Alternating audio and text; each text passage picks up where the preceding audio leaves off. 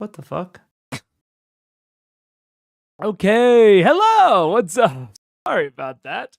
For some reason, my computer decided it would be a good reason to mute all inputs, including my microphone. Hello, what's up? Hi, how are you? How am I? How are we? What going on? Today, it's so funny. A lot of times I just, I start stream, we're all good. But also I feel like, and I don't know what this is. I don't know what part of me this is. If it's the ADHD, if it's just the procrastinator in me, if it is an unnamed just aspect of my personality. But I have my biggest creative leaps under weird, arbitrary time pressure. So I was ready to go live probably like 30 or 40 minutes ago. And what always happens is I sit down, I'm ready to go live. And so I'm just like, I can't go live for like 30 or 40 minutes. And so I'm just like poking around at my setup and I get an idea for something that would like make the setup better. That is going to take about 30 to 40 minutes to do. And so I'm always somehow creating an imaginary like clock that I'm running against for myself. But it works out, It's the way that I operate at this point. All right, so let me finish pulling everything up. But I did something cool that hopefully I can make even cooler, because the thing, and I guess this is housekeeping. Wicked brain rot back after 15 years. Oh my god. I mean, look, I'll say it. Out of all of the like musicals, like very Broadway, like, that sort of thing. Out of all of the musicals to gain insane pop culture like presence, I think Wicked's a good musical. I think it's ludicrous that something like Cat infiltrated the public consciousness. Cat sucks. I'll say it. Fucking The Lion King, an astounding display of like costume and set design, mid-show. Mid-show, mid-music. I'll say it. Out of everything that I can think of that is like pierced like non-musical theater culture, if Wicked is one of the best. So I'm fine with that being, the thing that is representing theater. That's fine with me. It's a good show. It's a good show. I like it. I have a good time with it. And I've heard that the movie actually does a lot with the concept that you can't like really do on stage, which is good. I think if it was going to, do this, and we talk about it all the time of like changing mediums and all that for like the same core art, same core story. If they're going to change it, I want to really see the medium like flex its stuff. So I really hope that they're able to do a lot with like CGI and like filming on like locations and all of these effects that you just can't pull off in like a live, what has to be largely practical medium like musical theater. So yeah, I'm psyched. Me and Paige are gonna go see it sometime in the next few days. Well, maybe in the next week or two. I don't know if it'll actually end up being the next few days. But yeah. So I'm excited for that. Let's see. Let me make sure I have I still don't have everything up. Forgot I was here for a second, so got jump scared by the hello. Oh, I know. I try to come in less excitable, but sometimes just can't help myself. If we're being real honest.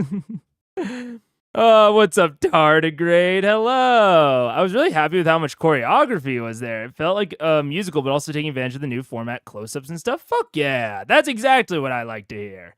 That's exactly what I would want out of it. And I've heard nothing but good things. The only, like, I won't even say bad thing, but like the only like mid thing I heard, I think was from Philip DeFranco, who was like, he didn't know that it was a two-parter going into it, which I didn't either. I didn't know that. And he was like, normally that would piss me off, but for this one, I think it like deserves the space. And I'm glad I know that going in, because if I didn't know that it was like part one going into it, I don't think I would have been as generous. We'll see. Maybe it's good enough to where I would have. Oh God, a little hair in my ear died. Got the ringing. Maybe it would have been. Maybe I would have forgiven it too, but I get pretty annoyed when I don't know it's like a part one or a part two or whatever. So I don't know if I would have been so generous. Let's see. Also, again, I need to get Pingcord back working.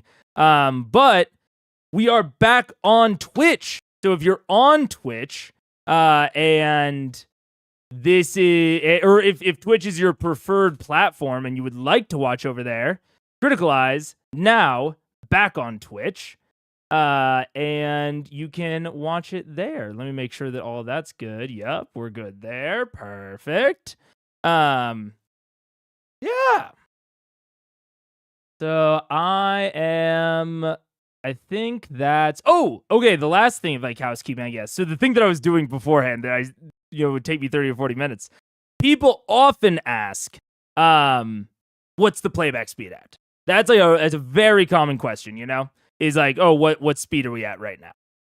And so I, right beforehand, made a nice little button that can just kind of display whatever playback speed we're at for y'all.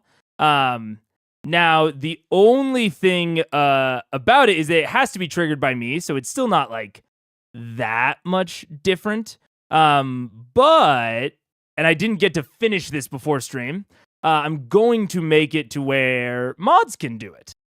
So like John or Eden or anyone else who's modded in chat will be able to just type in a command in chat and it'll trigger my system to do that little check. Now the communication bit of that is actually harder than I thought it would be. But it's on the way. So, and then the only thing I want to address with that is because of the way that I had to set it up, all of the speeds have to be the weird custom speeds for a reason that is too long to explain and also not important at all. But you will notice that like I set like the 1x is now going to be 1.1.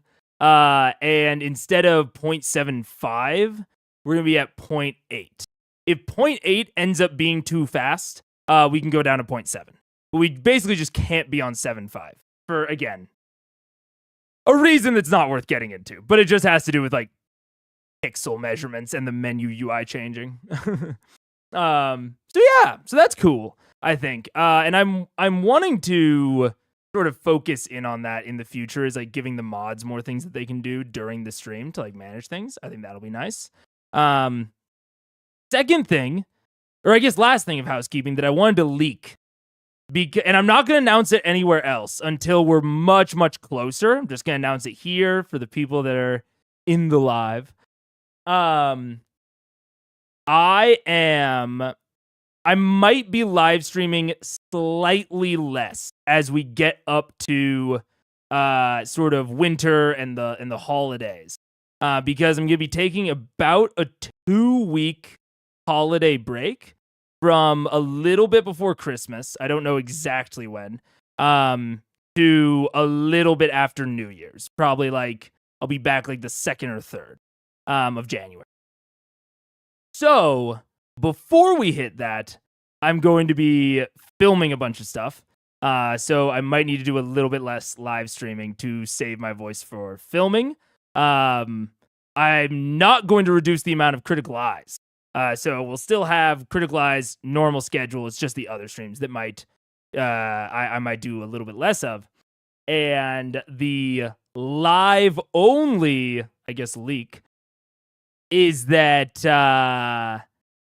it will, all of the pre-recorded stuff that I release over the holidays will all be a part, they will all be related. They'll all be connected to each other because I'll be doing something in the eye patch style that I've been kind of testing a few times when I can't make it to Critical Eyes. It'll be in that style. It'll be for another actual play that I've never looked at before. And if you're in the Discord, you might know that I asked about Dimension 20 / dropouts, like fan content policy and TOS. So I'm not gonna name the show, but we'll look forward to that. I don't think I'll be able to get the entire thing recorded ahead of time. I think I'll probably be able to record about half to 3/4 of it. But look forward to that. I'm excited for it. I'm very excited for it. And we have to work out the details. But I also think that it might be the return of Eden's editing. We'll see. We have to work out some details. And like timelines might not quite match up. But yeah, it should be cool. I'm psyched for it. Yeah. So yeah. Did someone say musical? I did earlier. Bip, bip. I really liked the movie. Good. That's good to hear. I've heard only like net positive with like little tiny gripes. But like vast majority was net positive that I heard. Yeah. Lol. Too much power. I'll give you more power, John. You need to know it goes for 2 hours 40. Yeah. That's fair. It's a little bit longer nowadays, yeah. Because like I hear 240 and I'm like, that's not even that long. But I guess it is nowadays. It's a little bit longer. Let's see. So we need to go to 228. But yeah. So I guess the Wickeds is 2 hours and 40. Oh yeah, no. I knew what you meant. This is a rare time where I actually knew what a chatter meant, and then I just said words that didn't make sense. Let's go for me. Oh man. Last housekeeping thing. Third housekeeping thing, I guess. If you are at all interested in seeing Paige and content, the fabled Paige that's on occasionally in the background, I just released our Outer Wilds stream from yesterday. It's for the Outer Wilds DLC. It was a good time. Unfortunately, Paige started getting pretty nauseous towards the end, which is fair, especially for that DLC. There's a lot of like floating on like rafts and water. Not great if you get nauseous at video games. But it was still a really fun time. And we will be finishing that probably Tuesday this week, maybe Saturday, maybe Friday. Somewhere this week we'll be finishing it. So watch the VOD so that you can catch up, and I will schedule that soon. You can see some of me and my wife interacting, I suppose. See who would marry all of this. Why would a rafting system and a spinning wheel make her dizzy? Oh, yeah, I can't imagine. I cannot imagine a fluid mechanics system in a spinning wheel where the background is constantly rotating. Yeah, that wouldn't that would not trigger anyone's nausea. And just like the base mechanics of that game made me nauseous the first time I played it without any fluid mechanics. So yeah. Oh, I don't think I used this, but I can't remember if I showed it off last time, but this is another thing that I did in the background. Oh no, wait, what? What in the Sam fuck? Okay, well, what you just saw was unintended. What in the...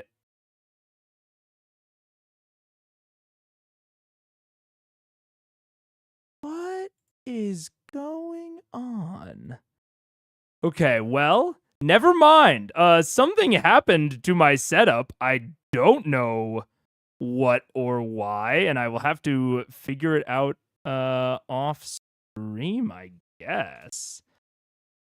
I can still show the thing that was supposed to happen, which was this. Oh my god, that broke too! What is going on? This is insane. I just tried to do 2 separate things, and both of them failed, and like fucked everything up. Oh no! Okay, I know that everything looks like it's getting taken off the screen, which might make you nervous. Don't panic. The last thing we need to do is panic right now. Stop it. I can hear all of you panicking. Okay. We're gonna try it one more fucking time. Oh my god! What? That was somehow the worst of all of them. It's just doing... It keeps doing the wrong one. I'm sure that one didn't even look strange from your guys' end. Okay. I don't know what the fuck is going on. Basically, I'm supposed to be able to press a button, and this was working off stream flawlessly. And then we get on here, and it has a fucking conniption.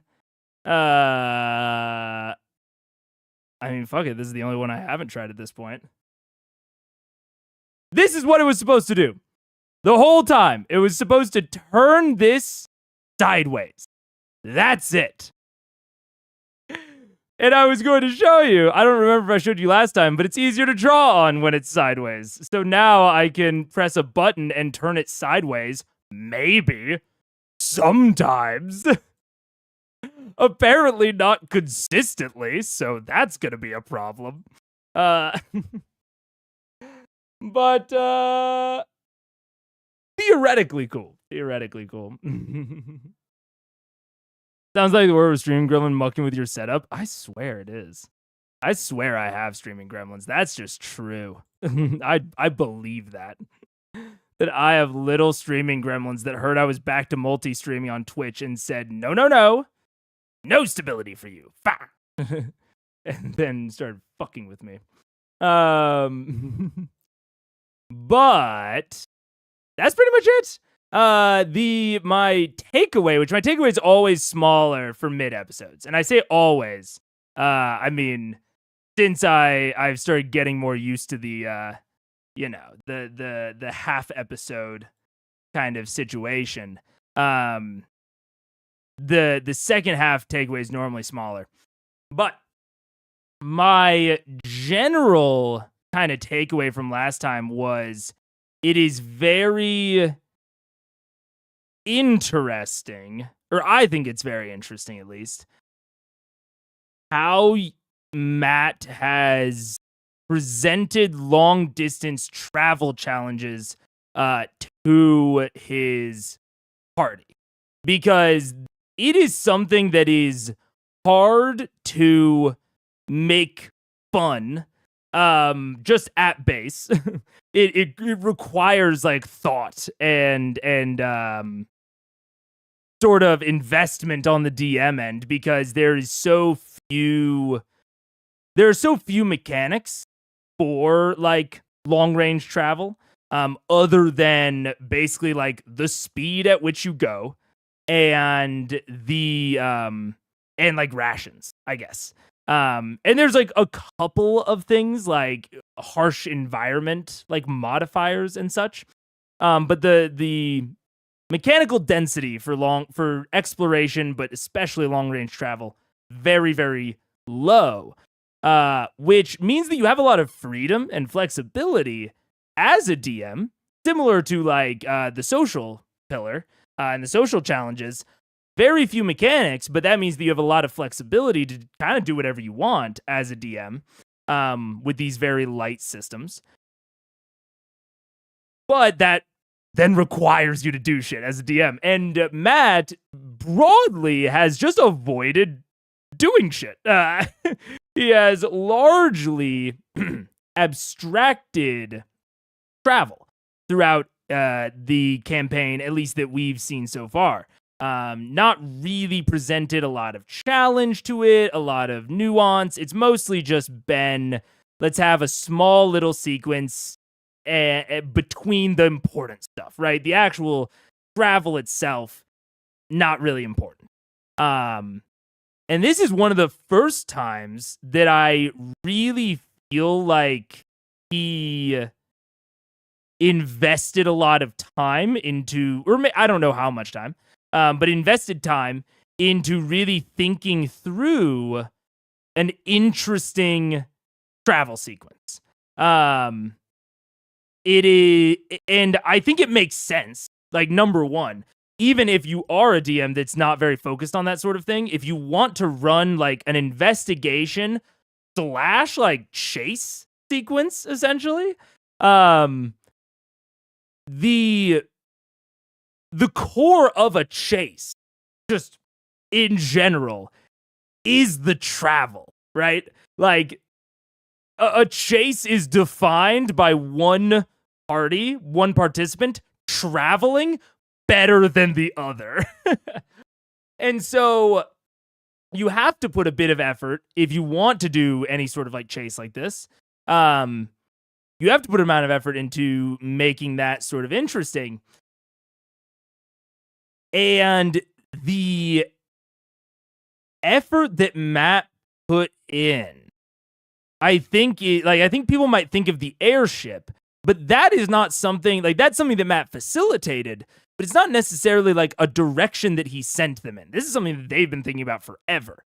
The thing that Matt did that I think was really solid and really good is having Ripley go after Whisper immediately and put it in a generic, or not generic, but a non-specific spot in the Osmit Sea, right? None of them know where Glint Shore is, the island of glass.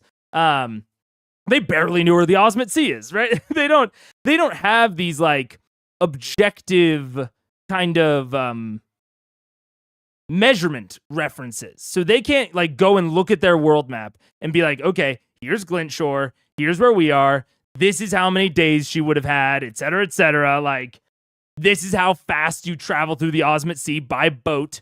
Also, placing it in the Osmit Sea, and either before or after, I don't know, kind of which came first, chicken or egg, making the Osmit Sea this very dangerous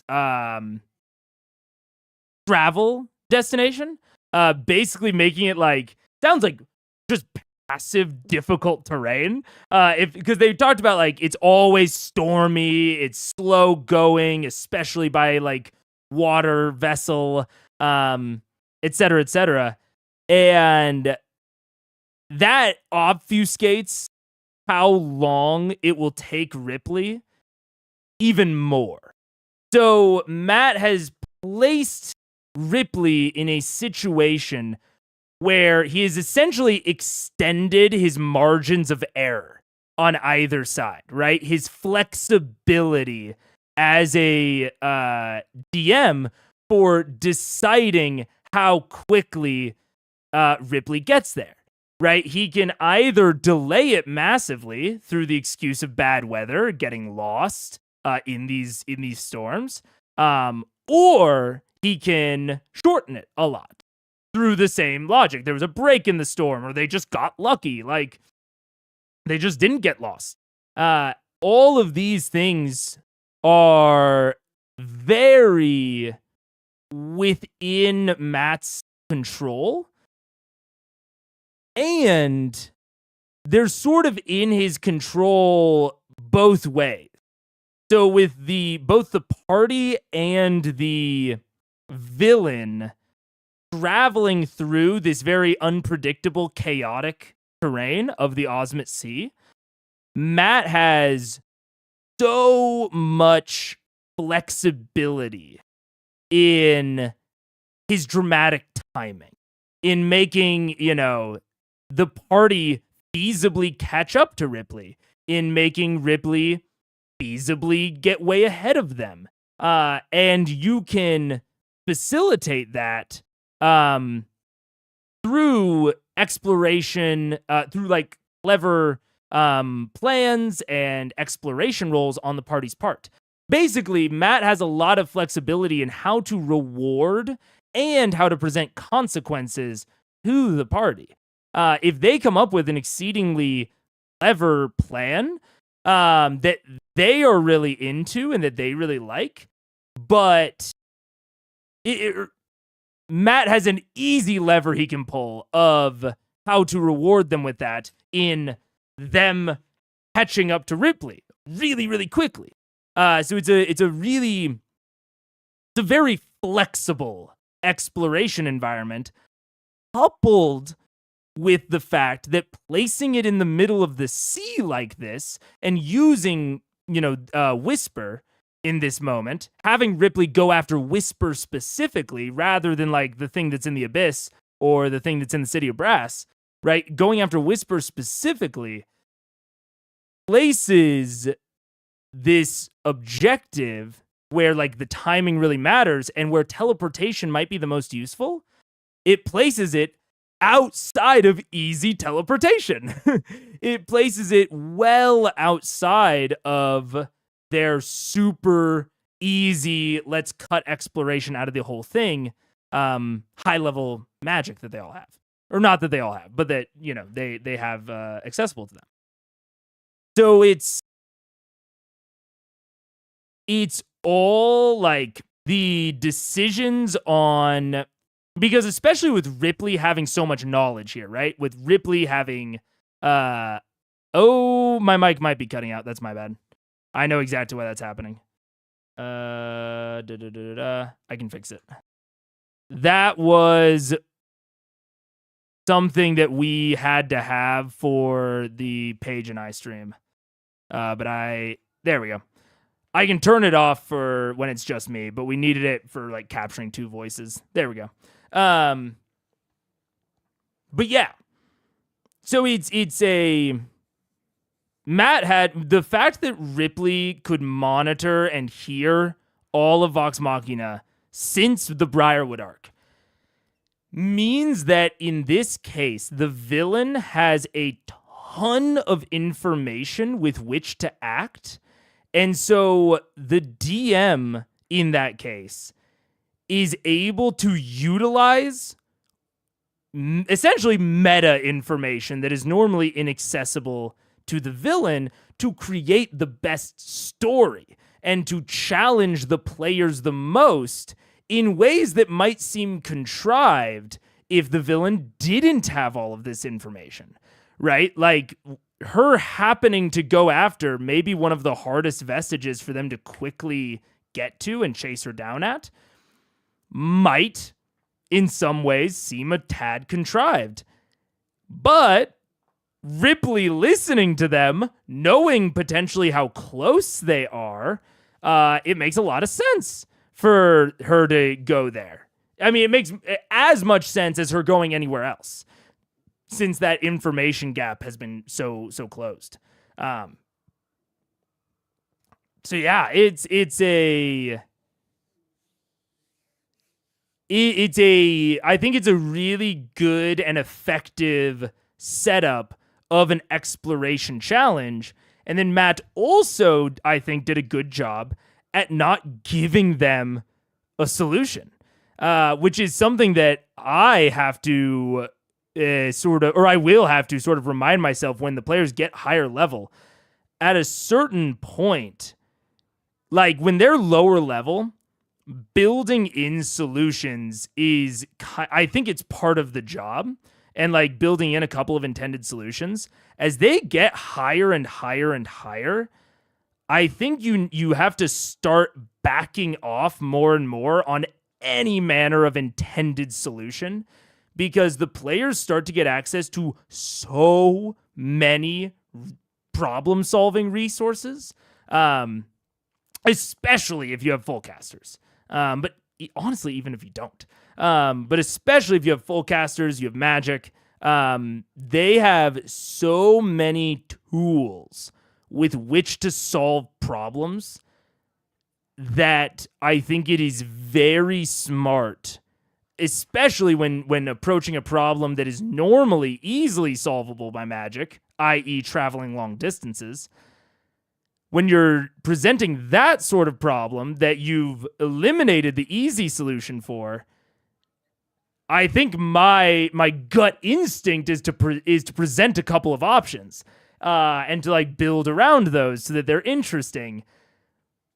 But I need to remember, and I think this is a really good example, ostensibly, Matt had no planned solution for like how they would catch up to Ripley. And I think that some people might see that as like the simulation at work, which I think at this point it can feel that way, part of the magic trick. But I don't think that that's like a truly like holistic or accurate reading of what's going on here from like a behind the screen perspective. I interpret it more as there is a problem, there is a challenge that he set up that he just had no intended solution for, because there are so many possible intended solutions, you know? Not intended solutions. There's so many possible solutions by the time you get to their level, which they found. They found so quickly. They found, and they also, this airship option was not even their only solution. They were also playing around with the idea of wind walk and getting to another port and getting to the seaport to rent a ship. That could have been just as viable and resulted in a very different sort of exploration sequence. So it's all, I think the only thing you have to be prepared for as a DM is basically all of the intervening space, right? You have to, I think, sort of decide if the players are traveling through the intervening space between, let's just say Glintshore, the island of glass, right? Because it is Chase to Glintshore. Let's say between Ank'Harel and Glintshore. You don't necessarily have to like plan out intended solutions, but thinking about if they are traveling that intervening space, are they traveling in a vehicle and of any kind, and are they traveling on the ground or through the air? Through the air is probably not something you have to consider for a while, but by the time they're level 15, and especially if you have airships in your setting, it's something you have to consider.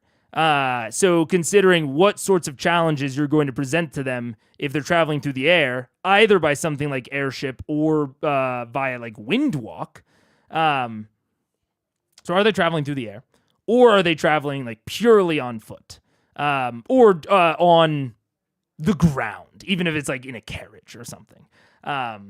I think those are the big things that you have to consider, and potentially, I guess, see, depending on the geography of the area.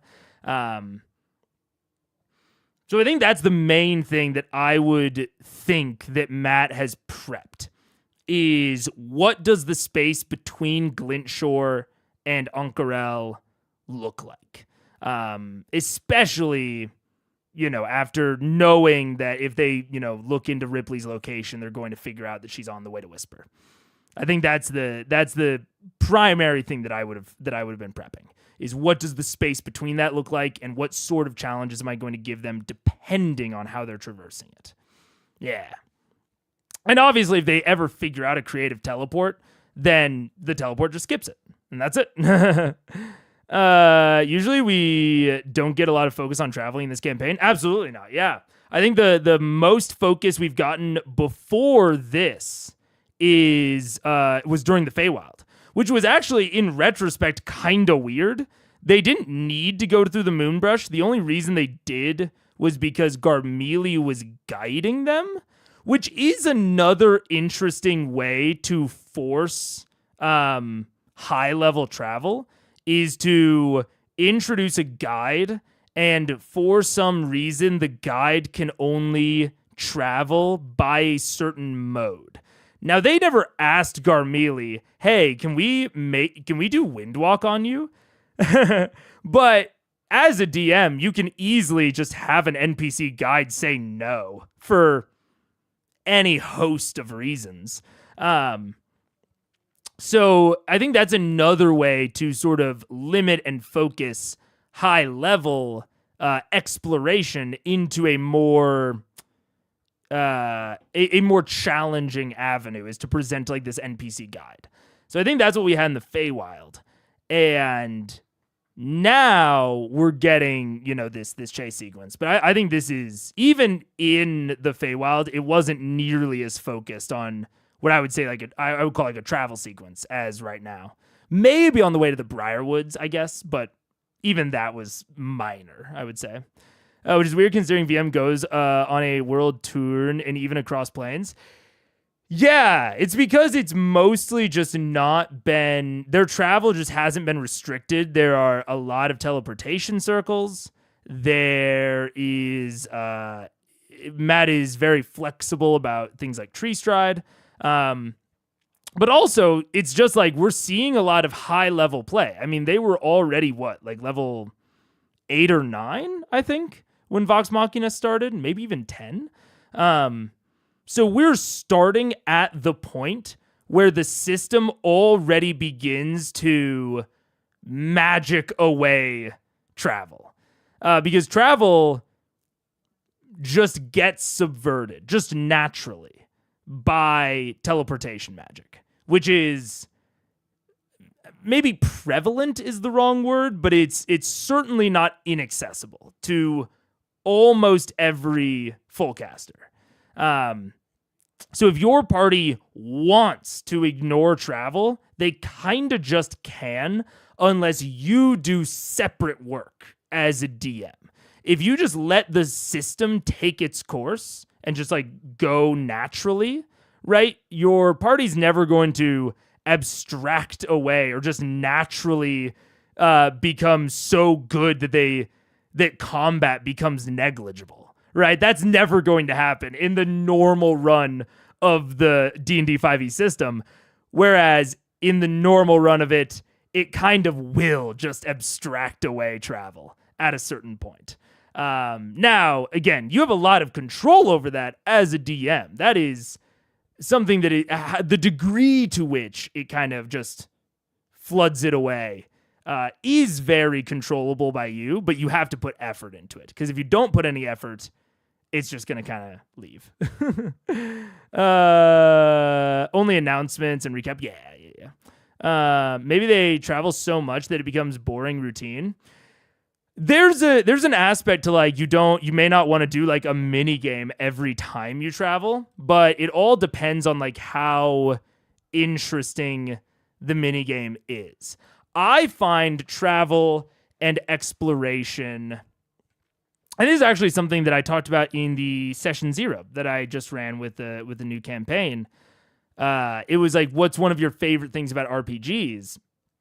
And this is just true for RPGs. This is true for GMing. And I feel like I might say this, and if you didn't already realize it, it might be an aha, like a glass break sort of statement. but I am almost obsessed with the feeling of discovery. That like drives a lot of my interest in RPGs broadly. Tabletop, video game. I mean, it's not an RPG, but like fantasy shows, the puzzle video games that I play, like especially, and I'm especially interested in sharing discovery with other people. That is like one of the things that drives my love of RPGs. And so I think that exploration is the purest, or not the purest, maybe, but the one of the most direct examples of like direct and distilled discovery. So it's why I am so interested in it.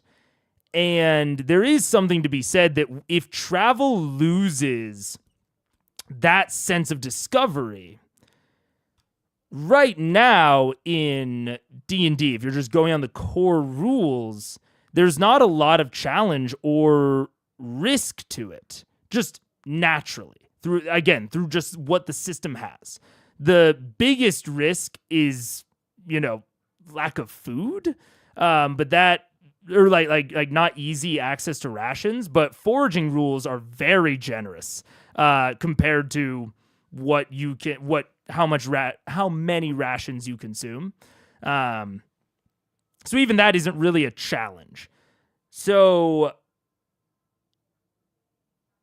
if you travel a lot, and especially like through certain areas to where you have feasibly discovered everything, travel can get very like into like drudgery. It can get very repetitive, very boring. And I think that that's what a lot of people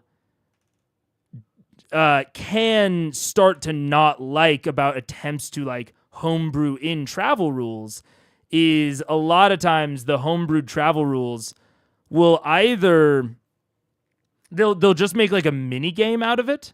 They'll just like roll dice for, I don't want to say no reason, but just to make there be something to do and something to interact with. But it doesn't necessarily make travel more challenging. And the aspect of discovery is kind of rooted in the world. It's something you can mechanize, but it's not something that's super easy to mechanize.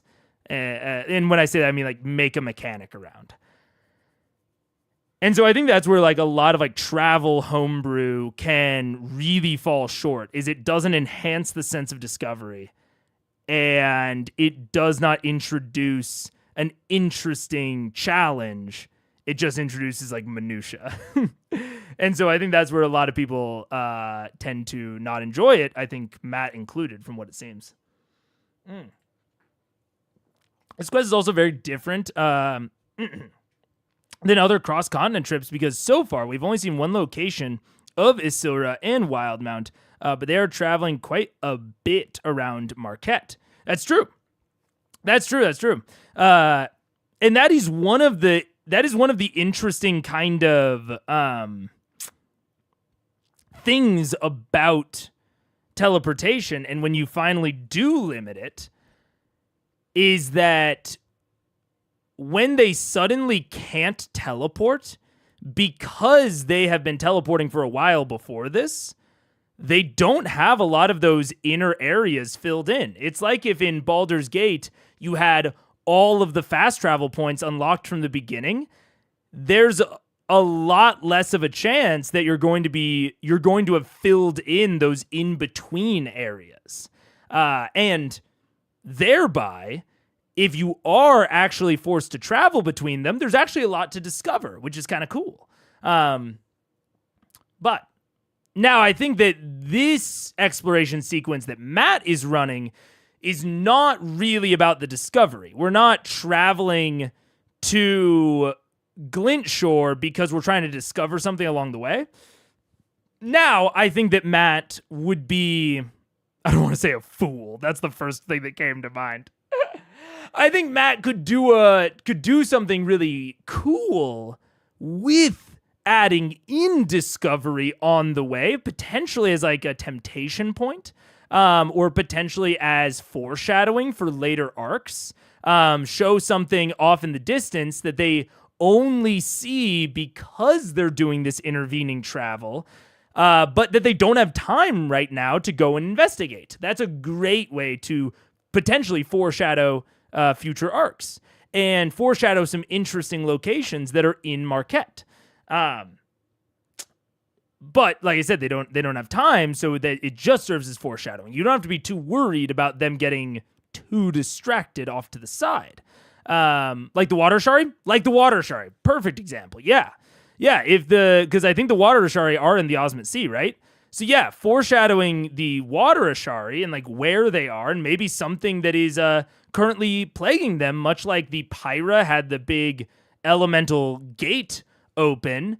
Last time I described like a big ass whirlpool, right, that leads down to Whisper's dungeon. Maybe that won't be the case. Maybe like access to Whisper's dungeon, they'll have to like go like through Glintshore or something. I don't know. But like, yeah, having a big ass whirlpool that, you know, through like an easy survival check doesn't make any sense for Glintshore or Whisper to be anywhere near it. It's way too off the path. It's way too early, what have you. But it's this big whirling whirlpool that they know is now a point of interest and that they might go looking for the water ashari at. Absolutely. Exactly. And that's like a way to access that sense of exploration on the way. But this travel sequence, I think the way that Matt is, I guess, not solved it, but like the thing that he has introduced that I think makes it good and viable is the challenge aspect, right? Because I said that like travel isn't inherently challenging. It's most like just by the rules. But Matt has done a lot of work to make that travel challenging, combining the basically not outlawing, but making it to where teleportation is not viable. So they have to travel. And then second, making it a race. And third, making the actual end destination not exactly clear. So giving them sort of not a needle in a haystack necessarily, but an island in an ocean. You know, it's hard to fucking find. So those three things of needing to find their destination and and making it a chase, making it like a timed sequence, both add a lot of challenge to this that allow the exploration and allow the travel to be interesting without necessarily being like tedious or too much drudgery to an extent. Yeah. I said it during the last stream that it's like, this is kind of just watching all of the dominoes that Matt set up just fall, right? He's now just getting to enjoy the fruits of his labor. He did a lot of putting puzzle pieces into place, a lot of foreshadowing, a lot of introducing things. And it's also a really good example of, I would claim that Matt probably did not have this exact sequence planned out, right? I don't think that he thought this exact thing, this like chase between Ank'Harel and Glintshore. I don't think he had that planned out 10 episodes back, right? And I think that this is really thinking about it. I think this is one of the things that makes Matt so successful at the magic trick, is that he is really good at taking things from earlier in the campaign and making them incredibly relevant to where there's an implied sense of like historical movement and historical action of, oh, we have literally not seen Ripley since the Briarwood arc, and she has been mentioned by not a PC. She has been mentioned in the world, I believe, once when Percy asked Victor about her, right? For all intents and purposes, she is not relevant in the story anymore. Just period. Flat out. And Percy kind of even says, I had hoped that she just would disappear. And she could have.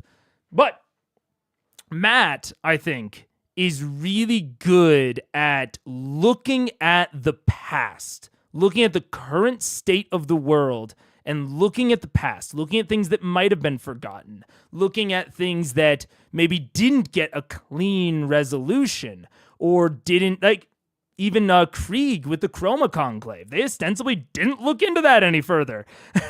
And that, and he brought that forward into the Chroma Conclave arc. So I think that's one of the ways that Matt is or one of the reasons that Matt is so fucking successful. That's one of the main things I've gotten about, like, what is the Matt Mercer effect from watching the stream and talking to critters the entire time, is how ludicrously successful Matt is at making his world feel alive and moving. And I think that this is an amazing example of exactly that. Where I don't think that this sequence was planned out ahead of time, but Matt looked into the past, looked at what would make sense, and looked at what might be fun into the future. And he set it's almost like this. I'll make this one final analogy, and maybe it'll make sense, maybe it won't. And then I'll kind of move on and we'll start the show. We're almost to the break, anyways. But it is almost like, I think this is the thing that Matt is really, really good at, is like, if I have as a DM, let's say, keep mentioning it. Oh my God, the tablet pen is on the wrong screen, and also Task Manager is still freaking out on me. There we go. Let's see. Because this is something that I'm still working through, in my own mind about, like, what I think about it. But, like, let's say that as a DM, everything that I introduce, everything that I set up, we can think about as a domino, right? We can think about it as a domino that can be tipped over to, like, cause sequences and plot and discussion and progression. Right? And every time you introduce something new, a new location, a new NPC, a new event, you're setting up a new domino, right? And sometimes you tip those dominoes over. So, like, introducing, we'll call one of these dominoes. Wait, I'm getting too far ahead of myself in the metaphor. Every time you create and introduce something, you're setting up a new domino. And then when you actually go to execute something as a DM, you're sort of looking at the field, looking at all of the dominoes that you have, and you turn some of them to face each other. So let's say, this one is, let's say they're all facing upward. So if I knocked any of these over, none of them would hit each other. But when I start setting up, say, the Briarwood arc, I maybe turn this guy to face that guy. And I turn this one to face this one. And I turn that one to face that one. And we can see that with, like, Riskel and the Briarwoods coming to, actually making the trip to Iman, right? We can consider that something that Matt created. and introduced, let's say this box right here is the Briarwoods coming to Iman. That is something that Matt kind of created and set on the board before Vasselheim. Right? Percy overheard the Iman Council talking about the Briarwoods. This sort of relationship and the idea that they, could come and visit, that was set up beforehand. And then when we actually went to execute the Briarwood arc, Matt turned it to hit something else. So now when we actually go into the session, we actually execute, we knock this one over, which knocks that one over, which knocks that, all the way down the line. And when you have something escape, let's call one of these, I don't know, we'll call this one Ripley, right? Ripley existed the moment that she was written into Percy's backstory. And then she was turned and, kind of oriented in this line of dominoes when they found her in the prison, right? That is her being activated. That is her knocking down as part of the sequence. And then when she escapes, essentially, and especially when the party doesn't go after her after the Briarwood arc, she's been knocked down as part of this Briarwood arc. Like, we'll say that, all of these dominoes, they get knocked down. Some of these are the Briarwoods. Like, let's call this one Delilah, right? When they kill her, unless as a DM, you have like a plan. Well, actually, no. Not even then. When she gets killed, she essentially gets removed from the board, right? She goes into like a bin. And she stays in the bin unless you, as a DM, foreshadow or introduce a reason or a conceit that she could come back. And then she gets taken out of the bin and placed back on the board, but not necessarily placed in like a line of the dominoes, right? And that's what happened with Ripley. When Ripley escaped, they didn't kill her, so she gets taken out of the line and goes just back into, the pool of potential dominoes. But she's just hanging out there. Matt doesn't need to do any foreshadowing because they know she escaped. They know she's just out there rocking around in the world, so he can bring her back at any time. Whereas Delilah, I would say, he would need to present some sort of foreshadowing specific to Delilah or to the Briarwoods to imply that they might be able to like be resurrected or something. And so I think the process that Matt is specifically and especially good at is looking at his field of dominoes and picking the right ones and putting them in good orders. I don't think that he had, this specific run, if we consider this, the current race that we're in, the chase to Glintshore, we'll call it. Chase to Glintshore, right? If we consider that specific sequence, I don't think he had that planned 10 episodes ago. But maybe 3, 2, even 1 episode ago. He looks at his dominoes and he sees the line and he turns them all just right to where they all fall nicely. That's the thing I would say that one of the things that Matt is especially good at from a kind of world building, maybe not world building context, DMing a built world. I don't know exactly how to say it. Yeah, I guess from the perspective of DMing a homebrew world and a homebrew campaign. Well, I guess it also applies to modules as well. Yeah, it's just like DMing an even remotely sandbox experience. Because I've said that I kind of take issue with calling Vox Machina too open world, quote unquote. But take a break. We're going to skip the first one because I've been talking too much. But DMing and even remotely, open world sandbox, what have you.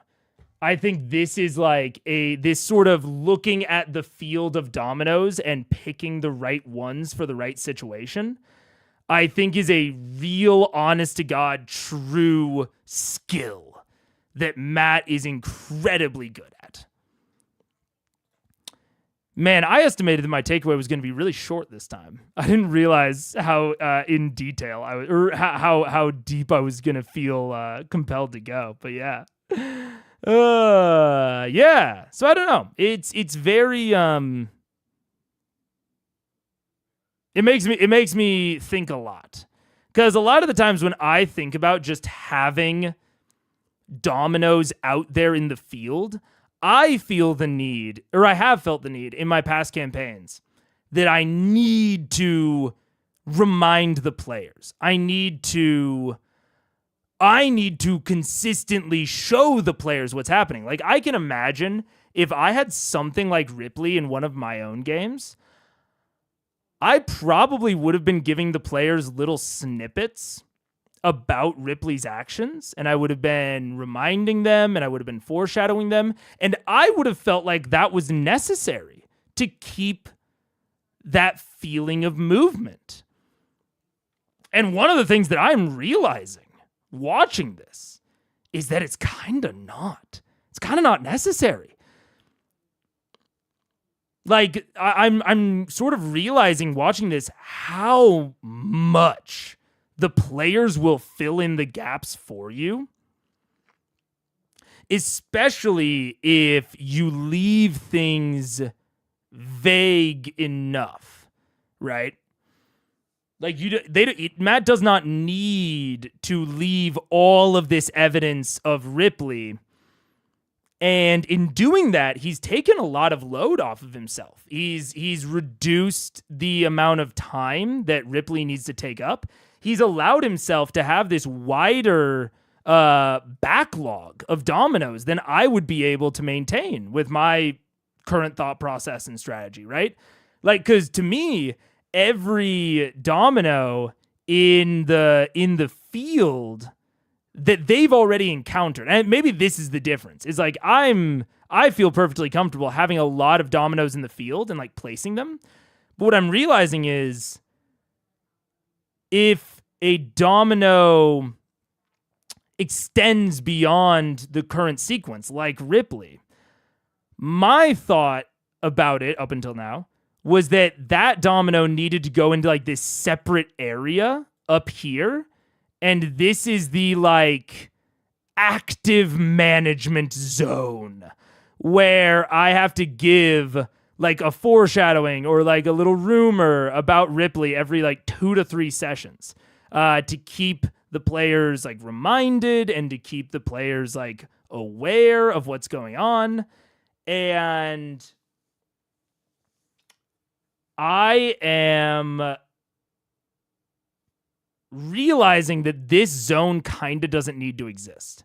You can kind of just put Ripley back into the field and not mention her at all. Even like thinking about on their way to Sphinx Mountain when they met the cartographer that was clearly some random bozo that had basically zero relevance, right? That is someone that just was in the field and had not been mentioned at all, and the players remembered him. The players remembered who that was. Now, maybe that is a compliment to the players. Maybe at our tables, our players are not going to be so attentive. They're not going to take so many notes. But even then, you can run a memory check for the characters and remind the players. And then once the players are reminded, they instantly come back to it. So this is something I'm thinking about a lot as I kind of watch this sequence, because Ripley is one of the best examples of someone who has not been relevant in so long, and the players seem to care so much about.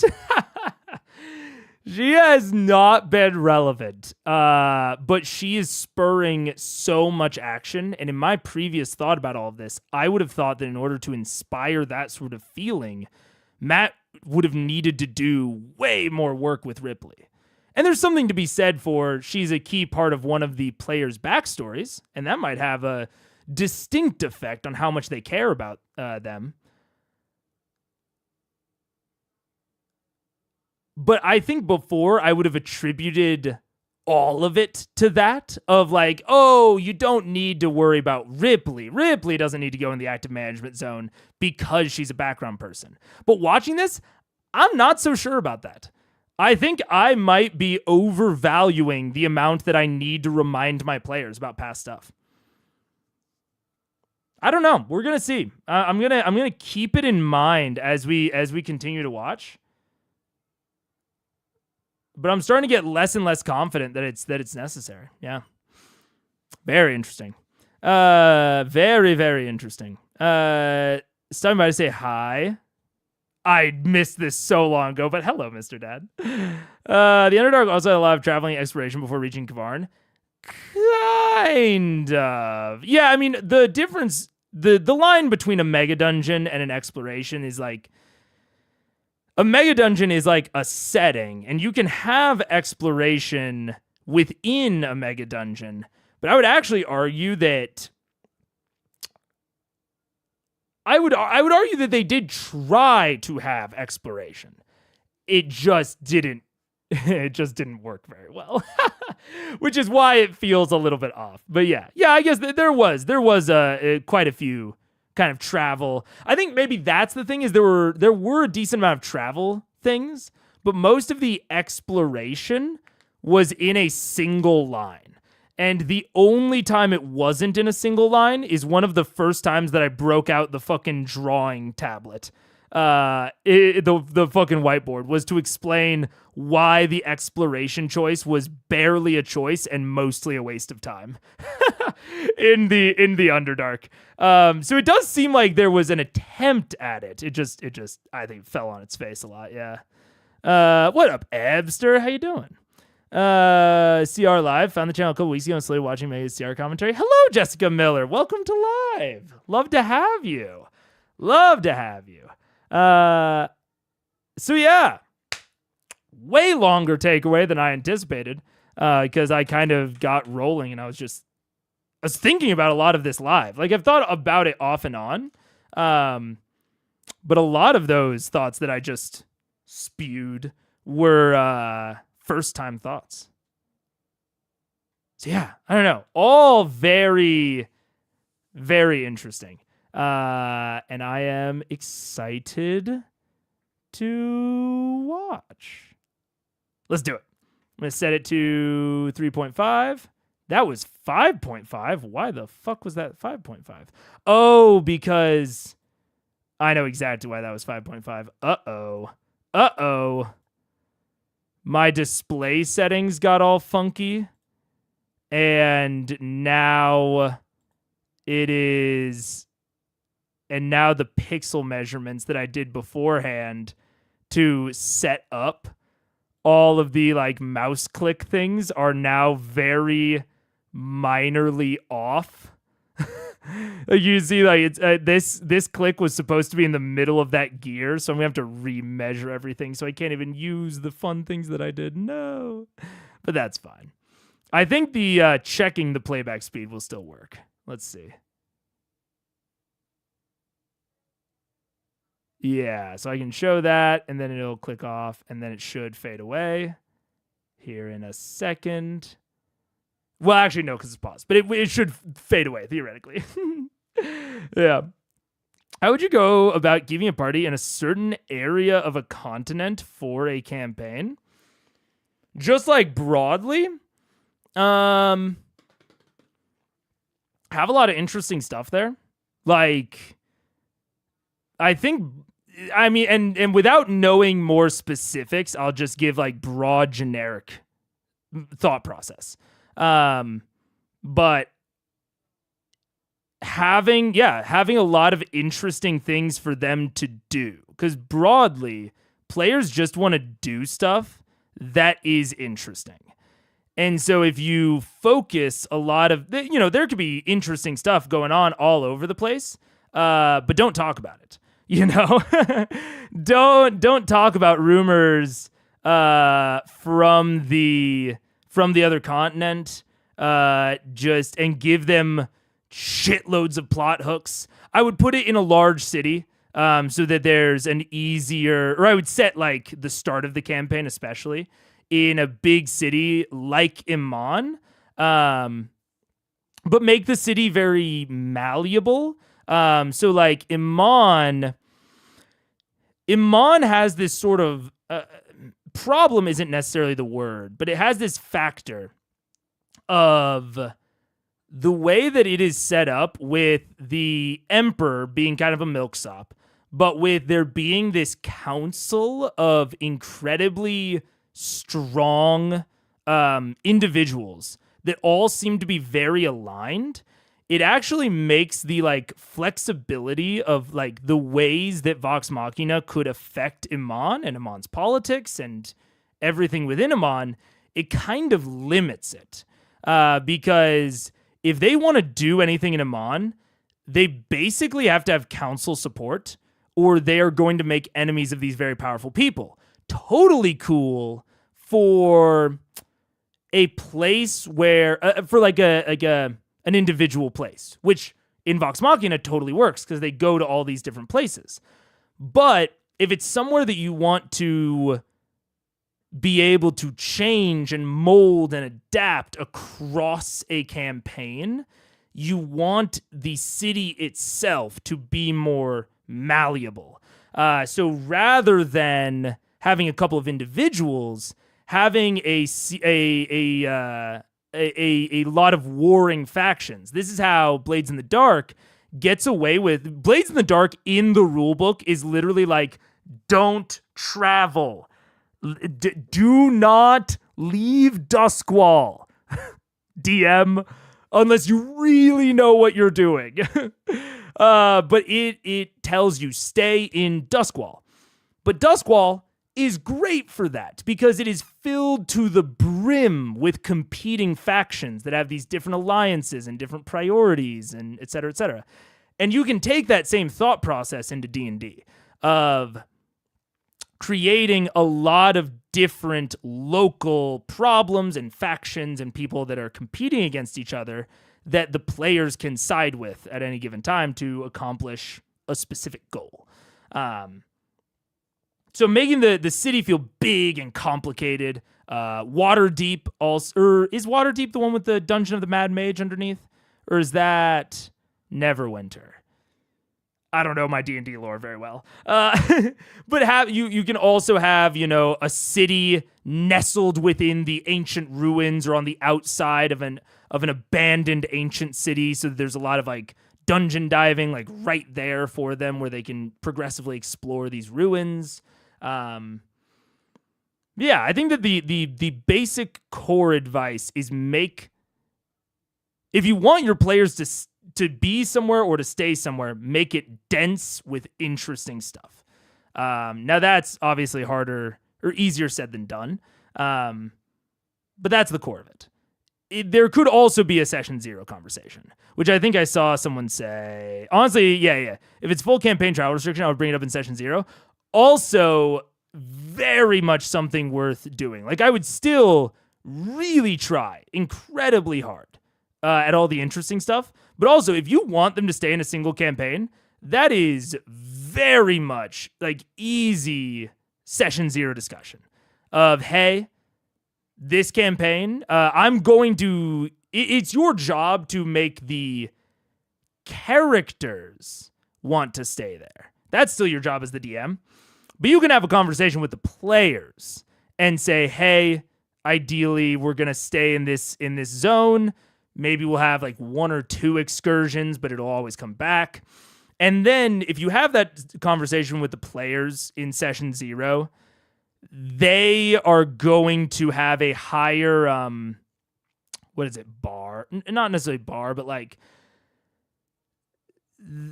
when all other things are equal for their players or for their characters of like, do we stay here or do we go to this other continent, to this other thing? If all other things are equal, if they're just as interesting, then the player using that session 0 discussion can hedge on the side of staying because, it makes enough sense for their character. So combining those two things is definitely is probably the most generic way to go. Yeah. Yeah, totally. Just got here in time for actually hitting play. True. Which, speaking of, I think we're going to hit play now. Vox Machina. As night has taken the sky and you lift up, heading northward, you watch as the glowing jewel of Ankarel begins to slowly grow smaller and smaller in the distance. Below you, you just see mass of black darkness. I want to take Percy to the front of the ship. I'll put it. Okay. And I just want to... I feel so dirty. No. So you can fly. I'm not going to say that. So you feel like you can fly, Percy. It's not true. Say you're flying. I feel sick. Damn it. Don't throw up again. While they're doing that, I'm actually flying next to the ship and praying for a while out in the dark. Okay. Yeah. So yeah. Wait, am I implying something that's going on? Was there a discussion in the Discord or something about running about like running a campaign? Because if there is, let me check, because I would be. Oh no! Wait, take that off. There we go. Because I've been relatively offline for a sec. Am I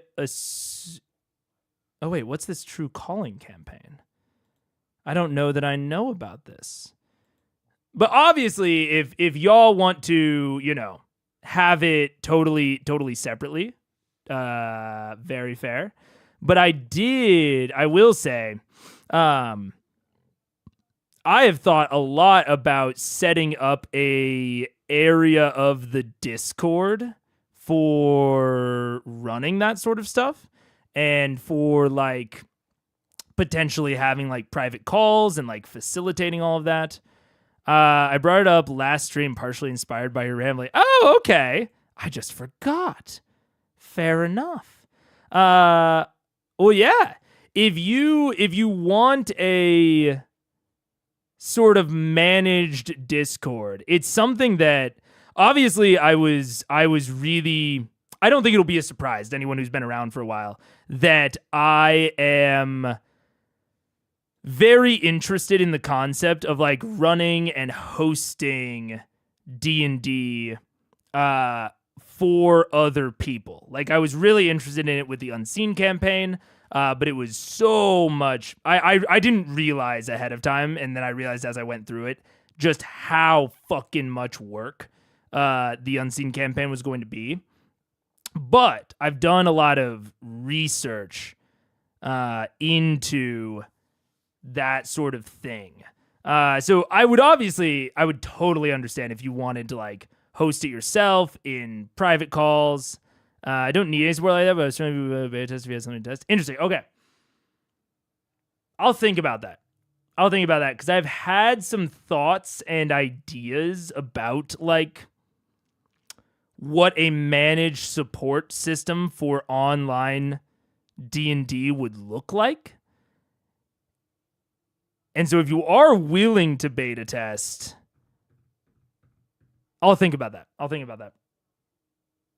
Yeah, I'll have to think about it more. But that is good to know, because I can't even count the amount of times I've seen in chat or I've seen in comments or in Discord messages of like, I want to play, but I can't find a table. I've seen it so much. And it was one of the things that really was on my brain and in my mind for the Unseen campaign, but I couldn't set up the Unseen campaign in a way that I I couldn't like aggregate DMs. I would have had to provide like most, if not all of the DMing for that.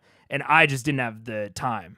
But I put a lot of consideration into like facilitating other DMs playing and running like in a common setting.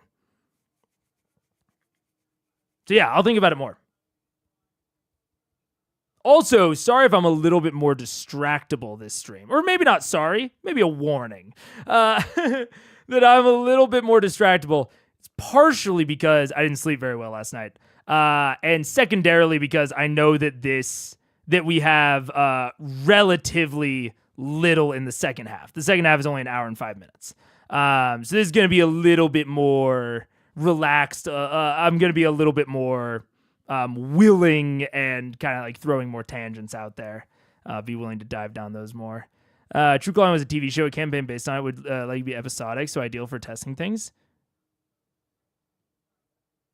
Okay. I'll think about it, yeah. Because I've had a lot of thoughts about this in the past, and so I will think about it more. Okay, cool. Cool. You have very little idea of where you are than just watching the city slowly disappear. And above, as you kind of look towards the front of the ship where it's going, you can see little specks of light in the distance. So it's like smaller cities or villages that, slowly begin to move past and below you. And the stars in the sky breaking through some of the clouds that occasionally block as you progress. You do, as the ship begins to rise about cloud level, you can see just a very faint outline of the mountain range, and you then coast above it. As you begin to finally crest over the top of the mountain range itself, Captain Damon kind of locks the ship steering mechanism in place and walks back to address all of you. And goes, all right, we're well on our way. We're heading north. We've been traveling for a number of hours now. Where are we going? Before... I swear this is important. Before we say anything, we would like to take a moment to just meet the rest of the crew. Yes, and all hands on deck. To make sure that nobody suspicious has snuck on board and nobody is hiding their identity. Very well. And he goes and gathers the rest of the crew. You recognize a few of them. Sure. They have a few new faces because they lost a few in the last journey. Oh, yeah. Good luck. And you individually meet each one, and they all, with pretty heavy inspection from you guys. I want you to make insight checks, all of you, as you're inspecting this crew. Ooh, No. 15. 19. Ooh, 22. 15. All right. Glancing about, mostly human crew. There is one elf, female as part of the crew, who handles most direct navigation with the captain now, that you had met before. Her name is Julia, and she seems nice enough. There is a female halfling who, very, very nice, clean-cut hair pulled into a heavy ponytail in the back. And as she smiles, you can see her somewhat broken and rotted teeth. No. As you guys kind of give the whole look over, she smiles and kind of looks a little nervous at the rest of you. You take a closer look, and you pick up on it, Vex. This is one of the bandits, the one you took captive on the journey over to that I Vasselheim. harpooned. Oh. Holy crap. Apparently has become one of the crew now. Wow. Well, no, we vouched for her. Yeah, we're cool now. No. Wanted it, right? Are we cool? He's cool. Yeah, no, She dies. good for you. Excellent. What's your name? Uh, we ever get a name from Tila. Tira, sorry, R. Tira. And I've written down. I should look at my sheet first. Grass. Island of grass. And there's no magic attempts to hide somebody's face or anything like that? No, you guys all give a good look and kind of a very thorough inspection of the crew, and they all seem legitimate. This is everybody. Yes. Captain, Yes. who is it that's in charge of your seaworthy navigations? The newest member of your crew you mentioned. Well, that would be Tira. She's actually been all about this ocean, not necessarily by skyship, but she knows the area as well, and has since studied up and has become a very esteemed member of our crew. He looks to her, and Tira, kind of, her smile broadens again. That is correct. I'm happy to help in wherever it is you're looking to go. Where are you going?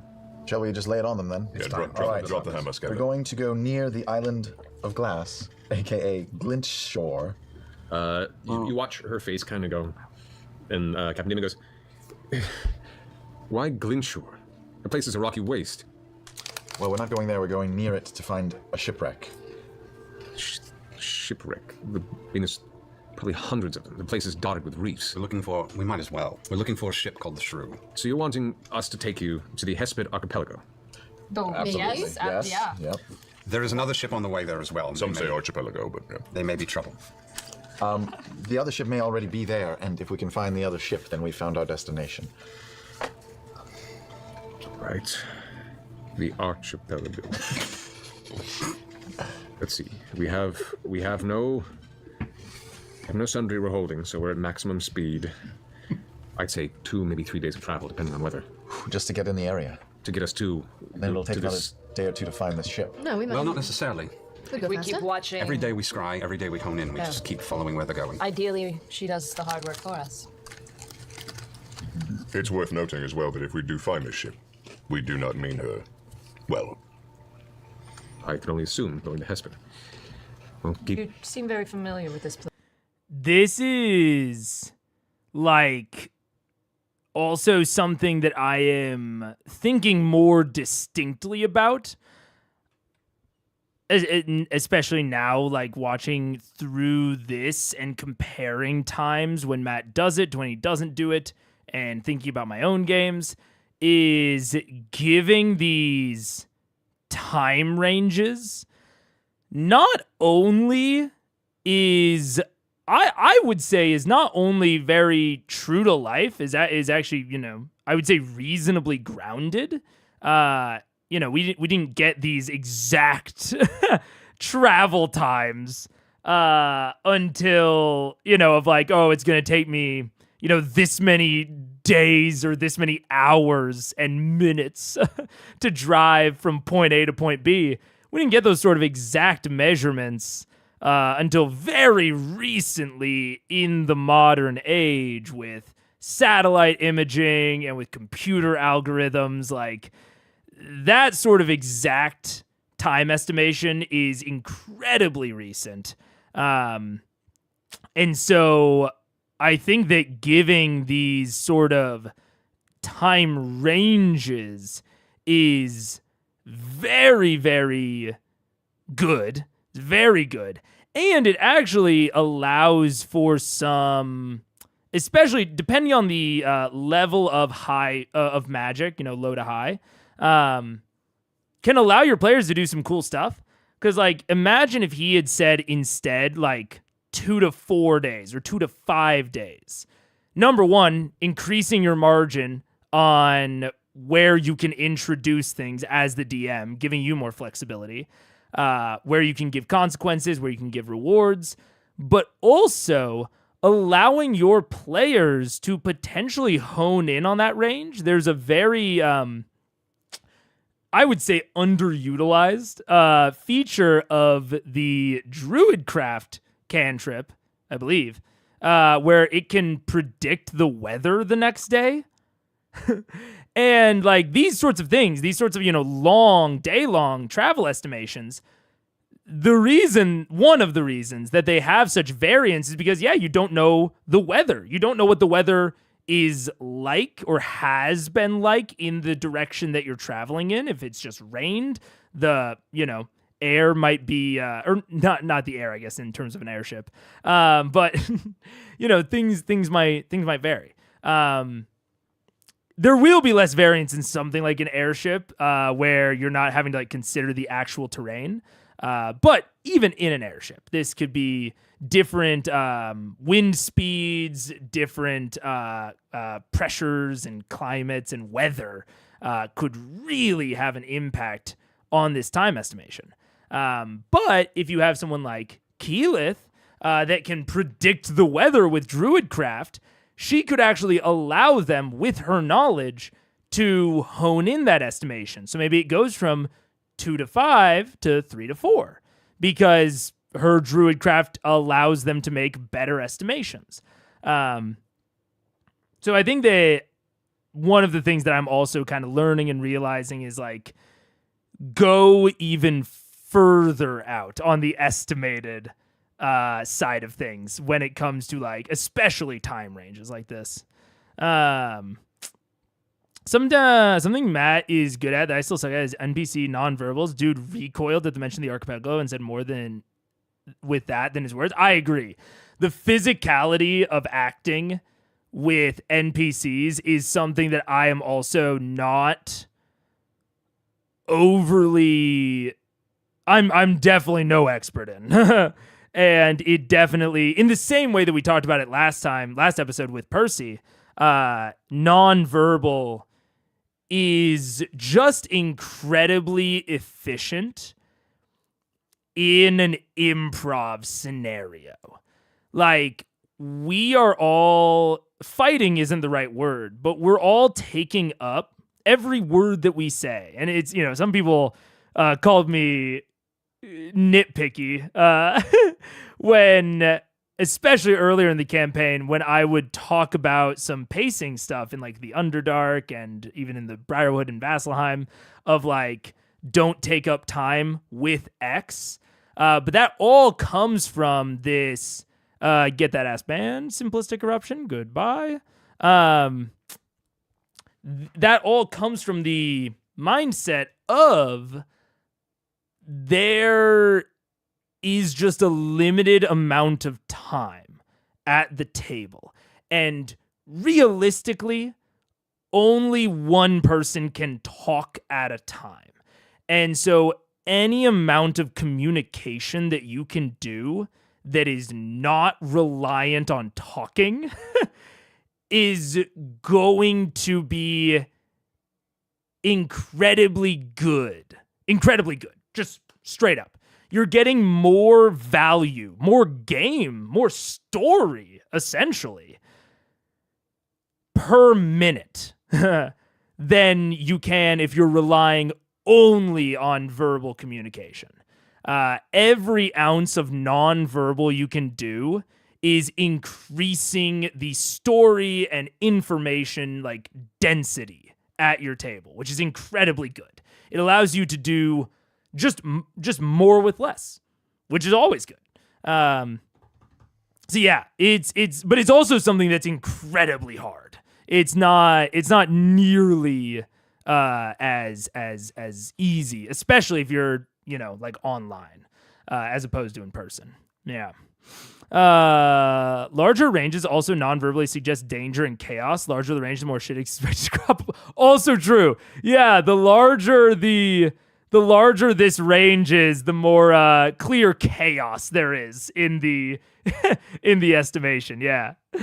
Matt is very good at body language. I recently saw a CR fan edit which showed Matt as different characters, and you could tell that it was different people just by the body language. That is one thing. I'm not great at like accents or even necessarily voices. And a piece of advice I got a long time ago is just change your body physically.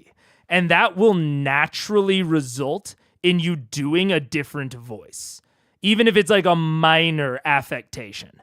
So a lot of times I will think about the placement of my jaw and like how wide I'm opening my mouth. So if my jaw is very kind of stuck forward, it gives this sort of voice of, suspicious, maybe a little bit less educated, but maybe shrewd to an extent. Whereas if I take it way back, it gives a very different voice without me even trying to do a different voice. Gives a little bit more earnest, a little bit more wide-eyed, a little bit more naive. And that is just like jutting my jaw forward versus holding it back. Not even like, the amount I open. This may be like more of a theater thing, but it's a good thing to think about if you're trying to do different affectations without necessarily doing voices. And it's a weird abstract concept to try to explain, but it's like, where is the sound inside of your mouth? So like if I'm doing a voice and I'm putting the sound way back in the back of my mouth, it's like back upper as opposed to way further forward and down. Those are not me really purposefully changing my like tone or pitch in any specific way, but in thinking about like, where do I think about the sound being? Is it up here or is it back here?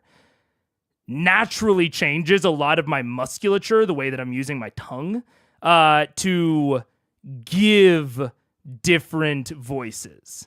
Now, now, and then we can get even further into like body physicality. But that's a whole well, yeah. But this is very, very fair, absurd, yeah. With relatively slow chat, you won't want to find a way to clear your on-screen chat. Spammer got banned, but their chat is still sitting. I know. I've thought about that with spammers because they're much more prevalent on Twitch. Honestly, what I might let me see if I can do this. I haven't tested this in a while. Does this clear it? Oh, okay, that clears it. Okay, I'll just do that then. Yeah. That's very, very fair. Yeah. Okay. Yeah. It looks like I can just clear it by refreshing it, so that works. Yeah. Voice placement is really hard to explain, but if you try to just do it, it's easy in practice. Absolutely. Placing your voice higher or lower in your mouth, not necessarily higher and lower in like pitch, because you can have a much higher voice that is also high in the head, or a much higher voice that is also low in the head. It's like those were like similar pitches, but sounded very different. Yeah. And the thing that I'm really bad at is being consistent. And this is one of the things that like, I think is partially a memory issue, but I'm really bad at being consistent between voices, between interactions. So if I think there's an NPC that they're going to interact with a lot, I actually try to make their voice as similar to my voice as possible, with like one major affectation or difference, so that I can write down that one major difference for every time I have to portray them in the future. Because if the voice is too complicated, and I think there's a good chance of them meeting that NPC again, then the next time they meet them, the voice might be just different just because I can't remember how I did it the first time. And that can throw players, but that's like a personal issue. Place. Do you have more information? Or apprehension. Hesped is the whole network of islands there is kind of a haven for criminals and fugitives and pirates and everyone else who generally keeps away from the large continents. Fun. So you go without guard, stay without threat, you're likely to be bent into slavery or end up left bleeding somewhere on the shoreline. Is that a promise? We're super powerful, Yeah. so. You do the flying, we'll do the fucking shit up. We'll just have to come in low, most likely. I don't want to try and draw attention to this ship, because I'm sure it would fetch quite a penny if it were to fall into the hands of everyone else. Keelit would provide you with some cover as well. Well, that would be very much appreciated. I could do that. Thankfully, Glenshore itself is pretty much useless to most of their standards of business practices. It's mostly ignored by from what I know at least, of what they do, but still, just to be safe and be careful. Has Tira been around there? Does she know anything of that particular shipwreck? He's about to talk into your perhaps and goes, I do, actually, and I will be guiding us directly to it, so don't worry. To the shipwreck? Not to the shipwreck, but to the Glenshore. Oh, but have you heard of that shipwreck? Anything? The shrew. The shrew? I have not. But there are plenty of shipwrecks in the area. I'm sure there's much you could recover if that's what you're looking for. It's... Nope, let's stick with shrew. I'll take you where I can. The Island of Glass, is it called that because of, like, a glass production site? Yep. That was hard. Was that hard for you? I hurt myself. Yeah. I reach out and wipe a little bit of blood from my nose. Captain Amos says, Sorry. I don't know the history exactly, but at some point in time, something really bad happened, and all the sand of the shores were fused into like dark brown and black glass. It's just a jagged landscape leading all the way up to the mountain. The jungle is petrified and dead. It's not a welcoming place. I'm just surprised why anyone would pay so much to go there. But I'm sure you have your reasons. Could I do like a nature check to see if that sounds familiar? Sure. Beast or something that would happen? Heat would turn Heat, a sand lot to a of fucking glass. heat. 26. To fuse the beaches or an island in its entirety would require such extreme, fierce heat, and this is going through your mind as well, Percy, being a man who understands this science very well. Something very bad had to have happened here a long time ago, on a very large scale, to render an island pretty much I mean, the obvious line of thought feels like Thordak. So it fused all the sand on the beach and petrified the trees and such. Because I believe according to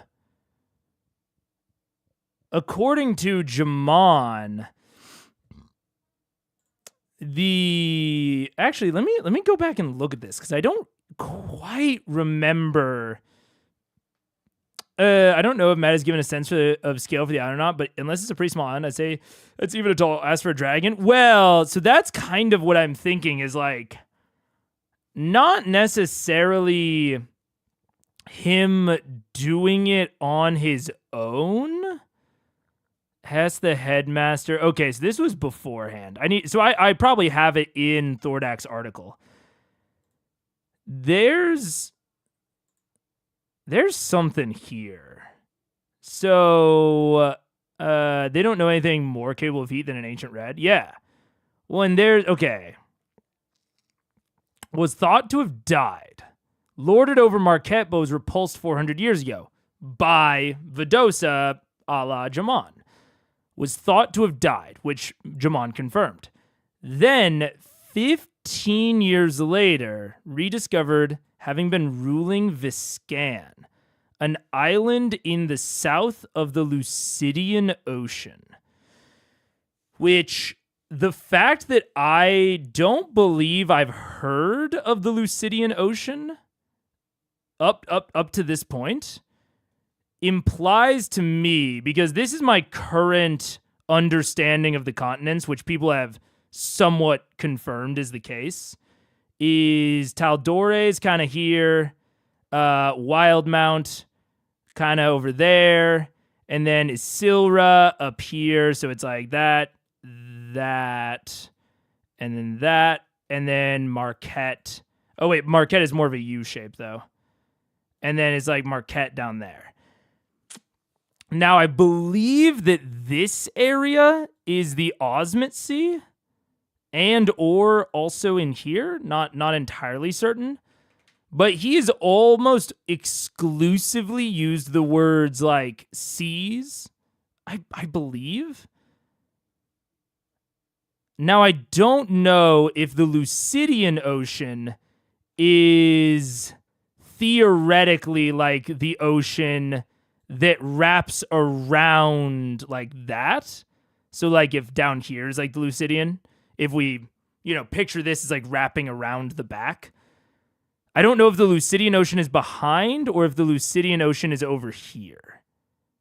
I don't know. It's hard to confirm if you've heard of the ocean or not. I know it is. It's very... Actually, I wonder if I have... I wonder if there's any chance that I have an article. No, I don't. Yeah. Very, very uncertain. So it's like if the Lucidian Ocean is the one that is to, that goes east and then eventually wraps around to west, the equivalent of the Pacific, right?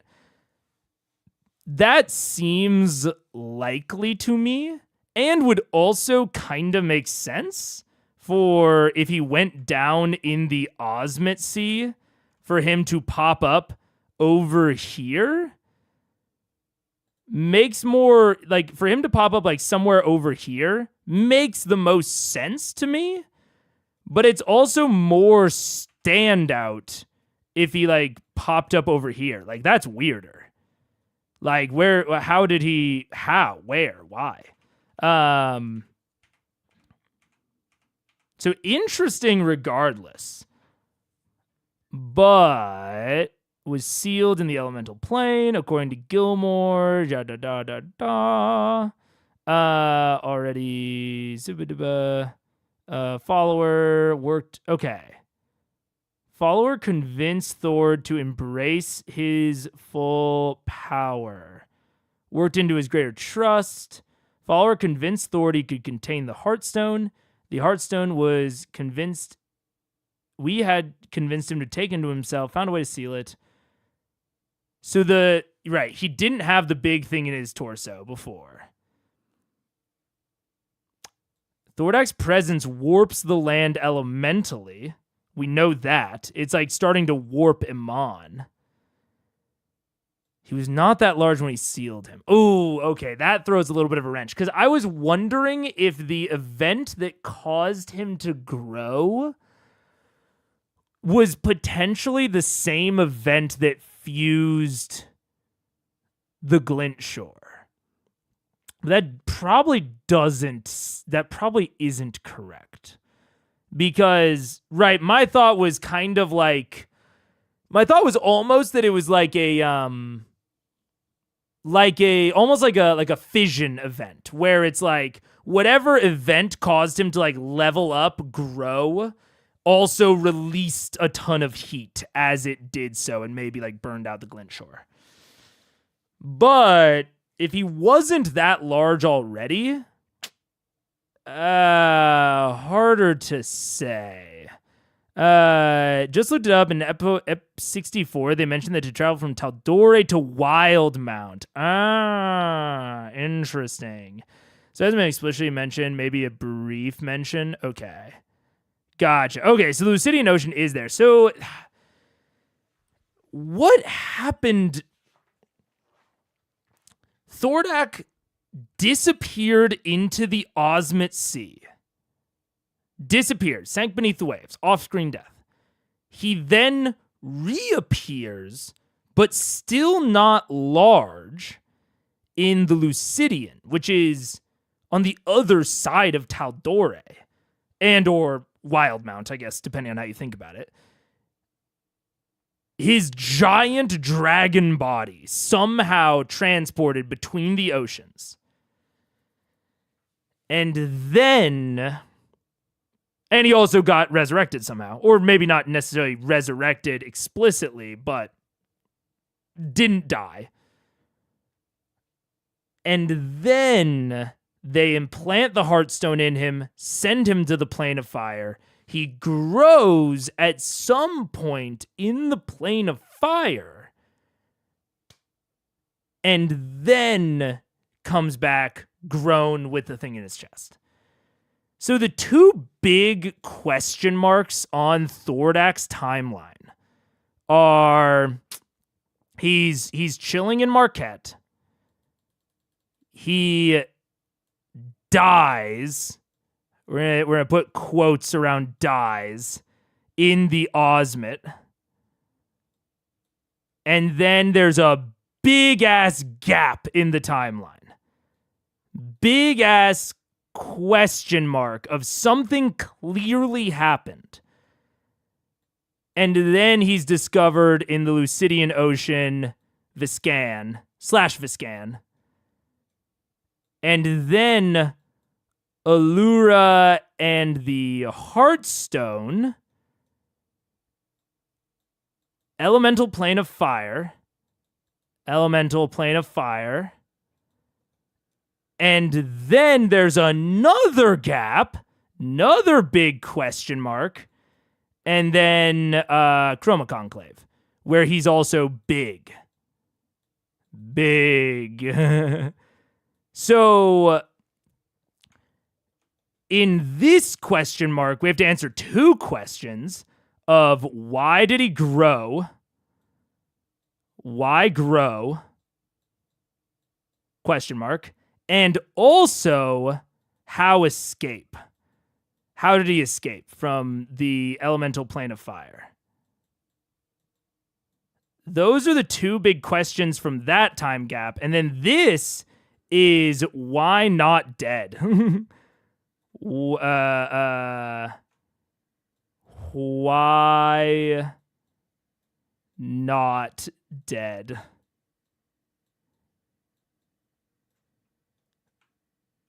Why grow? How escape? Why not dead? And also, I mean, I guess I can it's probably not like the most important thing to focus on of like how did he get from the Osmint to the Lucidian? Because at the end of the day, it could just be like underwater or through the air where no one could see him. You know, there's it's tough to say. Interesting. When Matt was describing this, I thought of the Trinity test of the archipelago. Of the island of glass. Yeah, fair enough. It does have that sort of vibe to it. Yeah. I think he grew with time. I mean, it's possible. The only thing is, Allura sealed him between the events of now. Yeah. Is assuming, not confirming or denying, that Thordak is unnaturally large. I am. Because several people have said, actually, up until they talked to Sildor, everyone was like, he's way too fucking big. They're all like, Thordak's way too big. That's crazy. He's so big. And especially Allura, the implication is that he grew from the size of a normal dragon to the extra big boy that he is between Allura locking him in the elemental plane. That is a very short period of time. I don't know how many years, but Allura's not that old. At least, I haven't implied that she's that old. My assumption was that they locked away Thordak like less than 100 years ago. So the implication would be that he grew that to unnatural sizes during that 100 years in ways that may not line up with his growth rate on the material plane. Now, that could be the entire answer, is that just being a red dragon and being in the elemental plane of fire just accelerated his growth a lot. Like, it could literally just be that being in the elemental plane, because we know that the elemental plane isn't necessarily like a naturally occurring phenomena. Well, I guess it depends on what you mean by natural. But it's like the gods crafted it. It's like an explicitly like magical, almost construct. And so that then follows to me that could just be it. Locking him away in the plane of fire specifically. Maybe with the Hearthstone, or Hearthstone especially. Maybe that's entirely to do with his growth. Either one of those. The Hearthstone, which, you know, he gets here, or just being in the plane of fire. Either one of those could have resulted in his unnatural growth. We still don't exactly know how he escaped. So then the big question, but it's, you know, we have some theories. So then the real big question is, why is he not dead? Why not dead? Jamon beat his ass a long time ago. This implies that Jamon was the dragon equivalent of an adult fighting a 13-year-old. Absolutely, yes. And we know that Devosa is just a normal ancient dragon. So that implies that that Thordak had not reached ancient status. Although it seems that he was maybe ancient, quote unquote, by the time that he popped back up. There is also, it's tough that we don't know exactly when. Oh, it was 15 years later. 15 years later. Oh, wait. Is Allura an elf? I don't know if I've ever written down her species. Because that's a very short period of time, I'm just realizing. For him to get that ancient. You know, she's human? She's human? I'm going to write that down. Human. Because that's actually important for our timescales. So this implies then that he was repulsed, that according to Devosa / Jamon, they killed him 400 years ago. He popped back up 15 years later, but it also says 15 years later, rediscovered having been ruling. So implying that he didn't just pop back up 15 years later, he popped back up sometime before that. And then I guess he was just chilling for like 275-ish? Because Allura can't be that old. She's not an old woman, you know? So there's an implied like 200 to 300 years that he's just ruling Viscan. I think it was 15 years ago. Oh, she says 15 years ago? Okay, 15 years ago. That makes way more sense. Holy shit. Okay, that's a good clarification that I must have miswritten. It's a very good clarification. Because, yeah, I was like, man, that's a weird timeline bug. Way more sense now. Way more sense. Yeah, which I'm glad. That's a really good example of the type of correction that I really want you guys to give. Because that was about to go to some wacky places. Yeah. Redeemed American Suey 4 that someone has the gall to be human. No, I had the gall that it was the timeline that was confusing me. This makes way more sense, yeah. Do you want the specific words from Allura? No, I think we're good. I think those sorts of corrections are really, really good. But I don't think I need the exact words necessarily for this. I might look them up during like a theory stream. But yeah, okay. So this all makes substantially more sense from everything that I'm seeing, which also means that he was rediscovered post, I believe either post or right around when the Briarwoods came into power. How long ago was that? I think I have them in factions. Do I even? Apparent enemies, House Briarwood. Took over the Durolo family. I don't have how long ago that was. I mean, I can imply by Percy's relative age, I would imply that it's within 15 years. That House Briarwood took over Whitestone. I could be misreading that implication. Briarwood's like 5 years ago. Okay, that makes sense. That's about what it seemed. Definitely, it feels right for it to be within 15 years. So that means that whatever force it because when I'm thinking about God of Death, and undeath, resurrecting someone, I'm thinking of Vecna. The only absolutely confirmed actual resurrection that we have so far in Critical Role is, well, actually, okay, I guess outside of the PCs, let's say, is Silas using Vecna magic. So that's immediately where my head goes. Not only that, but Riskel Dario said, I mean, and this is kind of cult speak, but also we can kind of take him, we can take him at face value here, I think, that he said that he would be resurrected.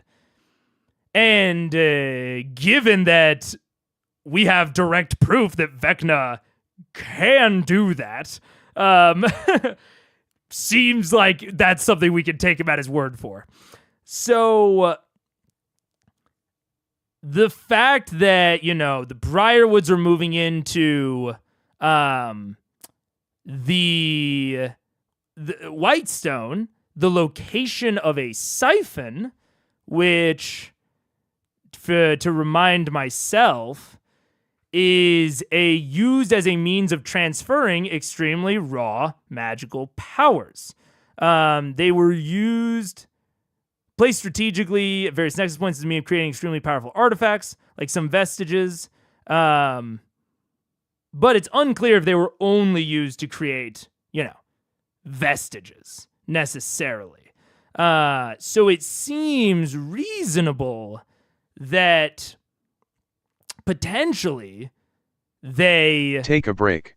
Oh man, I should actually take a break on this one. Seems reasonable that something happened and that this resurrection of Thordak could be related and part of the plan that led the Briarwoods to Whitestone. Not fully sure. I'm going to take a break and we're going to continue marinating on this. But the island of... And then we'll actually get back to the island of glass, to the actual Glint Shore. Because, yeah, some event fusing all of this feels too fire-related to ignore. But I got to go through Thordak's whole history to figure out where it fits, So I'll be back. I'll be back and we'll continue talking.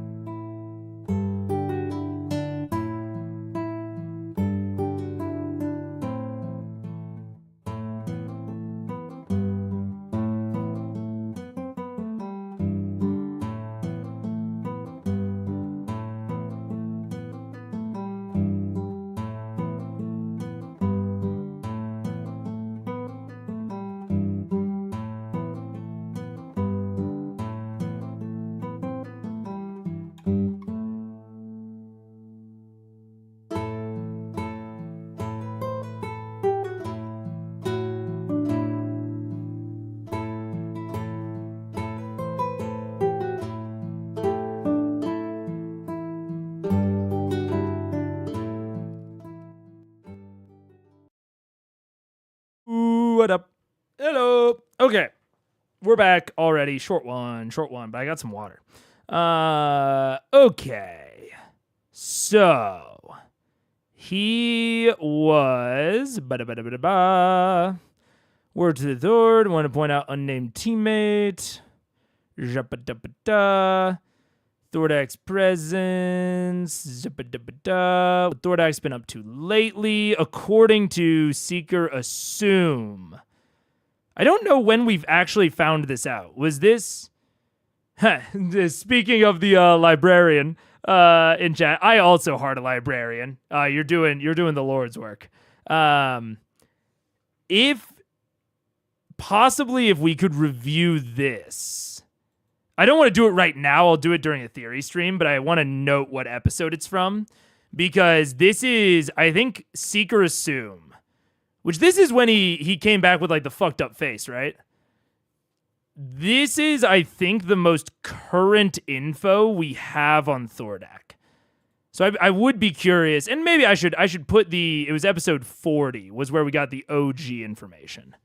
Ep 40 is when we got the first info on Thord from Allura.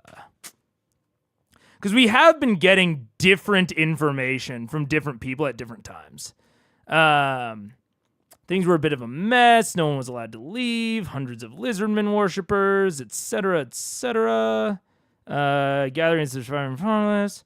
Most of the wealth in the city is now amassed in the ashes of the district.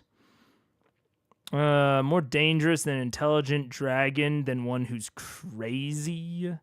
Been keeping an eye on the best authority gives direct orders. With the I know not. I've been stuck in the city. Most survivors stay indoors. I've been working with the clasp to shepherd. Which, I mean, suspicious. I'm just saying.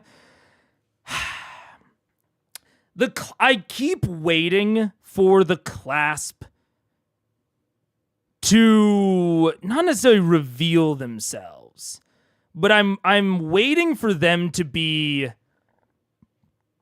more than what they seem. Because right now they seem related to a fuckload of events. But up at the moment, it feels not necessarily tangential, but like they don't feel strongly coupled to any of them. I'm waiting for something that like reveals deeper motivation for them because I feel like it's coming. Because they're just too involved in too much bullshit, you know? But we'll see. To shepherd over 1,000 people, lesser 2 evils, to be sure. Not but 6 years ago. Oh, 6 hours ago. The whole going from one ocean to another thing made me think of the giant turtle that I remember the dragon turtles are a thing. They are. So that's what I'm saying is like, especially now that it's a like 200-year time gap, it's so possible that he could have gotten from one location to another so many different ways. Yeah. The people fell to their knees thinking it was the end. Stepped up from his defense, and I used the distraction to slip into the unguard. Found a port scroll and a sigil for Whitestone before they returned. Found a port scroll and a sigil for Whitestone.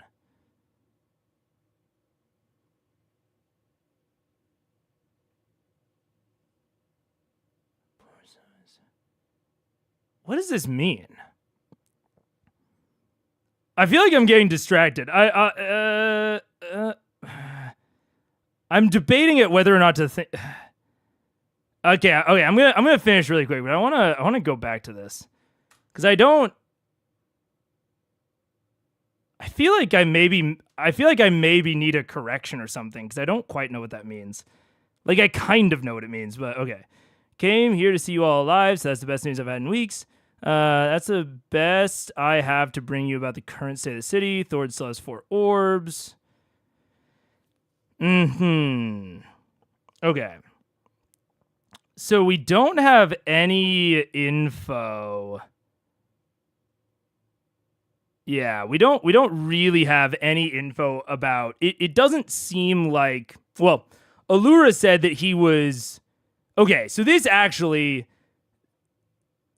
before I go back to that, the fact that Allura said he was not that large when we sealed him.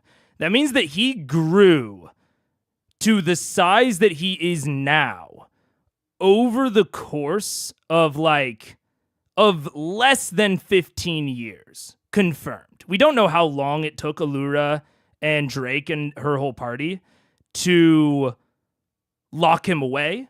So, it's going to be 15 years or less that he grew to this unnatural size. Now, that could be due to the Heartstone. It could be due to the elemental plane of fire. But because Far convinced Thordak to embrace his full power, which is interesting. And we still don't know who exactly that follower was. It just says Allura's teammate worked as a Thord follower, but it's totally unnamed teammate.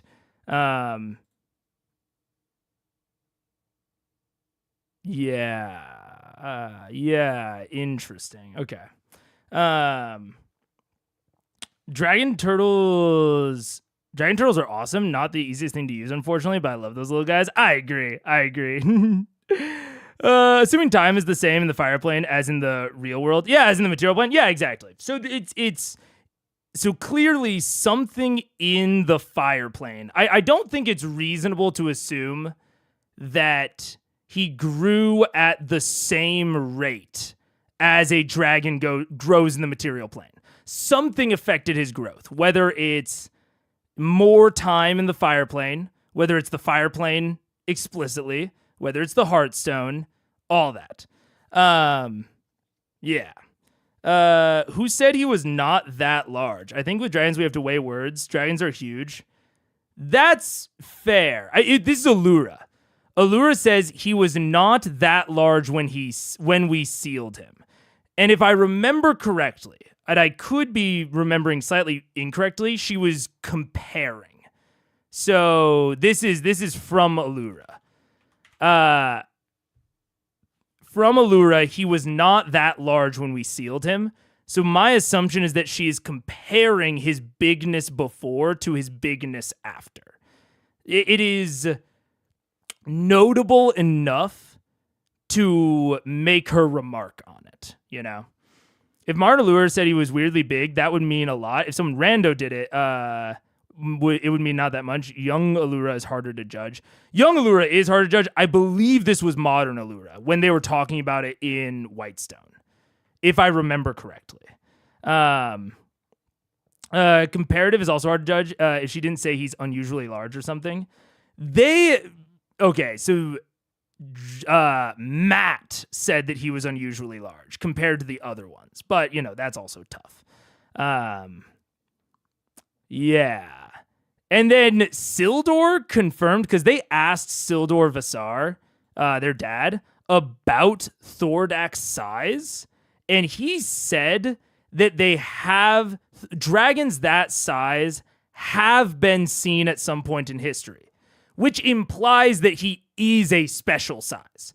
You know, that Sildor is saying, yes, he is that size, but that size have been seen before.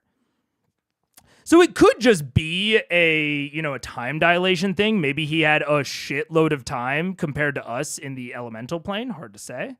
I don't think we got any sort of information about time dilation when they went in the Pyra.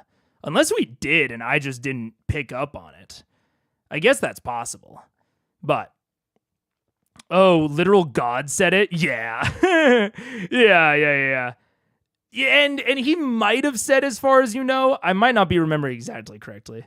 So you weren't watching the unboxing part of the early episodes? I was not. I mean, I might have been. I don't recall. I remember him getting a big ol' figurine of Thordak. But yeah, I don't know. The other thing that I'll be looking for is there possibly a siphon on Glintshore? Like, when they get to Glintshore, possibly, is there a temple? Is there like an Ioun temple beneath it where they could theoretically set up a siphon? Or a siphon could have been set up in the past? And which would then mean that potentially the event that maybe resurrected Thordak was enacted on the Glintshore, releasing all of this raw primordial energy and bringing him back to life and, totally fucking glassing the entire area above it from the siphon. If we go down and like Whisper is in a dungeon that turns out to have an Ioun temple, I will be very on that wave. Yeah. Are you getting started to look at just that part of the unboxing part? Yeah, that's possible. Pretty sure Matt opened all of the Conclave on stream. I remember some comment about Thordak being big, but I don't remember exactly. Yeah. I don't know. Yeah. But okay, wait. So I had a question.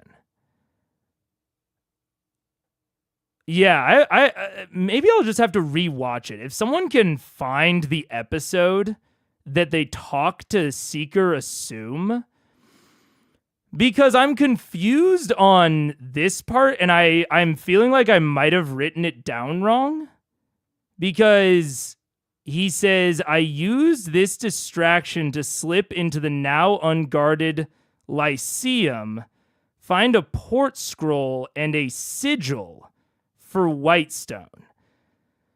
My assumption, just again, based on what I have written, that sounds like he found a teleportation circle scroll and the sigil key for Whitestone. I don't know if I'm just misremembering this, but that was why I don't think Whitestone has a teleportation circle. Because, like, that's why Vox had to walk. Like, why would they have needed to walk? They had access to the Lyceum. They had, at that point, they still had Orion in the party when they decided to walk. So Orion could have just cast Teleportation Circle. And even just how they got to Marquette. They didn't go into the Teleportation Circle room in Whitestone. Gilmore had to cast Teleportation Circle separately with Residuum, which, I mean, that could have just been flavor stuff. But that's why I kind of want to rewatch this, because I'm like, did I just write something down wrong? Or am I misunderstanding what this port scroll is? Like, maybe it's related to some way that, like, teleportation works from, like, Pathfinder, or, like, the teleportation spell that's not Teleportation Circle. Like, you need a geographic, like the equivalent of, like, GPS coordinates, and not a Teleportation Circle sigil. Yeah, it's a little... Yeah, if someone knows the episode, I'd be curious. Because I feel like this is the most up-to-date info we have, and I'm a little confused on it. I think you copy and pasted that part. I did?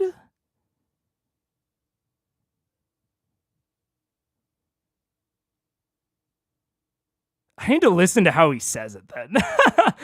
I need to listen to how he says it, because right now that doesn't make sense to me. That seems like a plot hole, you know?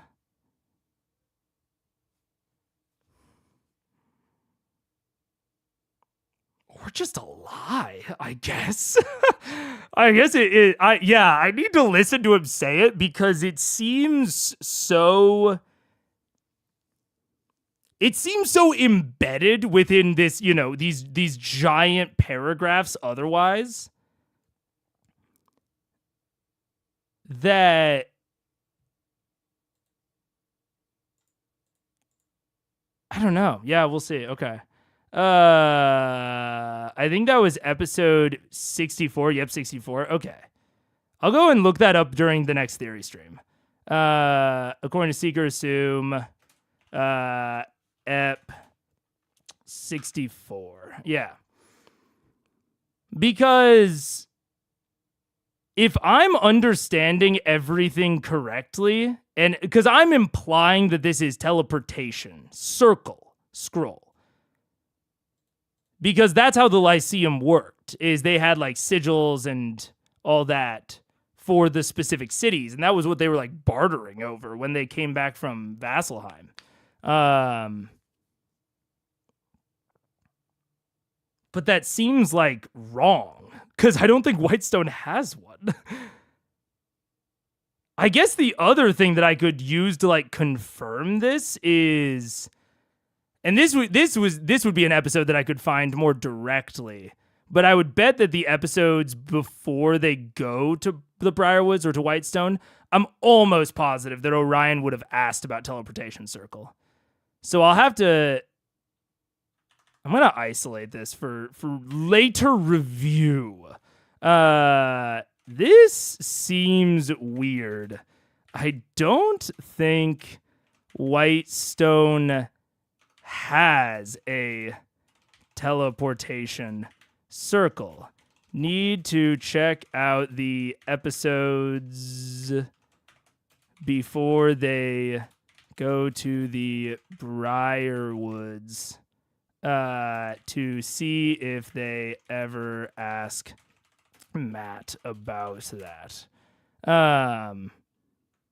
Then compare with what assume. God, I keep spelling him like the actual word. How do I spell assume again? ASSUM. With what assume says in Ep 64.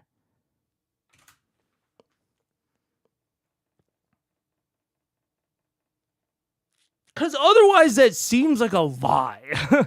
I don't know, which is strange if it is. But maybe this is the fucking... Maybe it's just not assume? Or maybe it is, and when he says that he's been working with the class, maybe they fucking converted his ass? And now he's an evil clasp guy? He's the only one that's been to Wildmount. And I said at the time that I thought he was going to, like, be their contact in Wildmount.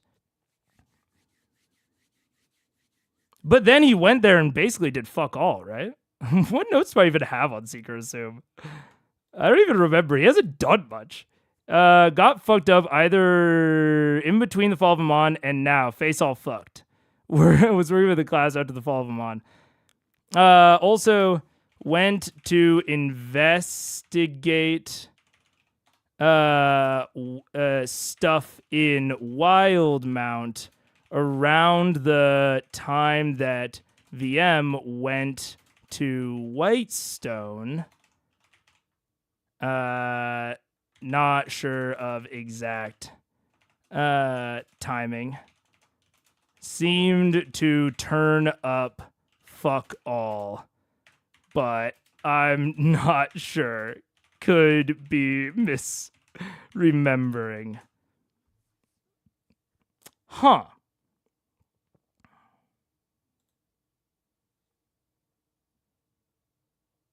Strange. Yeah. Gatestone? I don't know what Gatestone is. I'm pretty sure that is verbatim. Yeah, I need to see how Matt said it to see if I can pull any like implications, because otherwise it just seems like a lie from what I remember. And that's strange. And not something I picked up on at all at the time. Like, that seems like such a clear lie that I feel like I would have picked up on it at the time, but maybe I just didn't?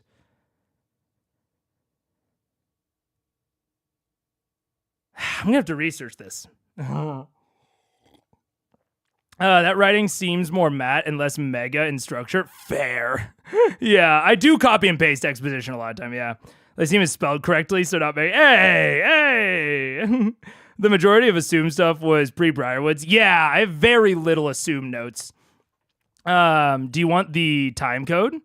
For EP64? Sure. Yeah, the time for an EP64, because there is something very specific I want to watch. So yeah, time code from EP64 would be good. Maybe if we have time after this stream, I'll check it out.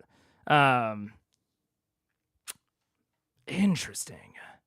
03330. Okay. EP64 0333330. Okay. Yeah, maybe if we have time after this stream, but we'll get back to it, because I don't think there's anything in here that will give me any clues to this. But right now, in terms of theories and lore,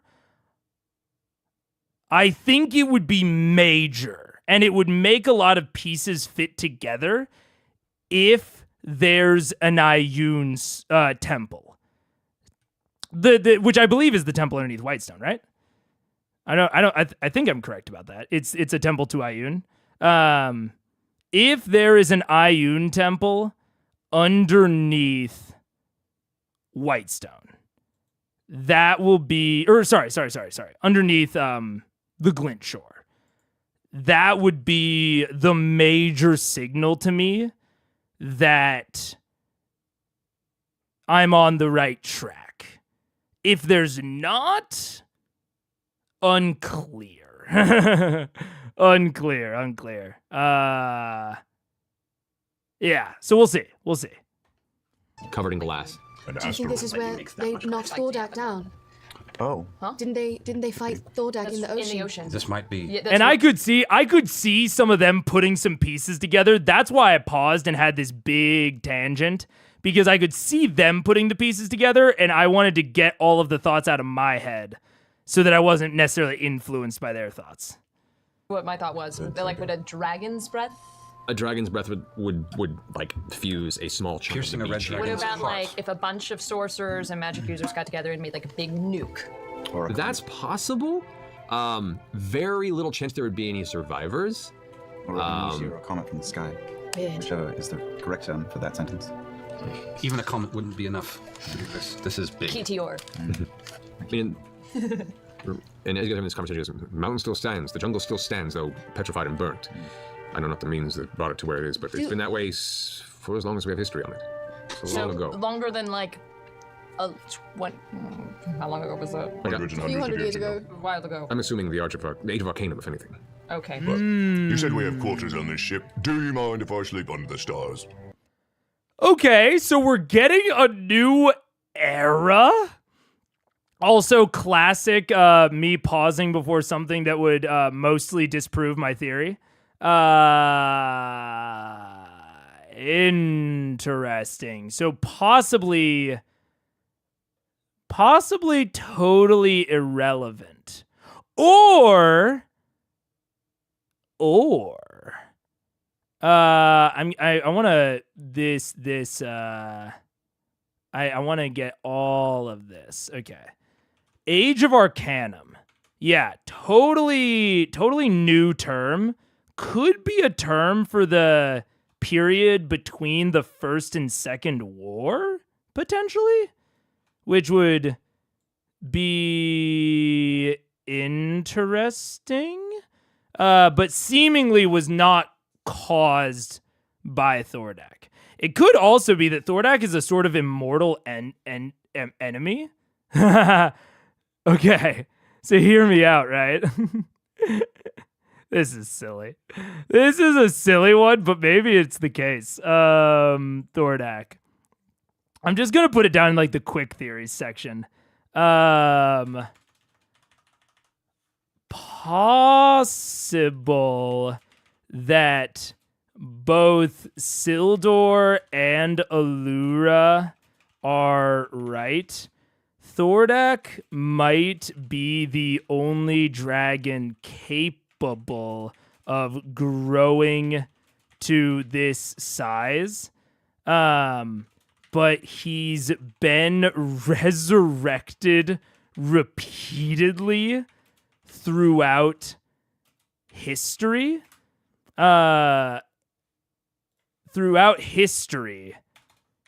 So Sildor's info of several other dragons of that size could still be accurate. They're all the same Thordak.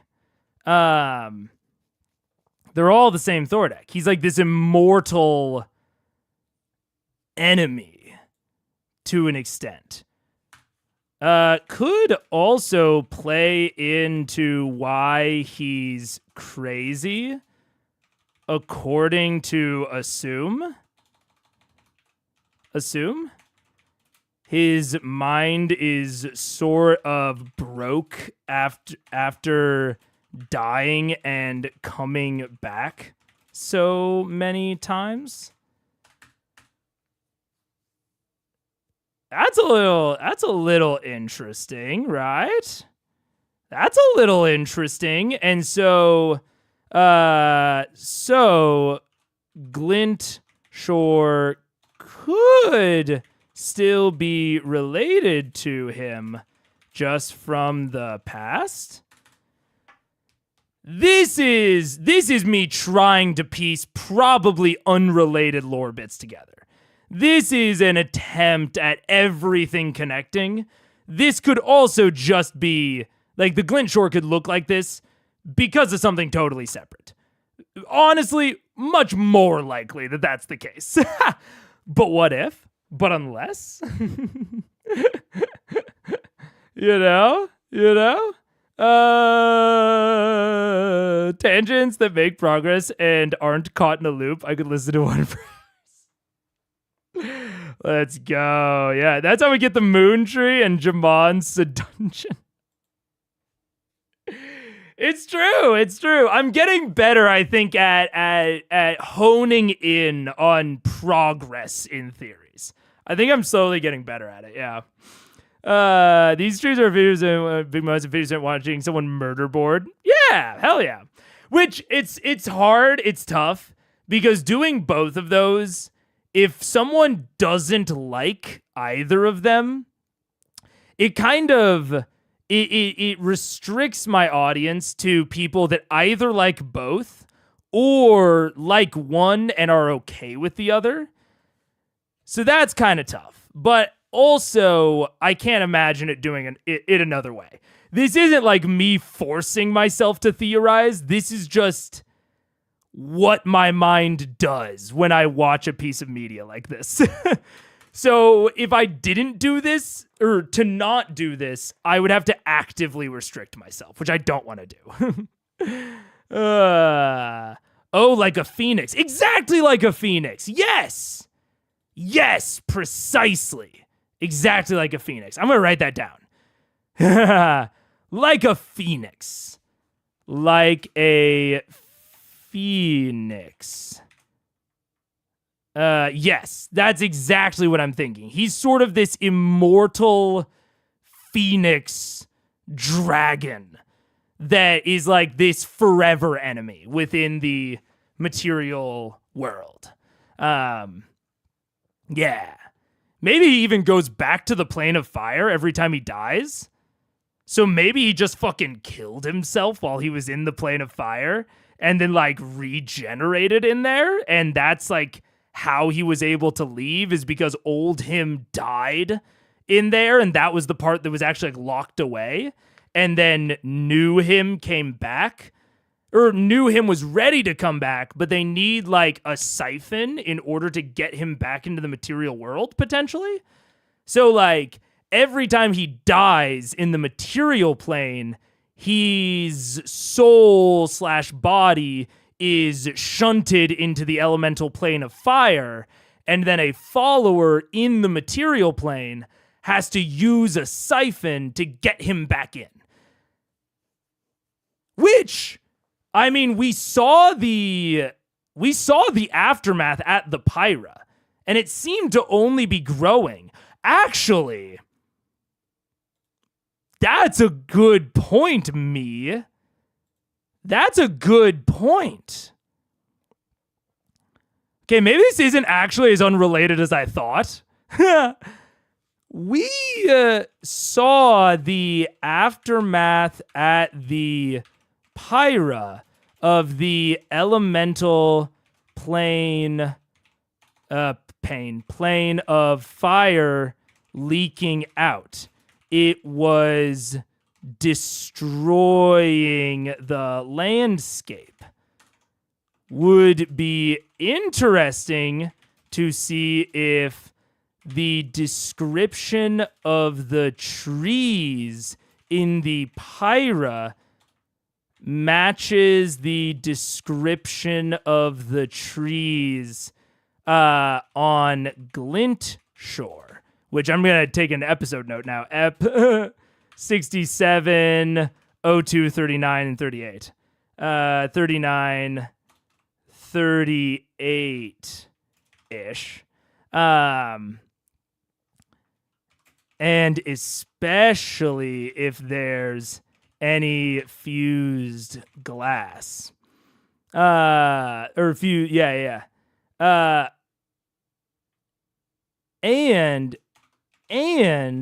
I'm implying that the siphon underneath Whitestone was what was fueling this breach. VM stopped that breach or stopped that ritual mid-stream,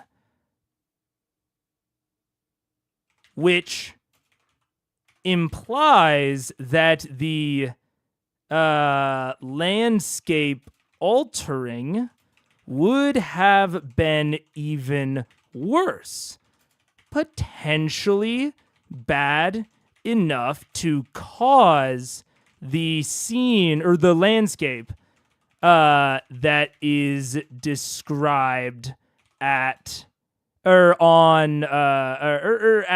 Glintshore, right?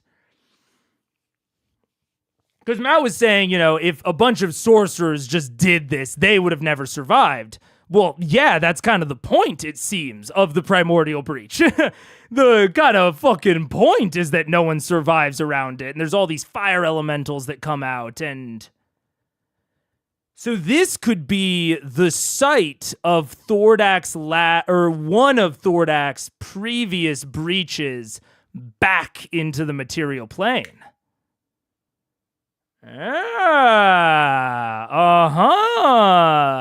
Fire Dragon Phoenix makes so much sense, actually. Yeah. It's a really, like clear mirroring if you want like this immortal villain. It's cool. Saying that's a good point, me, does not make you look less like the murder for me. It was a good point. It was a good point.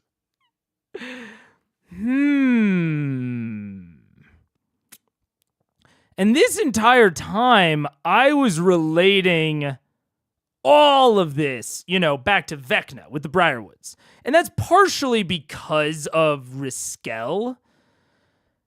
But it could be more strongly related to Thordak than I initially thought. But it's not quite clear right now. I'm not quite seeing the connection between Vecna and Thordak, which this theory kind of relies on them being connected in some way, because it makes sense as essentially like the power source and the faction in the material plane that would have the power and the means to bring back Thordak, especially repeatedly over the years. But it's unclear if... It's not entirely clear to me, at least, why followers of Vecna would want to do that.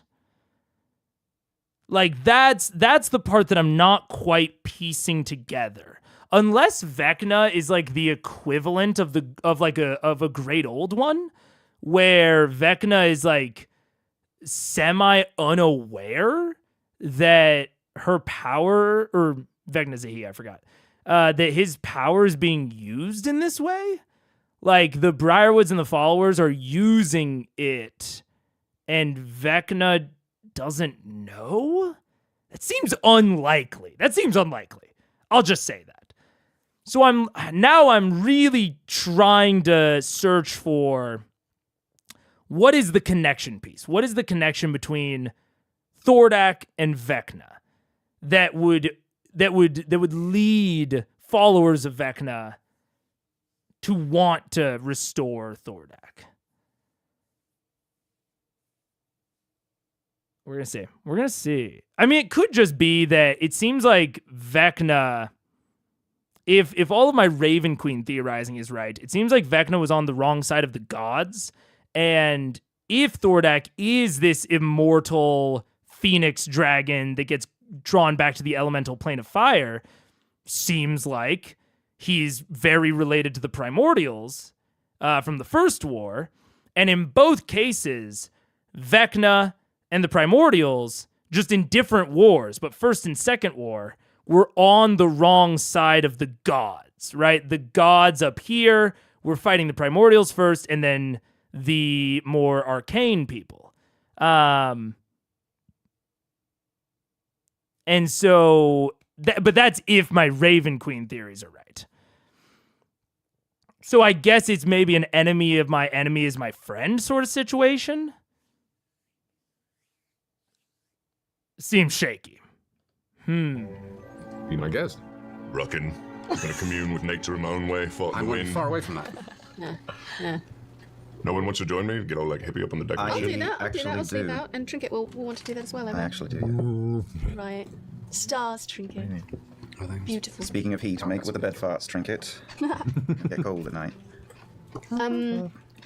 Shit, Well, Keyleth, make sure you learn your scrying spells for I tomorrow. definitely Do we still will. have that ball, the scry ball? Yep. Yeah. I do. I can't use So we'll it have 2 anymore. scries tomorrow if you learn It's the once a spell. day, I right? could theoretically do 3 scries tomorrow. Ooh, nice. I could theoretically do 5 scries tomorrow. Jesus. I know. I pay. Theoretically, 45. I pay super close attention, but after we gave them the destination, did they tell us how long it would take to 3 get days. there? 3 days. Around. 3 days, I right? recall. Depending on the weather. Cool. All right. Okay. Yeah. Okay. What if we pass over the ship in the night? I Then don't we'll think- attack them in the night. How will Well, we how know? will we see them? usually- Is there someone who stands watch at night? I mean, she knows we're getting where we're going, so she'll like let us know if we get there. Yeah, but we're not. We're looking for the boat, not for the island. The boat itself, will be, there's work that always needs to be done. There'll be lights. It will be lit unless they are Can we hiding. alert one of us should we come upon a ship in the night or day, correct? Oh, Well, I have to sleep at some point as well. I do Of have. course, but someone is awake at all Vishal, times. who is my second in command, will take over while I'm sleeping, and our ships will be for the journey. But there will be someone here, along with a few hands, taking ships as well at all times. Just I describe Yeah. what?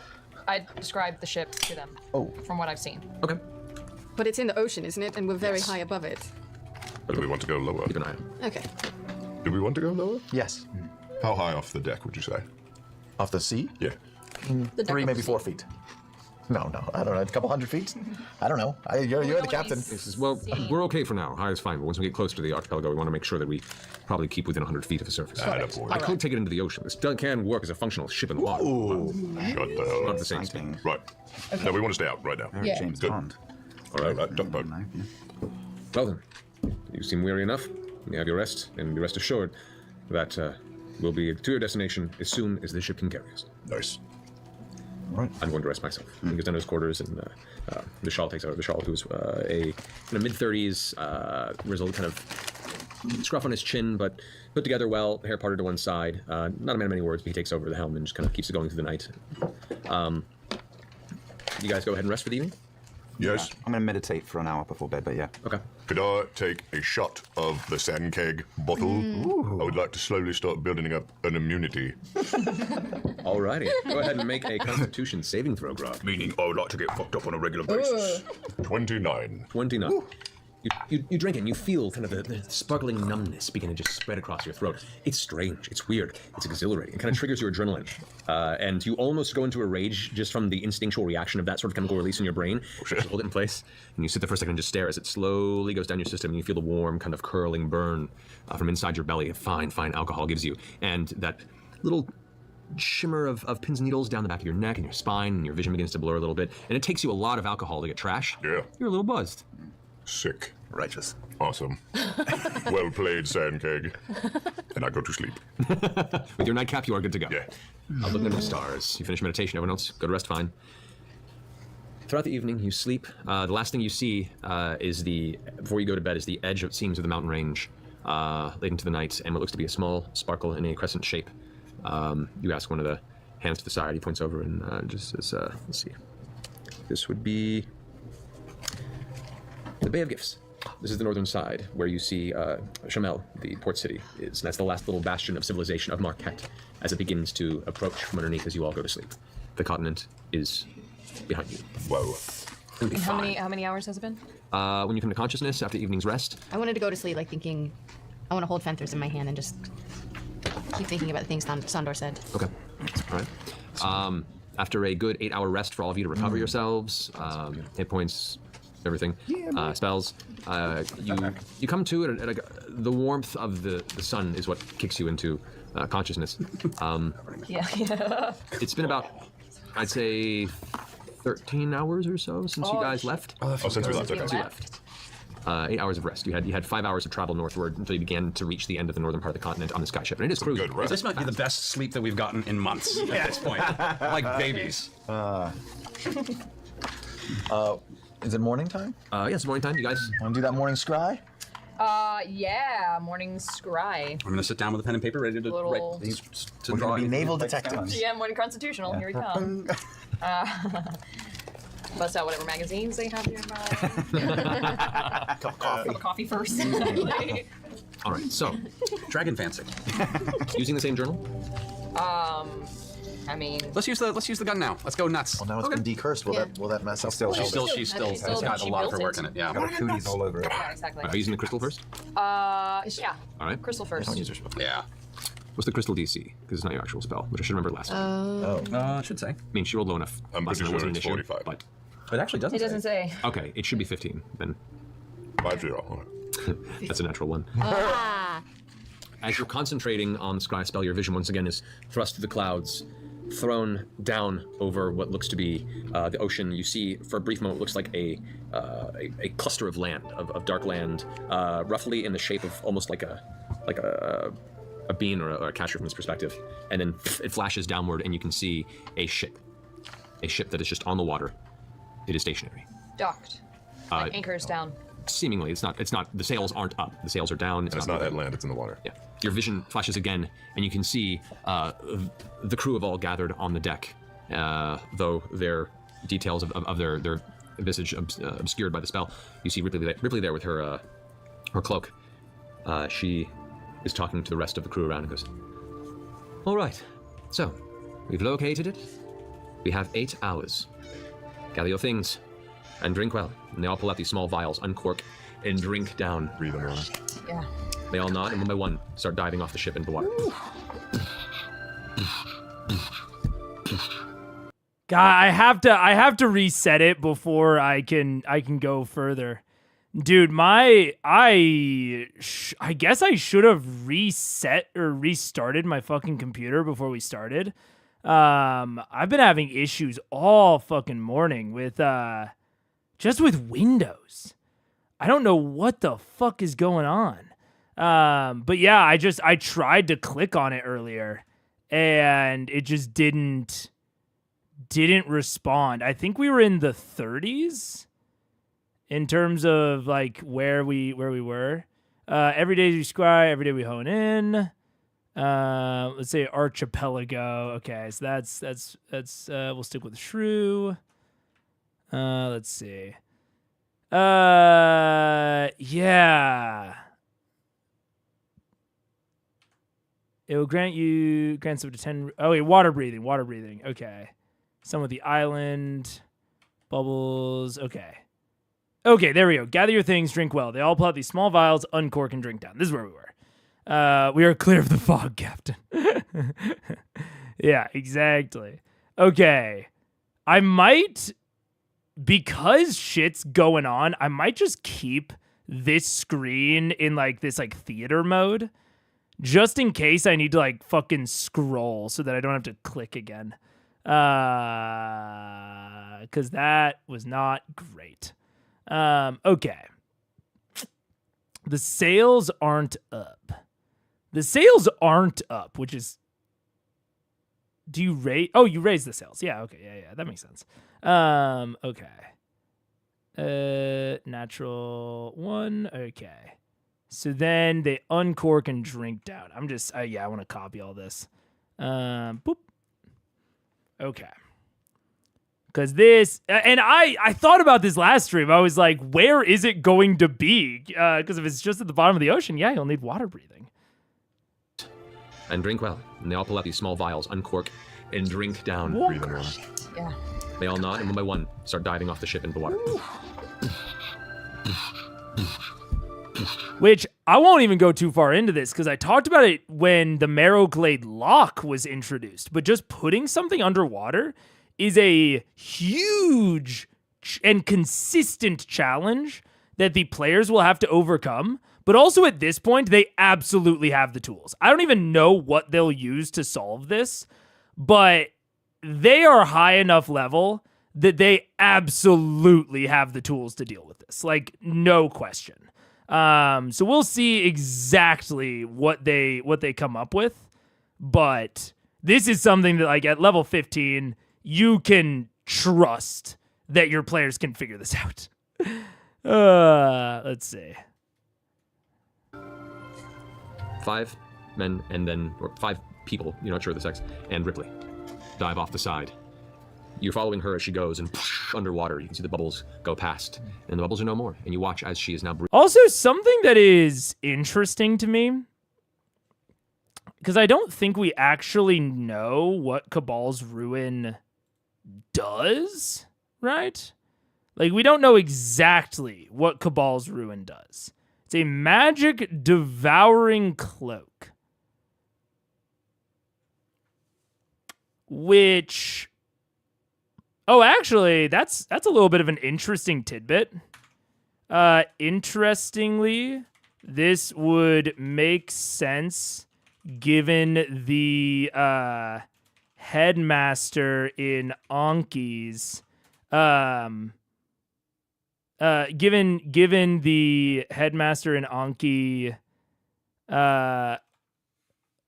alluding to the fact that the Den of Druja was led or at least heavily influenced by a former member of his association. Assumingly a magic user. So anti-magic cloak definitely tracks. Kind of just it's an interesting little tidbit. No real theory there, just kind of cool. Now my headmaster Anki. Oh wait, headmaster in Anki. Headmaster in Anki. Yeah, it's a funny abbreviation, yeah. The thing that I'm curious about is, I guess the cloak must need to make, like,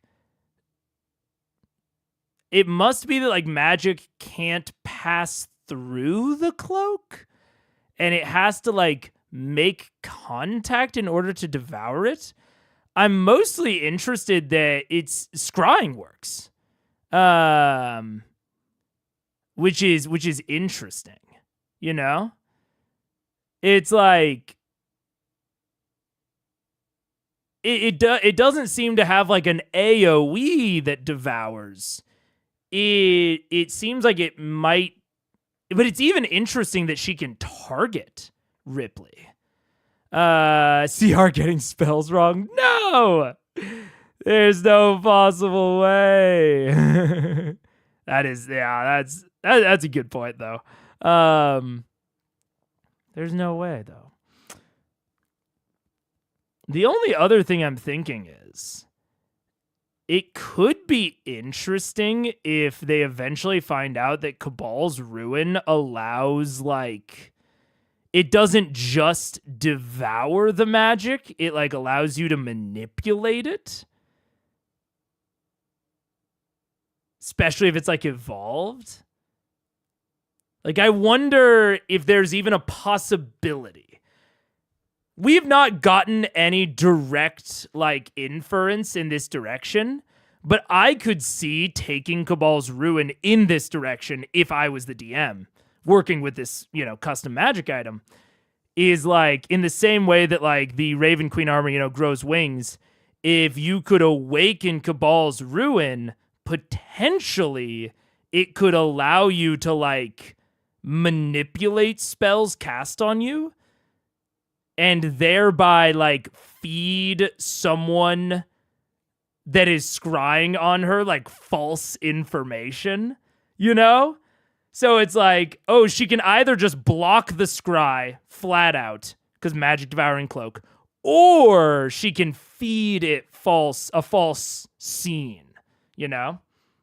Again, we don't have any like real evidence that that's what's happening, but it is something that's kind of tickling my nose a little bit with this specifically magic devouring cloak as they actively use magic on Ripley. You know? It's putting a little bit of my DM senses on alert. I'm a little bit squinting at it, you know? Sierra's good evidence that getting the rules exactly right isn't strictly necessary to have fun and even to get it. Yeah, very true. I would 100% agree. And this is why I tell like new DMs that are like really nervous about getting the rules right, and new players. It's like, just get in there. You'll learn the rules as you play. And as long as everyone's having fun, that's it. You'll get the rules eventually. And so yeah, just don't worry about it. Just get in there, DM, play. I mean, I've talked at length about how fucked up I got spell slots. When we first started playing, I just completely misunderstood spell slots. It made the way that I interpreted them made spellcasters like 30 times more powerful than marshals, and we all still had a blast. We eventually fixed it, but we had a ton of fun, and we learned the rules as we went. Yeah. So it's like the coat of that mafia guy from Bungo Stray Dogs. I don't know the reference, but maybe. Are you just watching this for the first time and taking notes so you'll understand it?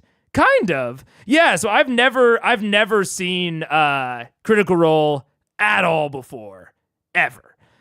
So first time watching through, it's partially a like an advice stream, because I have used a lot of I use Critical Role as like examples for like, oh, you know, doing this at your table versus doing something else. But also it's a lot of theorizing. It's trying to predict what might happen next a lot of the times. And I have a terrible memory. So I very much need to take notes in order to even have an attempt at theorizing about what will happen next. So yeah, it has a couple of things to it. Yeah. Yeah, he literally hasn't seen it. Yeah. Seen zero. Yeah. Moser Chaz, there's a Discord where we talk behind his back. Yeah. There's a Discord chat with where spoilers can abound. Yeah. So yeah, that's the general concept. Yeah. Okay.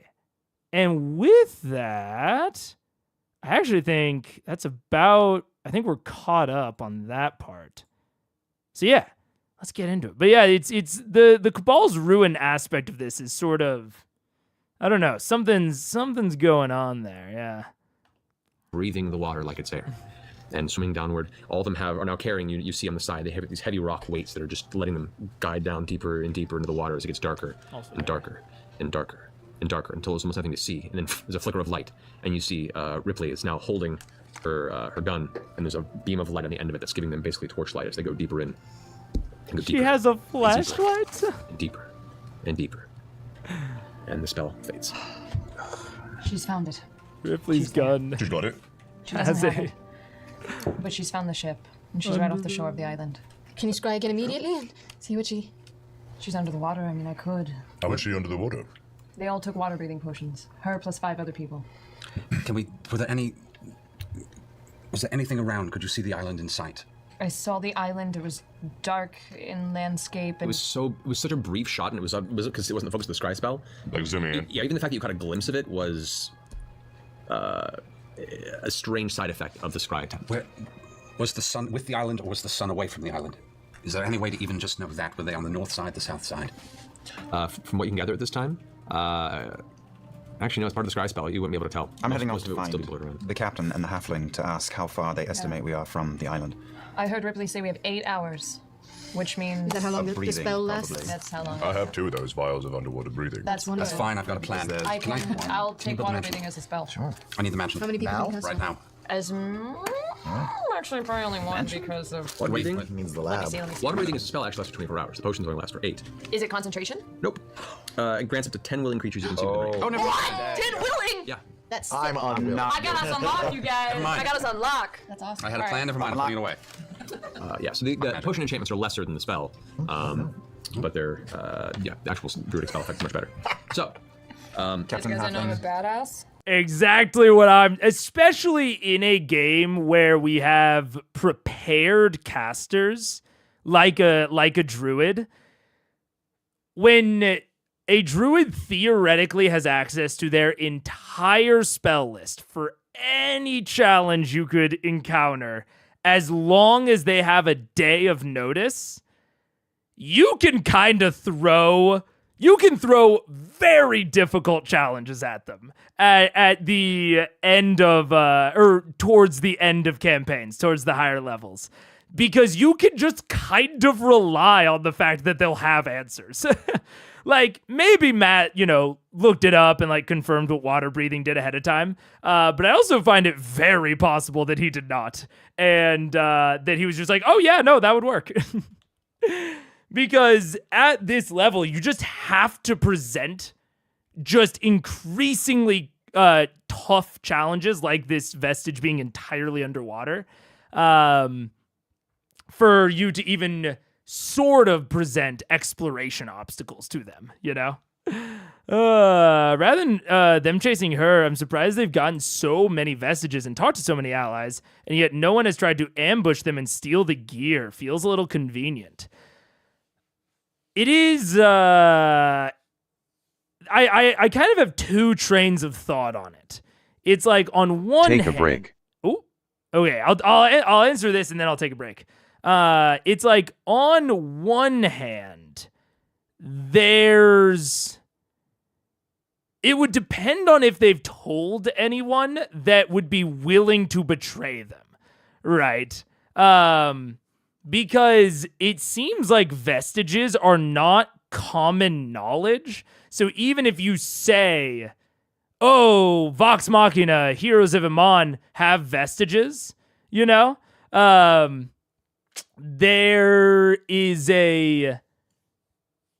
seems like there are certain people that are in the know about that. So like telling the headmaster, which I think someone mentioned it, yeah, the headmaster was like, hey, don't just tell a rando about that. Which they haven't really mentioned it to a lot of total randos. But it does seem like there is like a smaller group, a smaller like set of the population that is actually in the know about like what a vestige is and what a vestige means. And they've mostly only told their allies. I can't think of anyone else that they've told about them. Beyond that, they just look like, normal magic items. And some of them far less powerful than some other magic items, i.e. Myth Carver. Even the Raven Queen armor is good for the Chroma Conclave specifically. But it's not that incredible, of a magic item. Especially before it was awakened. So even them just like using it out in the world feels like it would receive the same amount of attention from just the general public as the flying broom, right? The flying broom is incredibly powerful, just at base. Now, all that said, I think it's very fair to consider if the players are flashily using very powerful items. I think it is a decent thing to consider of how flashily can you use these? How publicly can you use these very powerful things without someone trying to steal them from you? Now, you have to think carefully about it, though, because if it's just like essentially a random encounter, I don't think that's often going to feel great. It's mostly going to feel like a waste of time. But working in maybe a rival party or an old villain that escaped, something like that, like a Ripley, I think is a very, very, very, very, very valid way to go. Or just them receiving a reputation as these like mega wealthy individuals. It doesn't even really matter the exact quality of magic item or exactly what they are. The fact that they're so kitted up constantly with magic items, that's enough of an excuse for some criminal organizations to look at them with, let's say, a bit of hunger. And maybe make them need to be a little bit more wary about showing them off. So it's definitely a good train of thought. I don't know if the vestiges specifically would be like that. It seems like they're not that well known as like this separate class of items, except to some people in the know, It seems like the head of states and some ancient beings like Kamal know about them, but the average people, yeah. One courtier who recognized one item when they walk into a castle, some scrying, and then they get... I think that's the thing is like, my impression that I've gotten of these is that a random courtier would not know about them. Like the guy that recognized them, he didn't even like recognize that these were vestiges until they told him. You know, the headmaster, and he's the headmaster of like an arcane university system, it seems. Like if anyone's going to recognize them out of just like a standard big air quotes person, it would probably be him. And he only recognized them after they told him. He was like, oh, that's a vestige? Huh. You know what I'm saying? Otherwise, they look like relatively normal magic items, it seems. You know? So I don't think a random courtier in any given place is going to recognize them. They would need some deeper reason or affiliation, you know? I would fully assume it was someone who worked for like the Jaman. Yeah. Also, the devout seem more likely to know about them. Also true. Yeah, because they're religious relics, it seems like heads of religious orgs are more capable, it seems, of recognizing them. Yeah, which is fair. I feel like this party is so public where other parties might not be. I mean, it depends. And I think that there's a fair discussion, Sarah, of like how recognizable even a famous party would/could be. You know, and this goes into the airship conversation that we had last stream about like the airships make the world feel connected. Exandria feels incredibly connected. So I think it's fair, like tonally, for it to feel like people should know about Vox Machina in the same way that we know about celebrities. But for the broad majority of the public, that's not how information transfer kind of goes. Information transfer in this is largely word of mouth. They wouldn't know what Vox Machina looks like. They may not even know their names. They might know the party name, maybe, as like, you know, these distant heroes on a different continent. But I think that there's a good conversation there about like, even though for the common peasant, I mean, Jarrett, the airship, the airship captain guy, whatever his name is, he didn't even know who Jaman Saord was. An immortal god emperor in Marquette. So if an airship captain does not know who Jaman Saord is, it's incredibly shaky as to whether or not the standard person would know who Vox Machina is. But things like teleportation circle, things like the airships, they all make the world feel very modern, and it feels like it should be more connected to us as viewers and as players. So then we start to have an expectation that the average person should be as informed as we are in this connected world. Even if that's maybe not the case, you know? Yeah. So it's a super interesting thought process to go down, yeah. I think your line of thinking is valid and would be a valid way Matt could have gone. Yeah, I also...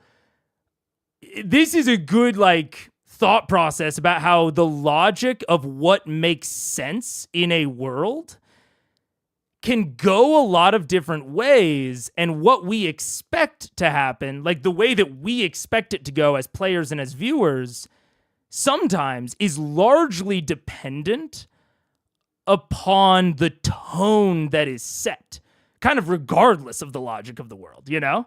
It's a very good thing to like have a deep think about for your own worlds. Yeah. Any magic party of magic items would be a temptation for an encounter. True. Yeah. But it all depends on the information density. Can you recognize a magic item just by looking at it? That's a whole question of like how available is knowledge about what magic items even look like, you know, and how informed is everyone in the setting. Yeah, it's a good question. I would personally not pick a fight with VM. Yeah, true. Yeah. It's always iffy to draw too close of a connection to the real world, but in our real world, if you showed me a religious artifact, I'd probably think it was just old thing. Yeah, also true. Yeah, so it all depends. I feel like that was a mistake by Matt Lowell, and the captain should have known. Possible. But it's what I'm kind of highlighting is the dissonance between like feelings of connectedness. You know, what we expect to be the connectedness of society versus maybe what it actually winds up being in the actual events of the play. It can sometimes have, that like it can feel off to an extent, yeah. Because I agree, it feels weird that the airship captain doesn't know who Jamon is. That's strange. But that only feels strange because of the entire rest of the context, you know? Yeah. Also fair. Yeah. Especially with how quickly Matt pivoted. Violence and risk are not on the table for crime. Are not on the table. Are on the table? Or on the table for crime. That's fair. Yeah, so like an organization like the Clasp or whatever organization the Mistress, the vestige holder of Cabal's Ruin were a part of, I could see one of them potentially wanting to jump Vox Machina. Absolutely. And I think that's a very valid course to go down. And I mean, to an extent, they kind of did. Like, I could see it being very likely that when Hodis hired the Clasp assassins to try and kill Vox Machina, like, if I'm trying to immerse myself in the logic of the world, I find it unlikely that Hodis could have paid the Clasp enough. I just find that strictly unlikely that he had enough gold to pay the Clasp to try and assassinate Vox Machina. The Clasp directly know who Vox Machina are for multiple reasons and in multiple ways. Hodis knows exactly what they're capable of to an extent.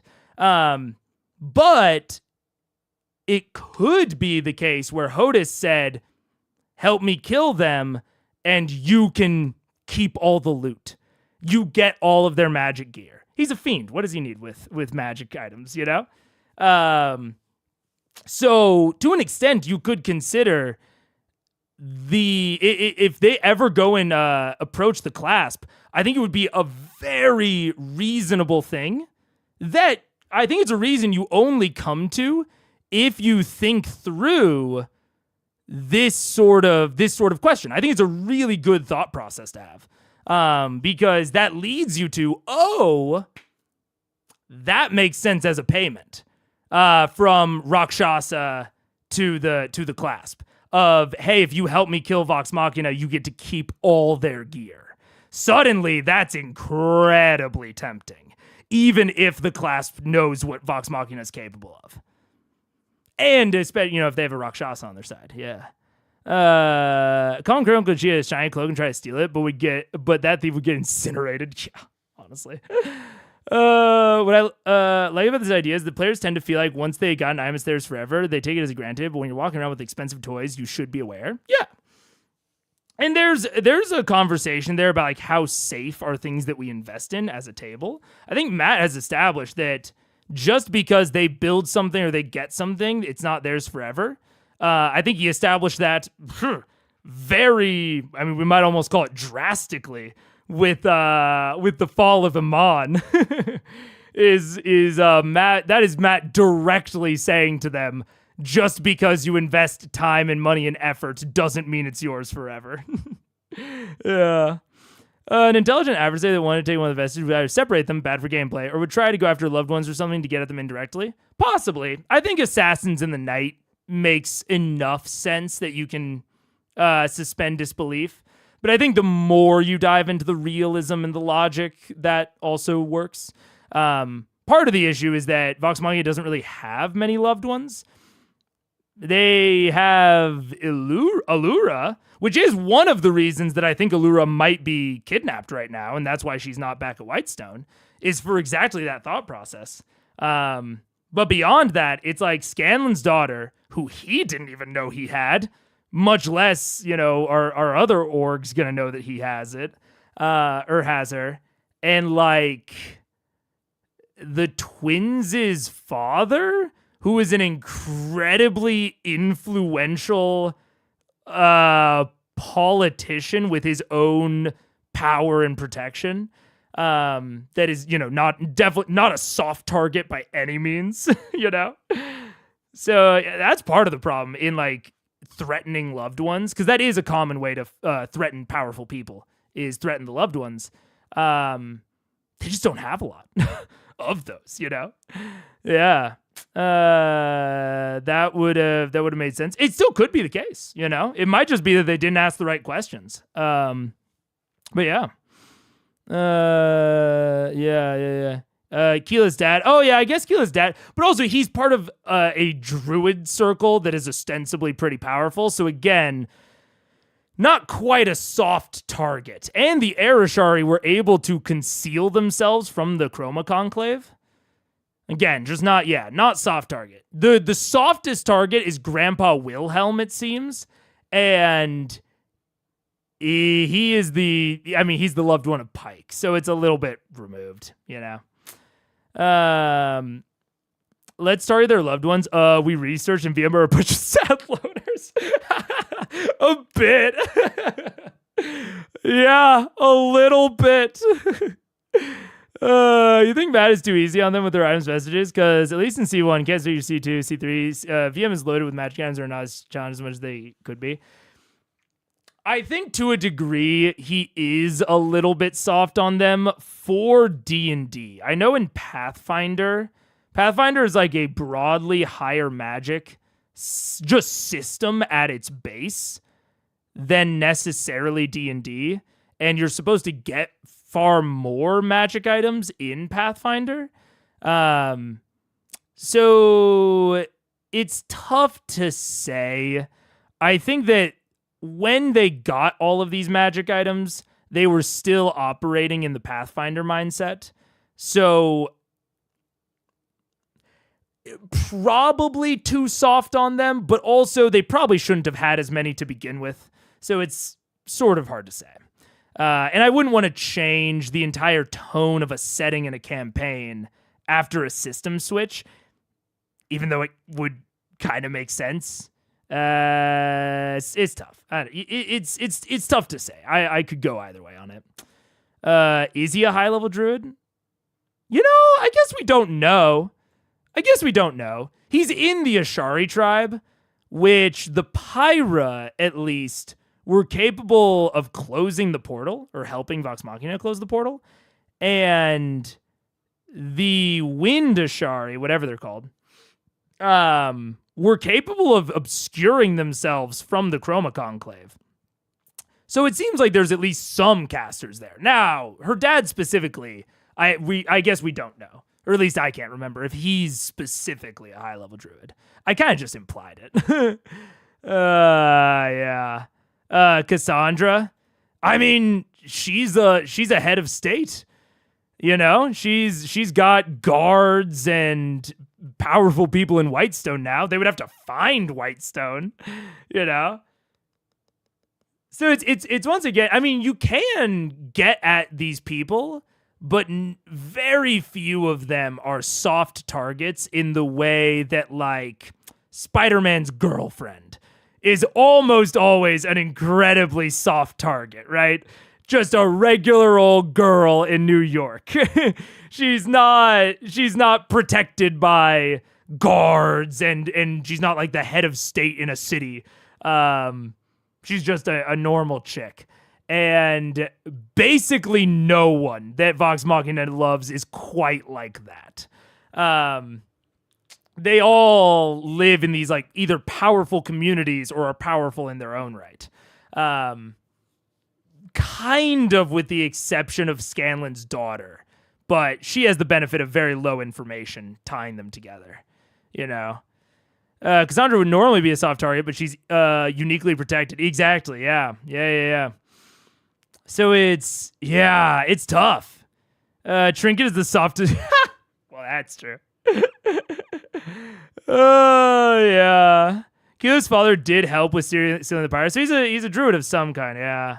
The Lois Lane Mary Jane conceit, keep them in the dark to keep them safe, also can't adequately protect someone when they inevitably finds out. Yeah, absolutely, exactly. Yeah. So it's tough. It's at this point, it's very tough to hurt Vox Machina without threatening them directly. The best and easiest way to threaten VM is by threatening Whitestone, which you can see is exactly what Matt did. Matt threatened Whitestone with the combination of like Vorugal flying over and the fact that this barrier that is keeping Whitestone safe is ostensibly incredibly taxing for Gilmore and the magic users that are keeping it up. So Matt basically hits at Vox Machina the only possible way. If you ever played on chess.com, he's getting the blue exclamation point. There was only one move and he found it, you know? That is, I think, the real and only way to hit at them without directly contesting them is to hit at Whitestone. And I think Matt's doing it well. Yeah. There's some other ways that, maybe you could figure out, but yeah. Gonna try the rest of the stream later. About to do session 0. Ooh, have fun. That sounds fun. Yeah. That sounds very, very fun. Amon is already destroyed. It is. Oh, did I say Amon? I'm at Whitestone. If I said Amon at any point, I'm at Whitestone. Just have someone jump on the road with an anti-magic field, steal at least 2 items, then run. Yeah, easy peasy. I mean, the only issue with that, right? The only issue with that is that sort of thing, if it's not foreshadowed, can feel can be incredibly controversial. And I'll give you a really good example. The anti-magic field and acid pit that killed their flying carpet, right? That's not too far away from what you're talking about. The only real difference is that in your scenario of someone like stealing these from them, they can possibly get them back through work, but that actually makes it feel more railroady, right? Like, remember how they felt about the magic carpet? There was like legitimate debate, and I remember debate in the chat about whether or not Matt did that because they had too many magic items and the carpet was too powerful. And it was controversial at the table, and it was ostensibly, it seems, controversial within critter circles. Now imagine that, but they can undo it by going on a search mission to get their items back. That to me would feel very like, I want them to go to this place. I think it would get a lot of accusations of railroading. Not necessarily because you don't need foreshadowing for an ambush.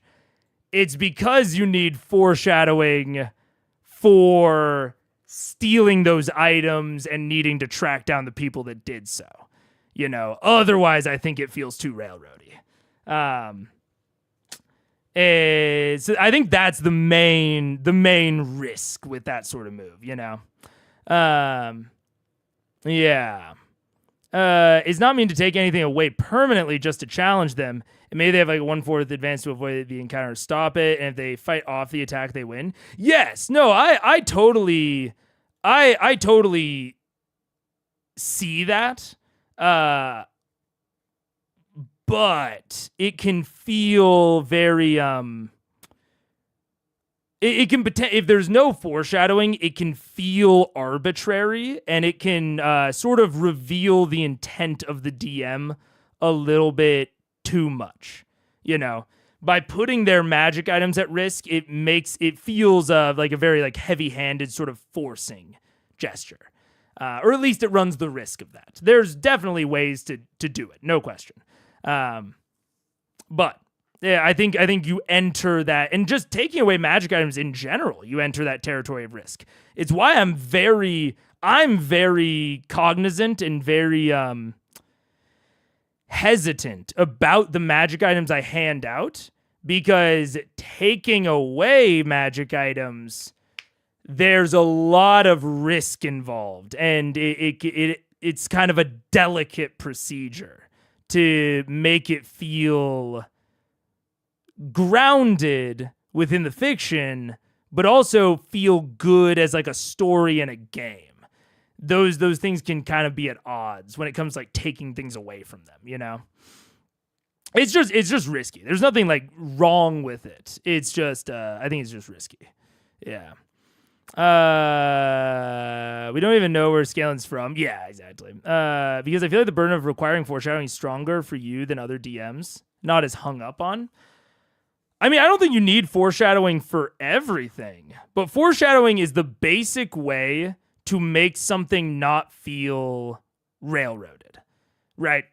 Like it's the basic way, like foreshadowing is just the basic way for something to not come out of nowhere, right? And something coming out of nowhere and forcing action upon the players or the characters is the quickest way to make them feel railroaded. So that's, I don't think you always need foreshadowing for everything.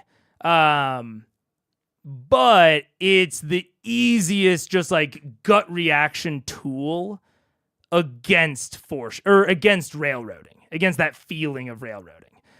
Because if you foreshadow it, now it's on them to mitigate risk, mitigate danger if you foreshadowed it. And if they don't, then that's on them. You know, it's not railroaded. You gave them a heads up. You gave them an option to potentially avoid it or prepare for it. And now, if they still fall into it, then it's on them. And now it's not railroaded. So that's, I guess I'm not necessarily, I mean, I am, and it's funny because I think earlier in this series, people thought I was a more linear DM than I am. I'm a very non-linear, like I run very non-linear campaigns, incredibly non-linear. Which is one of the reasons that calling Matt's campaign, calling Vox Machina a sandbox feels weird to me, is because it's so much more linear than the stuff that I've run. And so I'm often looking to foreshadow things in order to keep that open feel to things. I think that's one of the reasons that I get like hung up on it to a degree. Yeah. Different classes of foreshadowing. This foreshadowing a specific event. The class is not trustworthy. It might betray you, and the foreshadowing of general stuff. Yeah, that's fair. Just that you put pressure on the DM role as a way to avoid certain feelings, but I think you're on a spectrum for that, which maybe I'm not. Okay. You're saying that I put undue pressure on the DM to control or to encourage like certain feelings and tones at the table.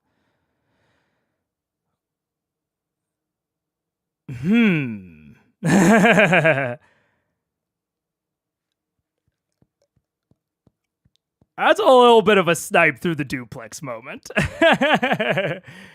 Because not to get like too deep and too personal into it, but I have been discussing with, you know, people I trust and all that. I have recently come to realize that I do, in just generic social situations, take the responsibility of like good vibes manager onto myself. I definitely like, I often consider it my job to like keep like vibes up and keep people like happy in like group settings, and to like make the night enjoyable for everyone, even at like cost to myself. So I could see that being a little bit of a me thing, of me considering that to be the DM's role. I will slightly push back in that I think that the DM has the most power to do that. Like, in terms of instilling tones and feelings and avoiding certain feelings and all that, especially when it comes like linear versus non-linear, I think that is part of the DM role, or at least the DM is the one that is most capable of controlling that and of avoiding feelings of like foreshadowing and such, or avoiding feelings of like railroading and such. So I can see that I might be more on it, but I don't think that that is necessarily applicable here. You know what I'm saying? Yeah. You need to set watch at night. Yeah. Hodis did seem to come out of nowhere. Possible I missed foreshadowing that was there, though. I mean, to me, Hodis coming out of nowhere is fine because of they knew what Hodis was. They knew he's a Rakshasa. So I would consider Hodis' ambush to be foreshadowed. Because it's not like it's not like they've never encountered a Rakshasa before. They encountered and killed Hodis. So it might come a little bit out of nowhere, but then they look into it more and they're like, oh, Rakshasas can come back. That's just like a piece of information that they didn't have, which then like back justifies everything. Because if a random Rakshasa that they had never encountered before, had no reason to target them specifically or have a vendetta against them, came after them and like ambushed them there, that I would say would need foreshadowing. But their interaction with Hodis in Vasselheim is more than enough for me. So it might also be that maybe we have different levels of what we consider foreshadowing. I have a pretty light requirement. Yeah. So I don't know. I think DM is a healthy way to practice good vibe manager. Yeah. I don't know. Maybe not undo. That sounds harsh. Yeah, no, I see what you're saying, though. I see what you're saying. Ship captain because they're only... I can see that, Strawberry, yeah. It's a range for how important foreshadowing as a tool for controlling expectations, and you're just on one end of the range. I think I'll put it more this way. I think one of the reasons that I talk about it so much on stream is because it is it's an easy tool to use that is almost always able to be used. So I think in a lot of cases, there are more specific things you can do that are more context dependent for both your table and like the specific situation within the campaign. Whereas, when I'm giving advice back to you guys, I don't know any of the specific situations. And foreshadowing is something that you can always do, basically no matter what table you're at. It is just more or less difficult depending on the context, but it's always possible. So it's an easy piece of advice to give as well. It's a very generalized piece of advice that will attack the problem that I'm applying it to.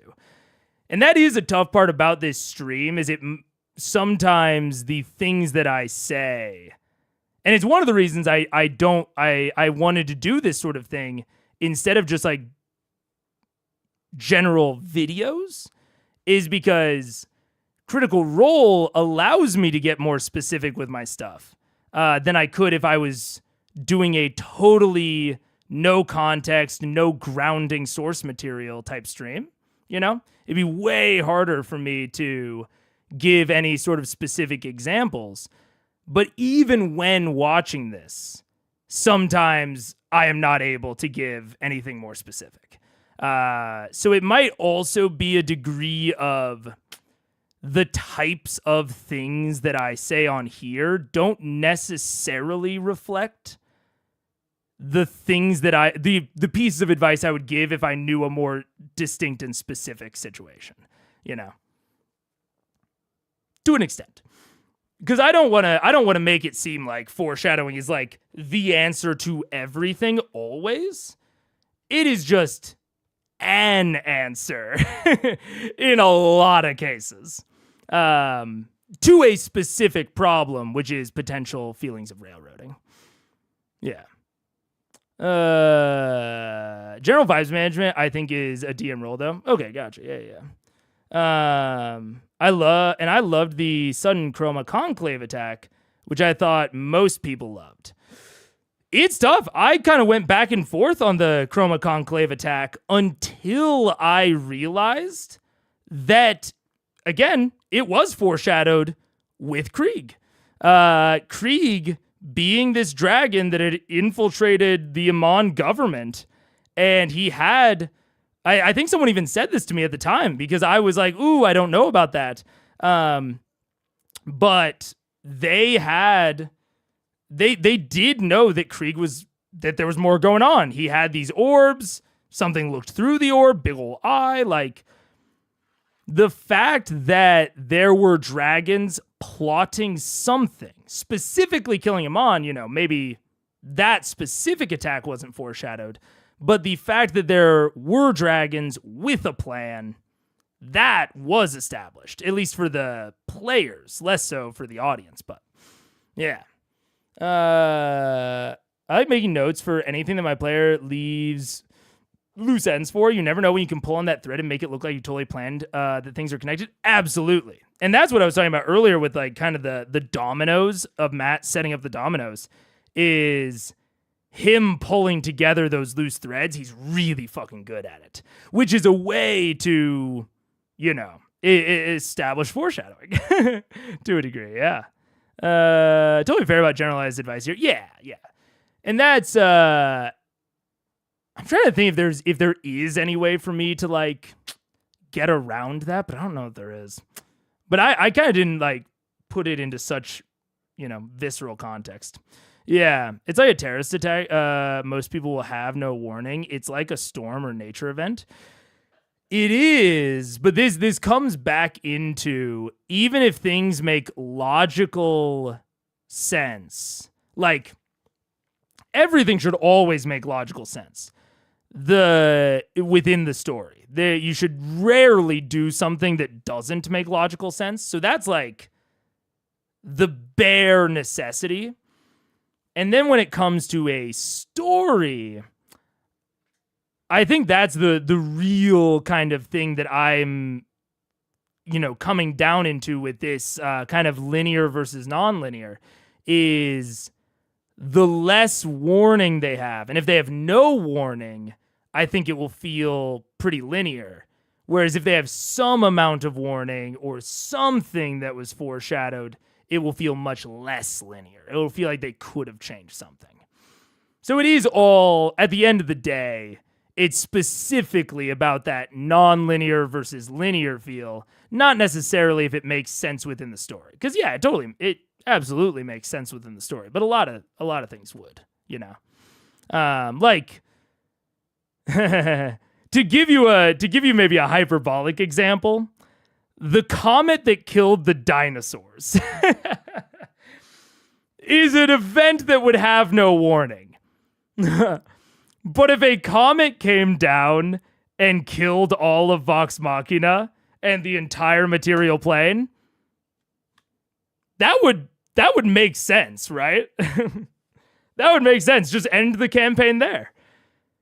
And I'm not, I'm obviously being hyperbolic with that but that is the point that I'm making is that just something making sense or like, you know, being okay within the fiction doesn't mean that it's good for an RPG.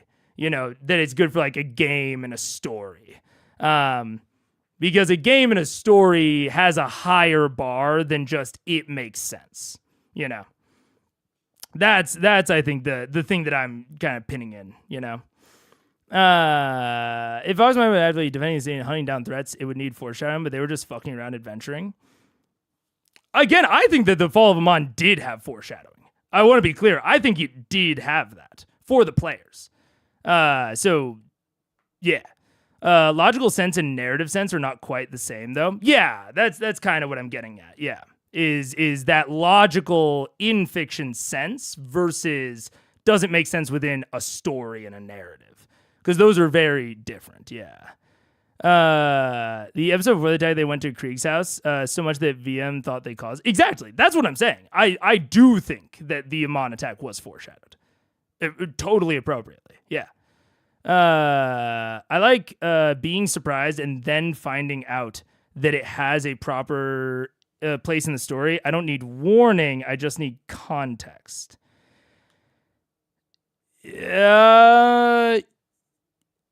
Again, to kind of go back to the meteor example, I don't think that this is always true, right? I don't think that's like a general heuristic you can apply. Again, if a meteor comes down and kills the entire party and the DM says re-roll, you can get context around that. You can make it make sense, but that won't make it feel good. And that won't make it like a good thing to do, right? So there needs to be more that is presented than just it makes sense. You know what I'm saying? That's what I'm kind of getting at. The ultimate rock falls and everyone dies. Yeah. It doesn't feel like railroading for the GM to give us a big, shiny story option. Oh, I wouldn't say the fall of Amon is an option. I think that's maybe also a delineation here. The fall of Amon is not an option. They did not have an option there. The Amon fell. That was just an evolution of the world, But they could have stopped it. They could have stopped it if they had followed through on Krieg before, which is what I think makes it feel not railroady, See you, Delphi. Your two common example is disingenuous. Is it though? That is what I'm sort of getting at, is like, what is the difference between the Chroma Conclave and the Comet? I would say that the difference is that they could have stopped the Chroma Conclave. There was a path that they chose not to go down actively that could have stopped the Chroma Conclave. It was, in essence, it was a result of VM's choice or lack of choice. It wasn't just a comet falling from the sky and just updating them, That's, I legitimately think that is the difference between the Comet and the Chroma Conclave. Legitimately. I disagree. They could not have taken on the Chroma Conclave after it fell. Yes, they could have disrupted the plans before it fell, though. And it would have really changed the story. They had the opportunity. Absolutely. Yeah. I think it's like plot twists. If it makes sense in hindsight, then it had been properly foreshadowed, even if you didn't see it coming. If it was just as surprising looking back, then that's a problem. Yeah. Yeah, I agree. Yeah. Assuming the Conclave happened, they could opt not to fight them. Matt would let them go. Matt would let them go. But again, it's what makes narrative sense. The Chroma Conclave doing all of this, Amon falling, them taking over all this area, it would not make narrative sense if VM just fucked off to Mechanus and did the rest of the campaign in Mechanus. That's something that could happen in the fiction. It would make sense, literally, but it would not make narrative sense for the characters that have been established. It would be the characters not acting like their characters. It would have been them acting like the players. Because them just fucking off and leaving Taldore and Iman, that doesn't make any sense. I'm sure Matt would have let them do it. That's not like the defining feature of, I don't think that railroading has to be the DM literally saying no. It can be the DM putting someone in a position where if they want to roleplay their character accurately, they can't say no. You know? That can also be that. He just judges what he knows they will react to. That's not railroading, that's knowing your audience.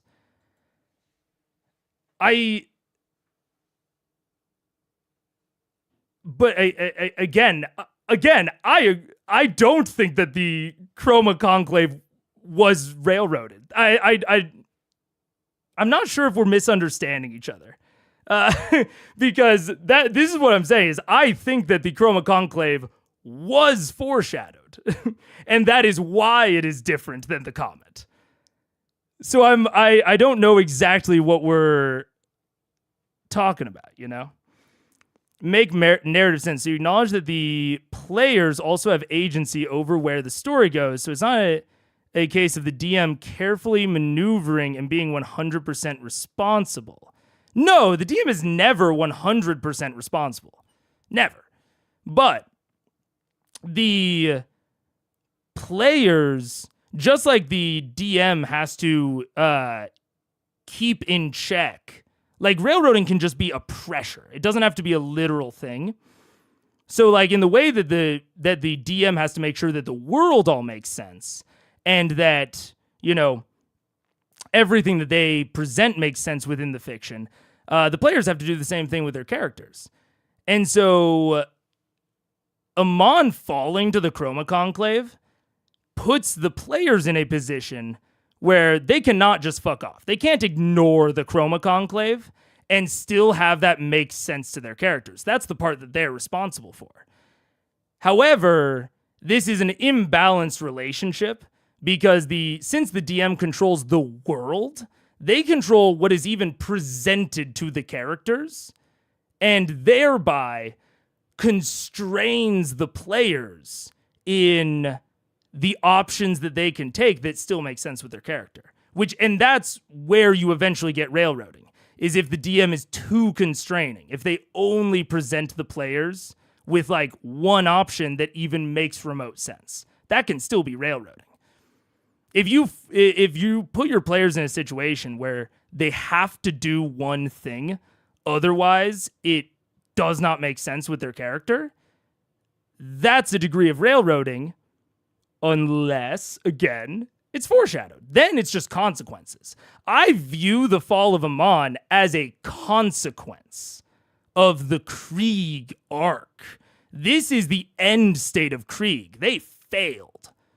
Matt presented it to them several times, but they failed in the Krieg arc, and the fall of Amon is a consequence, not necessarily an introduction, you know? So that's, it's, you know, it's viewing it differently. I'm saying that it didn't need to be foreshadowed. How the players react is still up to them. And this is where we can go onto the opposite side of the coin. It's not fully up to them. It depends on their characters. And so if you put them in a situation, a disaster, where the characters only have one line that makes sense, then that is railroading. You know what I'm saying? That doesn't need much more foreshadowing. That's just the world being wild. It's not the same as a comet which ends the planet and insta-kills. But that's just the universe being wild. I legitimately don't see a difference. Legitimately. Because you're saying that that's just the world being wild. A comet hitting is just the universe being wild. I can use, you know, the same logic. It's just scaled up. And I don't think that there's, unless you can establish that for some reason there's a line of scale, at which point, like when it passes a certain scale, it suddenly becomes unacceptable for some reason. I don't know that I agree.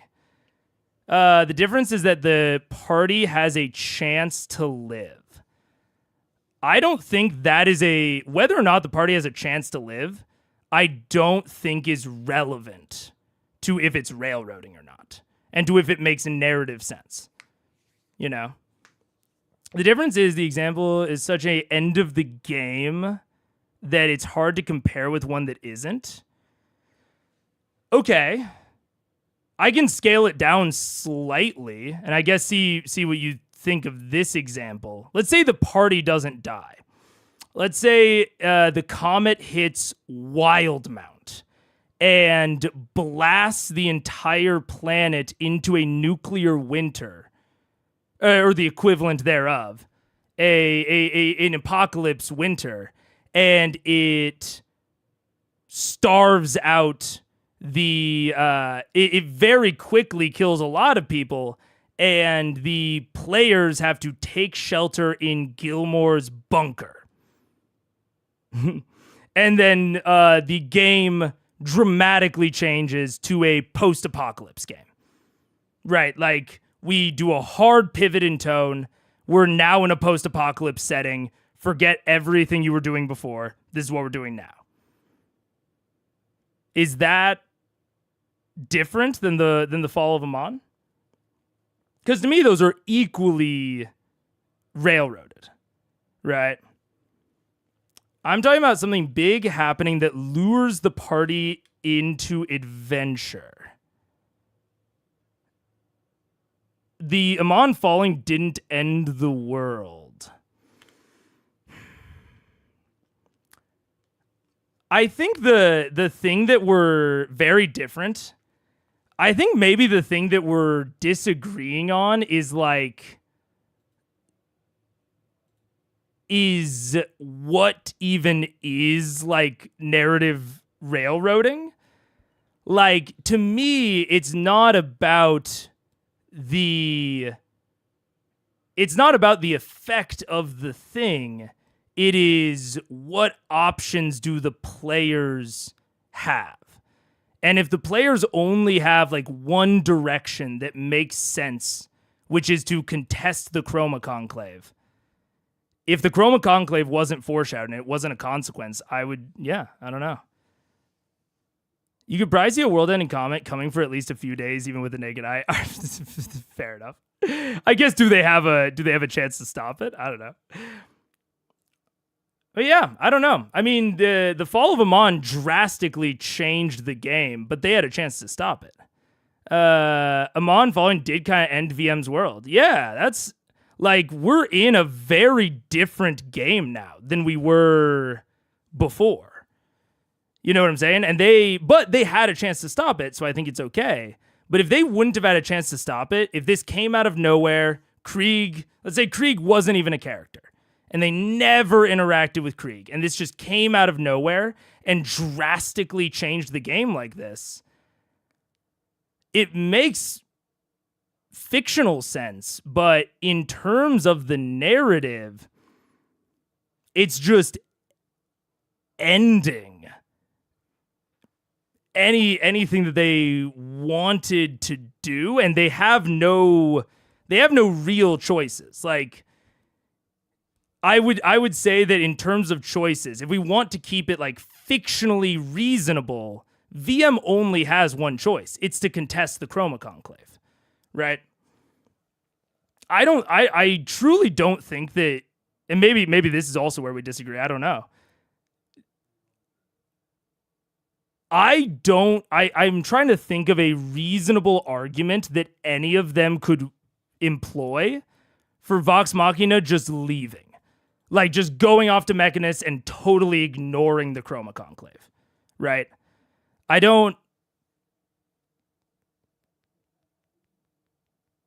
can't think of any logic where the characters straight up ignore the Chroma Conclave with what has been established. Even if the players might want to. That's what I'm kind of saying. If the players didn't want to interact with this at all, and we deleted Krieg from the game, he didn't exist. They sort of have no choice. Matt has just presented them with something and said, you have to interact with this. Otherwise, you will have to act against your established character. And that, to me, is railroading. That is where it goes from being linear to railroading, is when they have no options for their character, even if the player may want to take different options. Yeah. If you want to make it world ending, just make some stuff up about unstable magical devices. Now you can create an FF6. I'm not worried about justifying it in fiction. You can always justify it in fiction. I truly don't think that that's difficult. Justifying it in the narrative is harder. I don't need foreshadowing to walk into a tavern with a level 1 PC to start an adventure, but I will go along with it because we start somewhere. Amon is just a big inciting incident. I mean, we're talking about like the beginning of a story versus something that fundamentally ends and starts a new story. You know, I think it would sort of be like if you were halfway through reading. I'll try to give an example that is closer to what that is closer to what I think happened with Amon, but without the foreshadowing. I'll try to give like a more explicit example. It'd be like if I was reading Game of Thrones. And, you know, we have the dragons, we have the White Walkers, we have all of this stuff. And a new faction of witches from an undiscovered southern continent invade Westeros and immediately shore up the defenses at the Western Wall and install themselves in the government. And now we hard pivot within the middle of Game of Thrones to now we're not contesting the White Walkers. We're not contesting, you know, we're not talking about Khaleesi and dragons. Everyone reorients at the witches. I don't think that's just like a different book at that point. But you're not ending the first book, you know? You're not ending the first story. So it's not like an inciting incident is something that happens after the last story has been concluded, you know?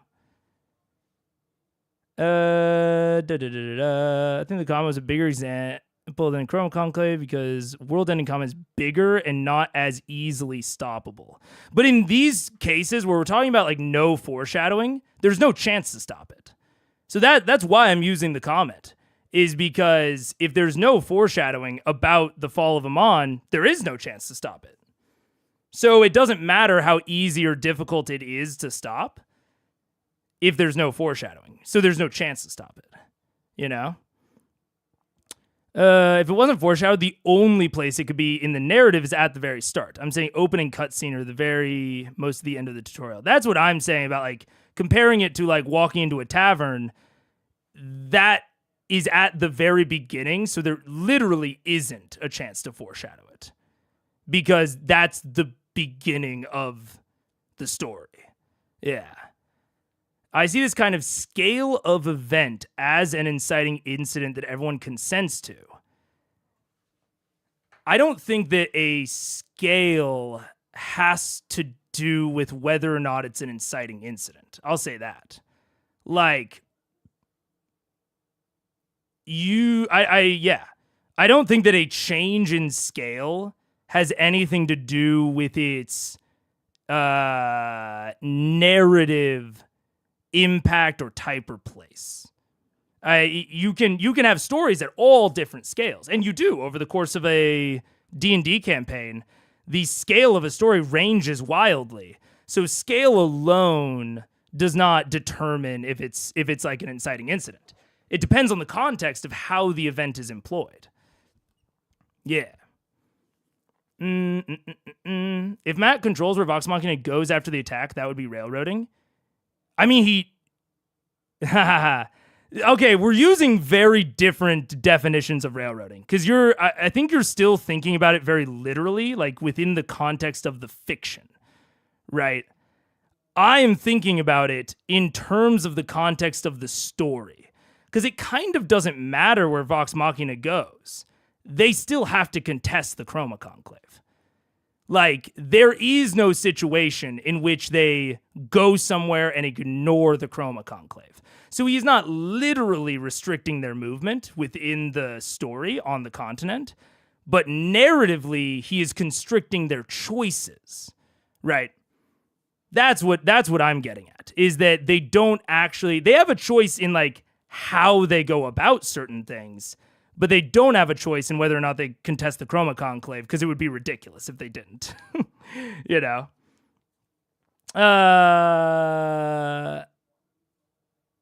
But wow, that current chunk. It's a current chunk, yeah.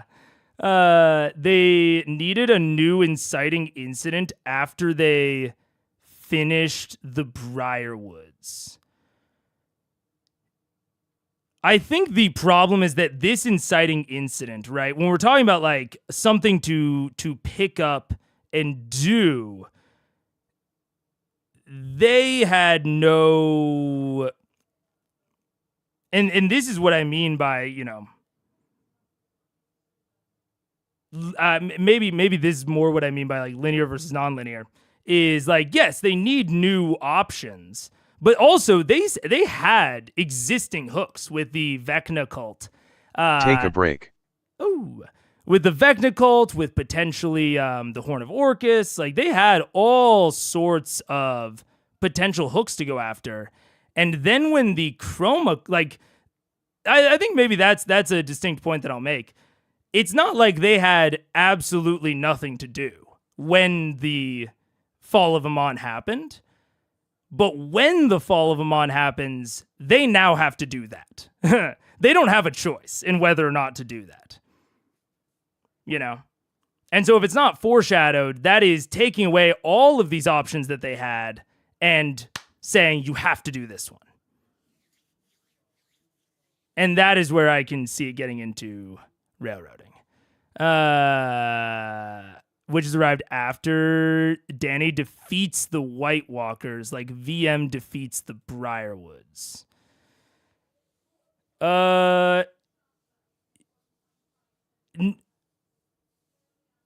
Kind of, I guess.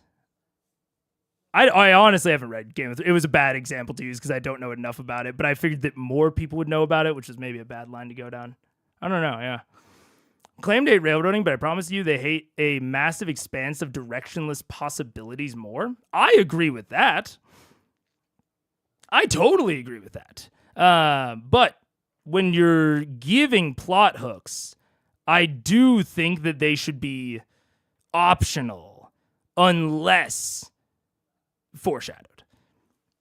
And if they are not optional, that is where we get far more into like the linear railroady type stuff. They want a multi-lane highway with many exit and entrance ramps. Yeah. No, we're on the same page there. Yeah. The Chroma Conclave arc isn't like the best technical implementation of a bounded sandbox. No. It's like, to me, the Chroma Conclave is a very linear arc. Incredibly linear. The Briarwoods isn't. The Briarwoods is much more sandboxy. They did not have to go and contest the Briarwoods if they didn't want to. They didn't know about the siphon in the basement, right? But if they... Yeah. But the Chroma Conclave, they can't ignore. I'm saying think about it differently. I'm saying that if you're world building, thinking about it purely in fiction, thinking about purely in fiction logic is fine. If you're just purely world building and not planning to actually tell a story within the world. But if you're trying to tell a story, you have to think about it from both in fiction and out of fiction. You have to think about both layers. Because that's ultimately what we're doing. We're not just playing in a simulation, we're telling a story. That's like a fundamental part of TTRPGs that I would find it hard to ignore, right? Because I think that you're kind of just ignoring the narrative sense and just saying from a purely fictional sense, which you can make a billion things justifiable within the fiction. I don't know. I do see the point that Chroma Conclave is such a big hook that it overshadows other hooks when pulling on PC attention. I guess at that point, foreshadowing won't stop it from being railroading, though. It does. It does. That's what I'm saying is the foreshadowing it stops it from being railroading because they can address it earlier. So if it's growing, right? Because it was, when he first introduced it in Kriegs, it was smaller. They were still implementing parts of their plan. And then it started growing. And so it's Vox Machina's essentially fault that it's so big. They let it grow. They prioritized other things. And so, yeah, I think that's maybe a good way to put it. It's so big as to make it illogical for the players to look at doing anything else besides it. Yeah, it's a good way to put it. Yeah, of the Chroma Conclave hook, if you want to think about it like that, is so much bigger that it dwarfs any other hook that they have. And so it becomes illogical for the players to make a choice other than pursuing that hook. It becomes purely illogical. Even though they might technically be able to, it would become there would be dissonance between how the characters have been established. Yeah. That's why I'm saying it doesn't matter that much with a big chunky hook you throw down on the table. And my point is that you should present, or the foreshadowing is essentially presenting the hook when it is smaller and maybe able to be stopped from being so chunky. And so that they have the option to stop it before it grows out of control. And if they choose not to stop it, that's on them. That's on them. They had the choice. This is now just a consequence. How big this has grown is a consequence of them ignoring the previous hook, which they did. They totally ignored it, at least as far as we understand. I kind of feel like there's a fundamental issue the chat understands railroading to be. Possibly. I'm trying to slowly clarify it, but I don't know if there's something that I'm missing. Yeah. I think the key to this is they want to fight a dragon, so it's fine. Just be careful what you learn watching as a DM. Smashing an insurmountable planet-sized hook into your players isn't generally good practice. Yeah, I mean, I think it's good that the players, ostensibly at least, want to interact with the Chroma Conclave. But even if they didn't, again, I think it's okay because they could have done it earlier. Yeah. There are no one thinks about world building or storytelling only in the Watsonian logic. Yeah, you can't. Yeah. If for you, then the difference between foreshadowing being successful or not hinges on whether or not they act to prevent something that's too restrictive a definition. Foreshadowing can happen for things you can't stop. Foreshadowing is just dropping knowledge. Yes, foreshadowing is a tool. So in this case, I personally believe that the fall of Amon could have been prevented if they had looked into it back when they first contested Krieg. Right? I think that's a very reasonable thing to think. If they had looked into it more, they could have prepared Iman for the invasion. Like, they could have prepared Allura and Gilmore and dragon-specific defenses. They could have sabotaged the Chroma Conclave's plan in some way, shape, or manner. So my point is kind of that when it was foreshadowed, and maybe it's not even appropriate to necessarily call it foreshadowing, I don't know. I think it is. But it was down here at this size where it was stoppable. But because they ignored it, it slowly grew outside of their capability to stop, right? If this is like their capability of something they can stop, they ignored it. So now it being unstoppable is their fault for ignoring it. And so that is, that is why it's maybe even inappropriate to call it foreshadowing. The hook was just given earlier. The fall of Amon is the consequence of a hook ignored, not necessarily an inciting incident that was foreshadowed. I think is more where I would define with that. Yeah. I mean, at very similar to point, it doesn't matter if they could actually stop it. What matters is they feel like that is true. That also matters. Is more as if they feel as though they could have stopped it. Yeah. Yeah. To me, railroading isn't about plot direction. It's about players feeling unable to affect any change in the story. Now that's interesting. That is not how I think about railroading. To me, railroading is a situation in which the players feel as though they have no agency, not that they are unable to affect change. Because I think in even the most railroaded stories, they're still going to be the heroes, right? They're still going to take down the thing. They'll just have no agency in how they do so. If they want to do so, it doesn't matter. That is how I interpret railroading, is a question of agency, not necessarily ability. Because even in the most railroaded stories I can think of, that I've seen at least, they still affect change over the course of the story. It's just, do they have any agency in the process? Yeah.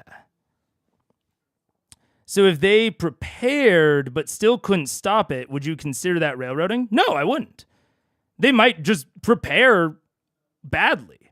Now, if there is no amount that they could prepare, there is no degree to which they could prepare to stop this, I might consider that railroading a little bit, yeah. If it's obvious. Now, there's a bit of a magic trick here.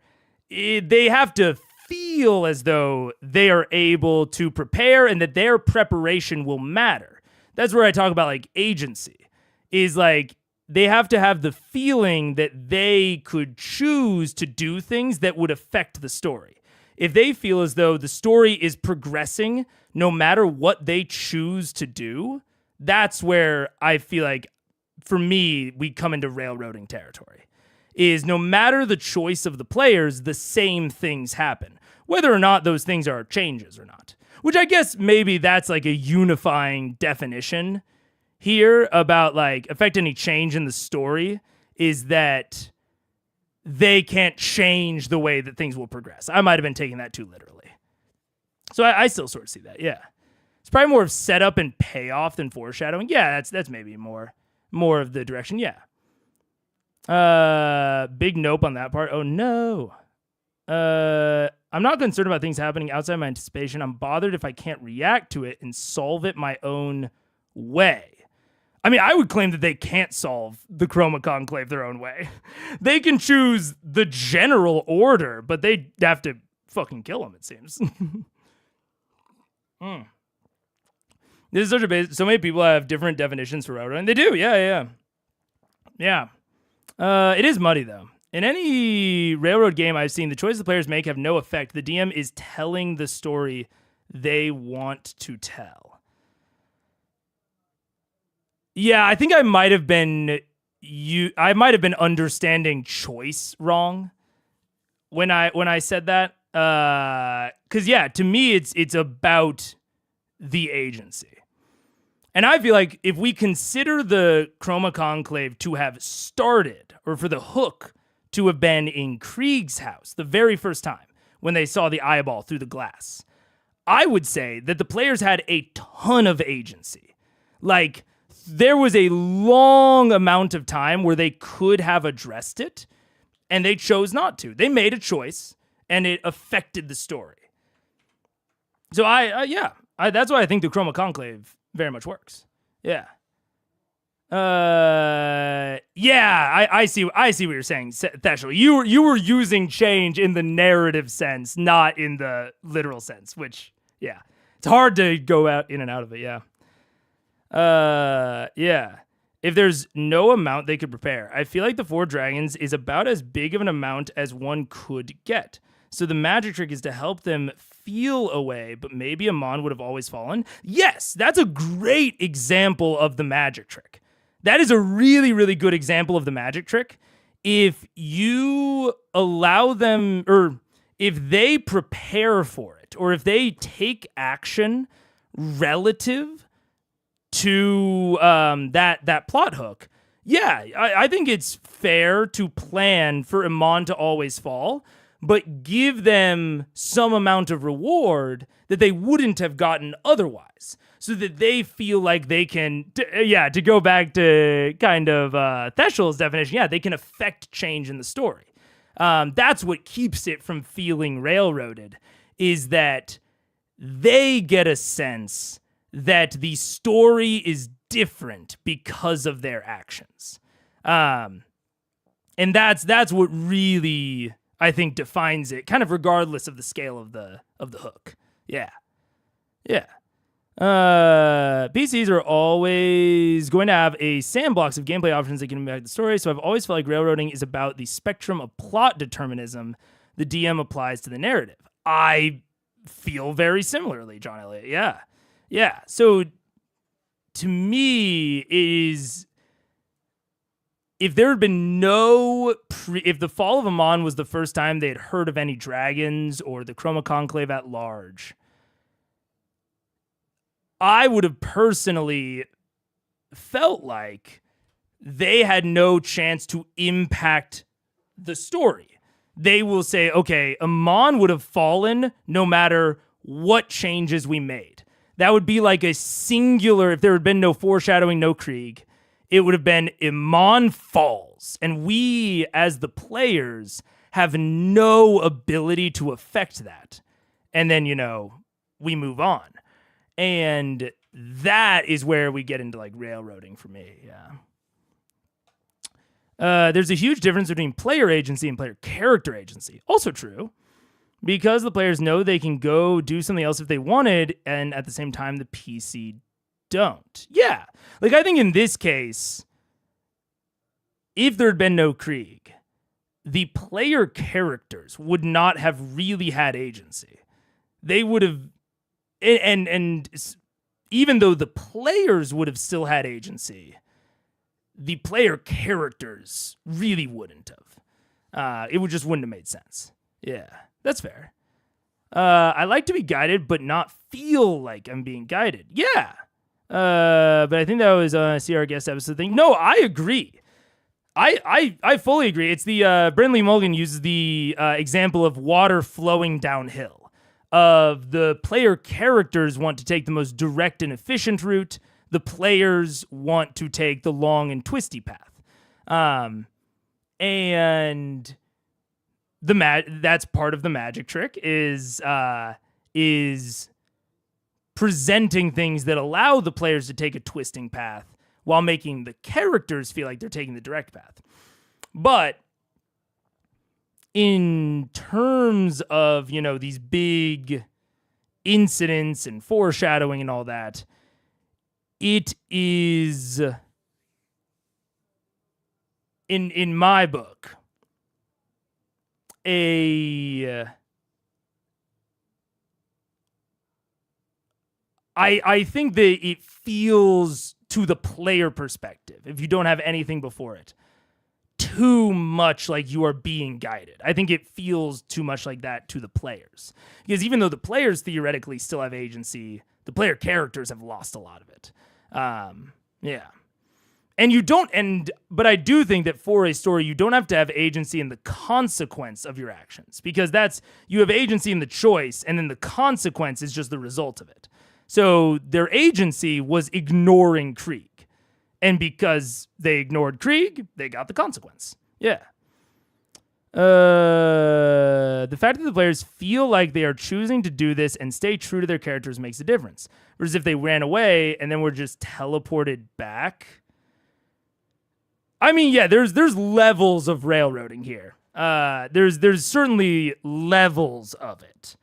Yeah, if they were teleported back, that I think is very clear and obvious railroading.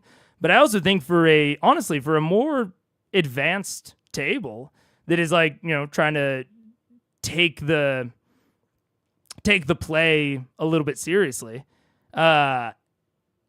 there is also a level of wanting to stay true to their characters.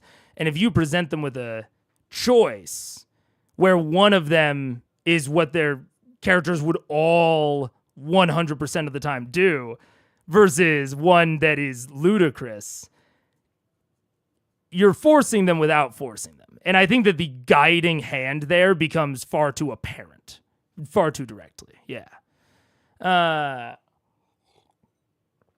Feel the tracks or not. That's fair. And I think maybe I can fully agree with that. It's like if the Chroma Conclave, if there had been no Krieg and no Krieg's house, I think the players would have seen the tracks. That's maybe a something I can see. I think it would have been, it feels too obvious. Yeah. Would have had a plot arc where Amon isn't destroyed. Raw sandbox isn't always a good thing. There's a lot of merit to structuring a narrative pace. Possibly. I mean, I think that they might have been able to potentially kill one of the Chroma Conclave members in the attack, which then would have mitigated the rest of the disaster. Like, I think it's fair to say, especially with what Thordak seems like, that maybe Amon would have always fallen and they would have always had to retreat. But I think it's very possible that they could have killed Umbrasyl, Vorugal, or Raishan during the initial assault, thereby making the entire rest of the arc much easier, leaving far more people alive, leaving the world less destroyed than it would have been had they not prepared. So maybe Amon always falls, but maybe Draconia doesn't, or Westrun, or wherever the fuck Raishan is. Because I agree, there's something to be said for structured pacing and structured points, but maintaining that agency, I think, is at the core of it. Yeah. It's a spectrum. Yeah.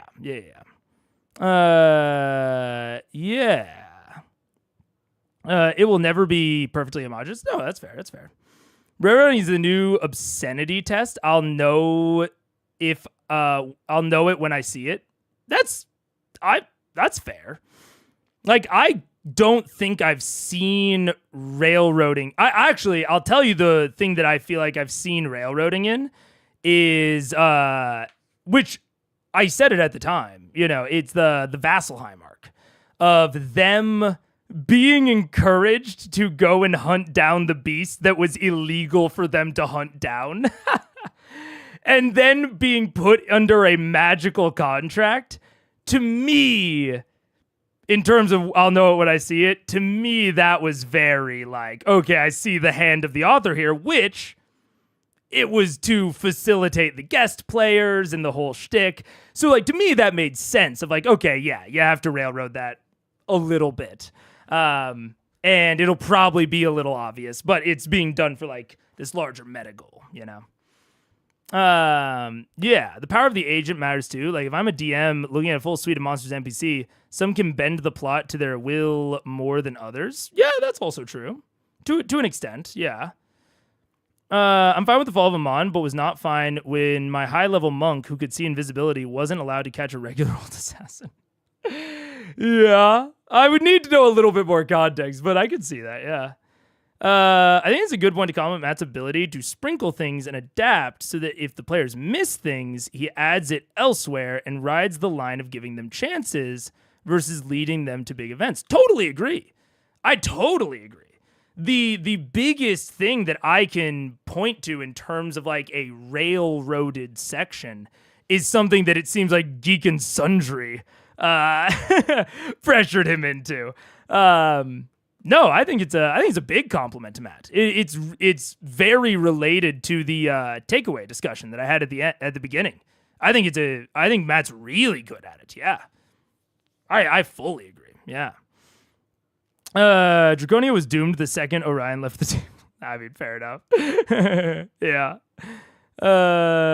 Ticketus and straightest rails. Yeah, that one. I mean, because it was a because it was a meta thing. Who's gonna blame him for that? I'm not. Would you expect the hand of the DM? How much would you expect the hand of the DM if you had only a 1 hour 45 to run an adventure? Ooh. Yeah, I'm not. I need to watch the show, so I'm not going to dive into it. But feel free to discuss amongst yourselves because I think that that's a very interesting well that I have not fully determined, like how much rails I am like okay with or how to manage them in one shots because one shots need way more direction than a campaign, just at base. So yeah, we gotta go. I skipped two. Suggesting the question is breaks. Well, given that might slow us down a little bit. Oh, shit. I don't even know what we're doing. Immediately visible from this point on, Don't be a green dragon. Don't be a green dragon. Don't be a green dragon. Or a red one. Or a white one. Invisible dragon. A little one. Invisible dragons are the easiest ones. What you are able to make out, because it's familiar sight to you, are very, very tall, dark, distant thunderheads. The storm that you saw in your first vision kills apparently is still swirling its way through the middle of the ocean. Okay. It's violent, it's visceral, and you can see just the weight of the water giving it this deep, dark gray color, and the rest of the ocean below is obscured with a blur of rainfall. I go Because to... those are high clouds. Hell yeah, no problem. And I think to cap it off, Ross kind of said it, is like, I'm not sure of the discussion we're having. I find it very rewarding to find a difference and a disagreement and try to drill down to what the core is. Because I'm never going to agree with everyone. But I think that the process of trying to dig down to the deepest layer of like where is the opinion differential, like all the way down here, is something that I find immensely rewarding. But I also have to try, I have to hold myself back, especially on stream. It's way easier when, I'm talking in person with someone.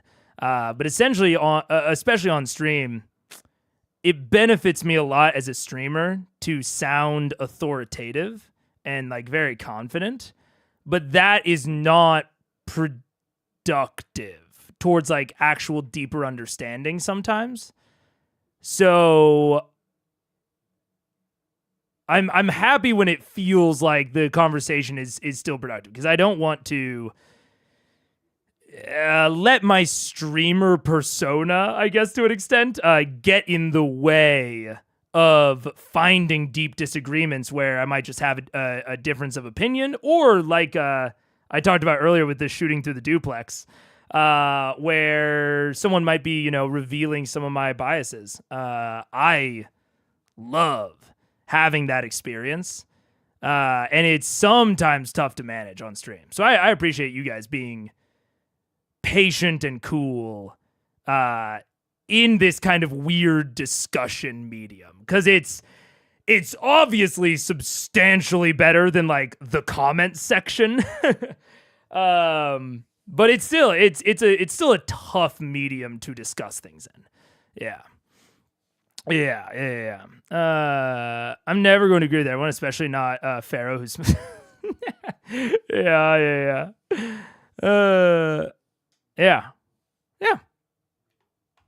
Can't get above them. The enchantment is only so strong to get us into that thin air. So I recommend everyone hold on. Is there anything you can do about this? I can. Get us closer. What? Trust Get her, us she's closer. great. Straight through. Okay. Fastest route, Captain. I trust you. He brings it around me and pulling forward. You see, he takes this small little like metallic rod on the side and pushes it forward even further, and the crystals kind of flicker for a second, and it kind of leans. The whole ship kind of leans a little bit, and in forward direction. Star Trek.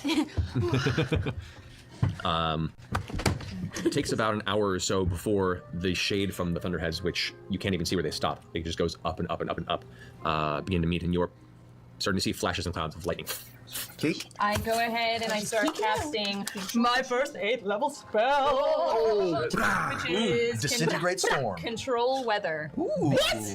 Really? Your storm. Yeah. Everything I've ever wanted, you guys. Oh shit, for My real? childhood coming true. Yeah, concentration for up. Speaking of, I need to do a topic switch. Speaking of just presenting challenges and also doing a more wide potential range on the days, because control weather I think is a very reasonable thing to employ here, and it could really cut down on their travel time, and it's obviously making Marisha feel incredibly cool. So throwing in these sorts of obstacles like this in like a exploration / travel sequence of it's in the middle of the water. Actually, it's underwater. There's a big storm. You don't have to have any intended solution paths because by their level, they just have the tools, man. You introduce this big fun storm and the druid says no. Up to 8 hours. Oh. So you guys watch as Keyleth stands at the bow of the ship and puts her arms out, and you see the flashes of lightning in the cloud. A bolt strikes her in one arm, and she just holds it in place. The bolt kind of uses her as a conduit and then vanishes into her arm. Her other arm pulls another bolt to it, and it vanishes into her arm, and you can see the energy is now circling around. She brings her arms out and thrusts them into the storm, and the lightning protrudes out of each arm as it hits the clouds. The clouds seem to almost melt away and carve this central path in the center. The clouds are being pushed back at gale force. These winds are just separating them. And you watch for 5 miles around you. The storm basically parts to nearly nothing except for the very peripheral, right and left side. You see Captain Damon go, "Okay, I see your point." Hot fucking damn, Keyleth. You know, Love it. I thought it was a possibility. Love This it. is the first time I'm sure your girlfriend is way cooler than you. Bad, everyone knew. It's not the first time. So pushing forward, Keyleth is just concentrating at the edge of the ship. Her Just eyes camped just there for a while. sparkling with energy. You're almost like the mermaid at the front of the ship at this point. You're just right at the front, arms out. Wow. Like a reverse pyro. You're undoing all the violence here. The shade fades away, and the clear blue sky above then invites these warm sunbeams of sunlight down upon the top of the ship. I just do some sunbathing. Yeah, I make it temperate, you know, with a nice warm breeze. Keyleth, Yes. can you make the breeze behind us, and can you make it rather strong? Make us travel faster. Can I do that? He's reading. He doesn't know he's I reading. just closed the spell. Wait, did you say you said it the last 8 hours? Just checking. Yeah. He's just checking to see if that's a thing that will actually. Checking his stocks. Okay, no. Message from mom. What you can do is you can clear the storm for 5 miles, and then I'll say subtly change Like a little to a backtrack? wind stage behind you. Yes, so you could do that. I'll let you do that. Sure. Like the wind's in favor. I mean, especially like, man, it is 8th level. Like, you know, someone was like, control weather is so cool. Feel like 8th level is crazy for it, but oh well. It's like, yeah, it's 8th level. Let her go a little bit faster with the with the wind. Is it come on, it's 8th level. It's because it is really cool. And it's hard to, I've said it before, but I'm way more willing to like bend depending on the level of cost of any particular action. You know, the more that the PCs spend on something, or the more clever it is, the more I get progressively more likely to employ rule of cool. Yeah. Which is kind of her old tribe special. Also that, yeah. So yeah, I'm glad. I feel like, you know, 20 or 30 episodes ago when he was in his hard ass phase, he might not have said yes. Yeah. Yeah, girl. I'm drunk on power. So the wind begins to build from behind, and some of you have to kind of duck down now at this point because it's starting to take. It almost takes your head off. Like you 3 know, point. catch it. Yeah. But it is picking up speed, and you guys are beginning to coast forward. Occasionally, the winds die down as you have to clear more of the storm. But over the next 6 or so hours, you come out the other side of the storm clean, Go into like a deep meditation. This is like some Buddhist shit going on from here. Perfect. And as the storm subsides, your ship has a clear view of what appears to be distant breaks in the patterns of waves on the horizon. Multiple chained islands, many miles apart from each other, emerge. This you've now begun to reach is the Hesped Archipelago. Each of the 12 islands varying in size from massive rock to pebble-like protrusions. They span and are scattered, and the ship begins to veer to the left as the captain begins to zero in on your destination. He yells out, "We're going low, they have visibility." And the ship begins to go into a relatively steep decline. You can hear the wood kind of creaking with a sudden shift in direction and weight. The gem on the right side beginning to brighten while the one on the left begins to darken slightly, just kind of exemplifying the shift in energy and power. Eventually you're brought down, nearly coasting onto the surface of the ocean, and as you get to about 40, 50 feet above, you can see the waves begin to part beneath it as whatever force is holding it there is now pushing the water down. He goes, brings it up a little bit so it's not breaking the surface, and coasted in even 60 feet above. 60 feet. Pushing forward, you can already begin to see what you assume is the Isle of Glintshore.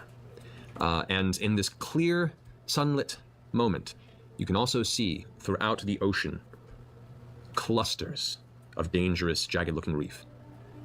Some 10, 15 feet below the surface, some actually breaching the surface of the ocean, some even deeper. But this portion of the ocean is like a maze network of every ship captain's nightmare.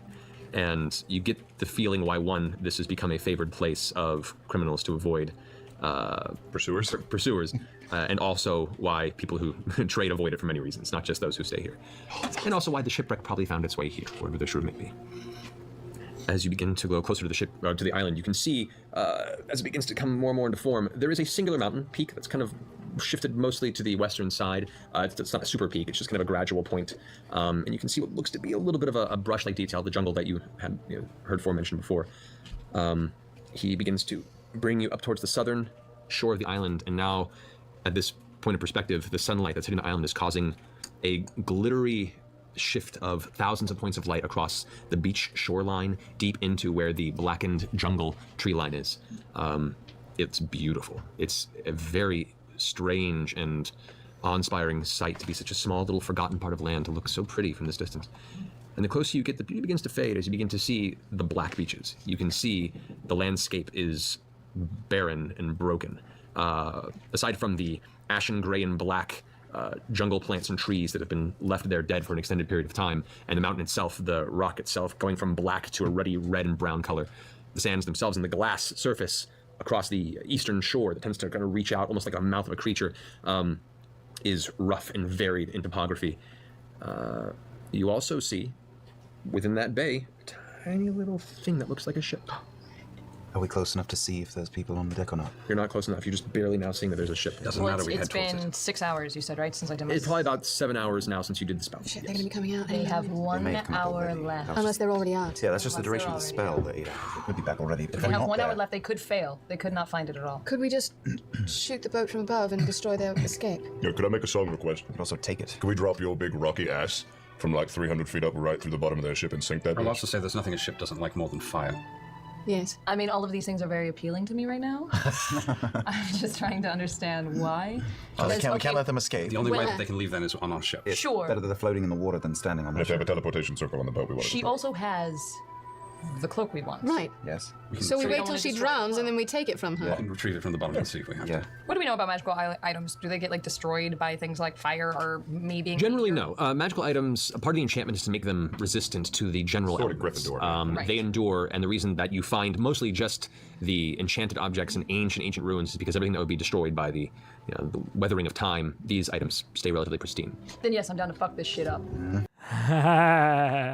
Okay. Good to know. I feel like we had this conversation around the time of the magic carpet incident of how exactly, Jonathan. Exactly, because we had this conversation around so because what is it? Yeah, so magical items are very resistant.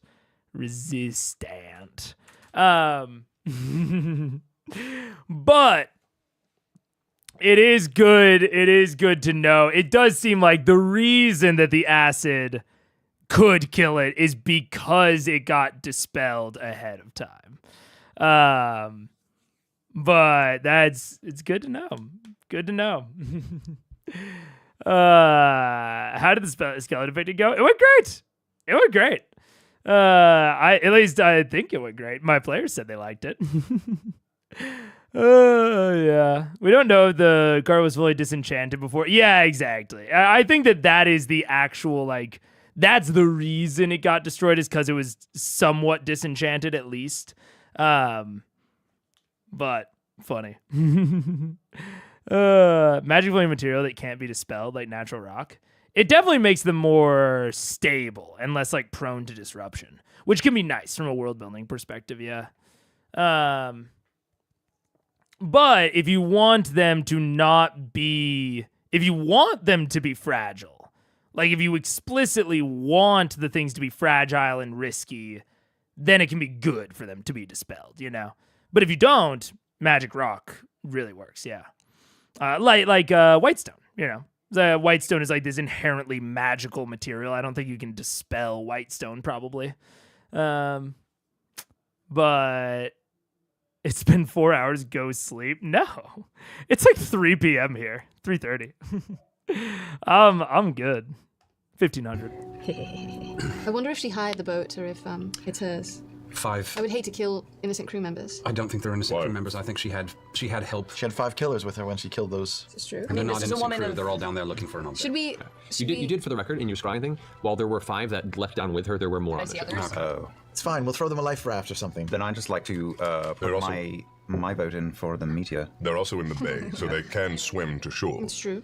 Wait, what? They are in the bay, so they can always swim to shore. But we can stop their retreat. We can. Indeed. They're going to be in worse shape without that boat. Just want to send a message to the ship. That's all. You know. Bomb it. Just come on. We should probably. We're heading there already. The captain's like, what do you want me to do? Do you want me to head for the ship? Up above the ship. Up above the ship. Above the ship. And Vax rides Keyleth down like Dr. Strangelove the whole way.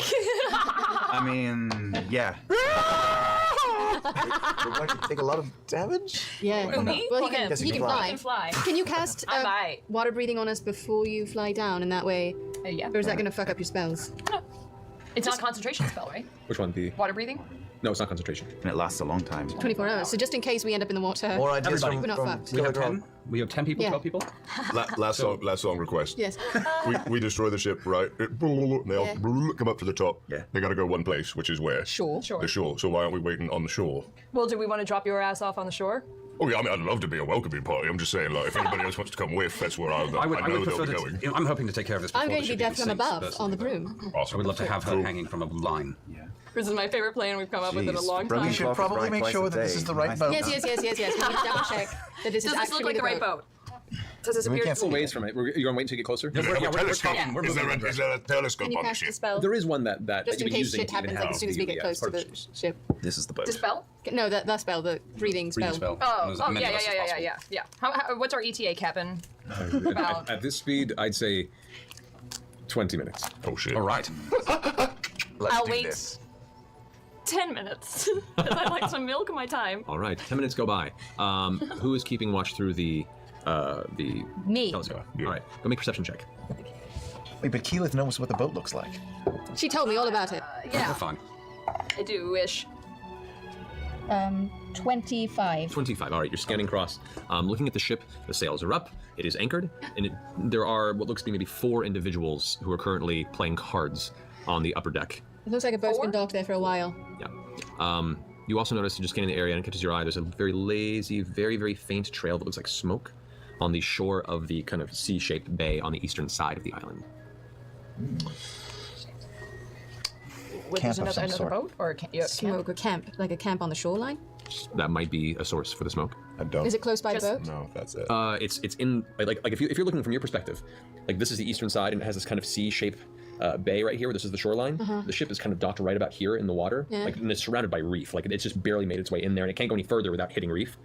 And the smoke is right there. It's right on the beach side. Can we see the other side of the island or the water on the other side from this vantage point? No, not from this vantage point. You're so low. Can you scry and see if she's underwater? If she's still underwater, or if she's camping, because I see smoke.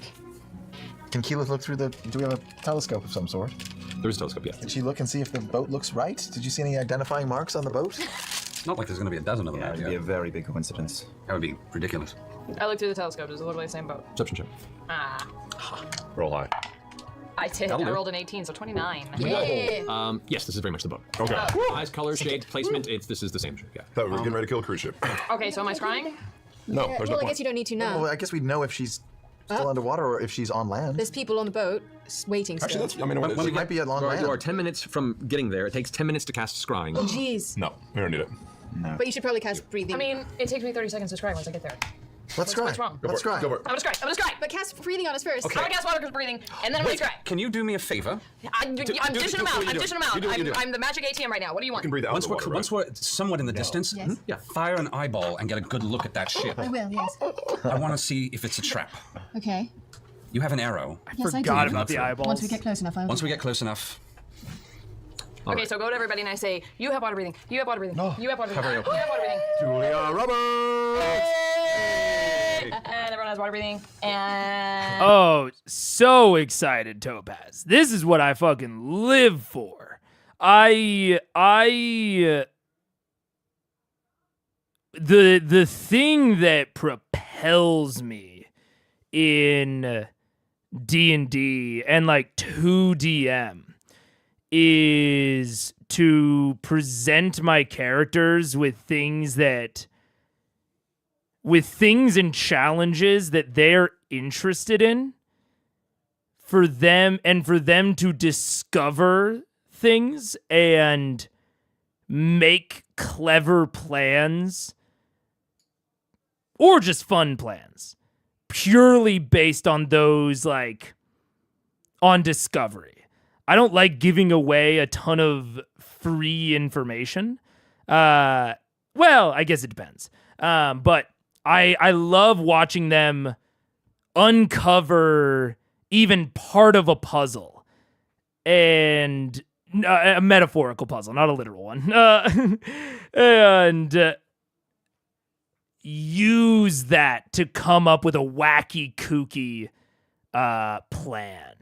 Like, I remember in BitD, there was a score I was running in which they were told about a meeting between two people, and a third party hired the players to disrupt the meeting and to make it go really poorly without either of the parties without either of the people realizing the party was involved. So it was stealth, but also like, go fuck around and like see how you can disrupt it. And so stealth was a huge component of it, right? That was like a very baseline restriction that I kind of put on what success was qualified as. And they ended up in the middle of it, taking one of it was like 4 people meeting with one person. And on the way to the meeting, they did like a very classic like spy movie swap of like, they grabbed the last person in line and then one of the party members that was disguised hopped into line. And so they go in, they disrupt the whole meeting. It goes terribly, which is great. But then that entire faction, the other 3 people, are all like staring daggers at the infiltrator because they just think it's like one of their friends that fucked this meeting for them. And so now it becomes, how do we rescue our friend on the way out? And the meeting took place in this this location that is in that is in Bit-D, like is in Duskwall, called Tangletown, which is a bunch of like rafts and boats all tied together in the middle of the river that makes this own like little area that like people travel through and live in and trade. Or did I make up Tangletown? I actually might have made up Tangletown. I actually don't remember. Either way, so they're on like a floating like raft sort of city. And one of them asks if they can throw a grenade. And I had also made them very wary of causing any collateral damage because Tangletown is considered neutral territory for like meetings, no violence allowed, even though the rest of Duskwall is very violent. This is like the Switzerland. And so they roll a grenade so that it dips underneath the water. And in the moment, I was like, can grenades blow up underwater? Fuck it, sure. And they used 2 separate grenades to distract the other 3 faction members to allow their one party member to escape. And the thing that I loved so much about that moment is that it took all of the restrictions that I had placed on them and turned them on its head. It took the stealth restriction and said, okay, we're not going to do anything above, but we're going to toss something so that it activates below the water so that no one knows what's going on. What was that? And they took the collateral damage restriction that, was introduced along the path and, again, worked with it to cause this huge disturbance that, honestly, in another part of the city may not have been as distracting. But because of where they are, it was incredibly distracting. But it's also not something that can really be tied back to them because it's something that is explicitly delayed between like them throwing it and it going off. Much harder for like an onward observer to kind of detect. So it all like when they pieced all of that together, the ludicrous like spy swap moment, and they started hucking grenades under the water. I don't know. Yeah, that's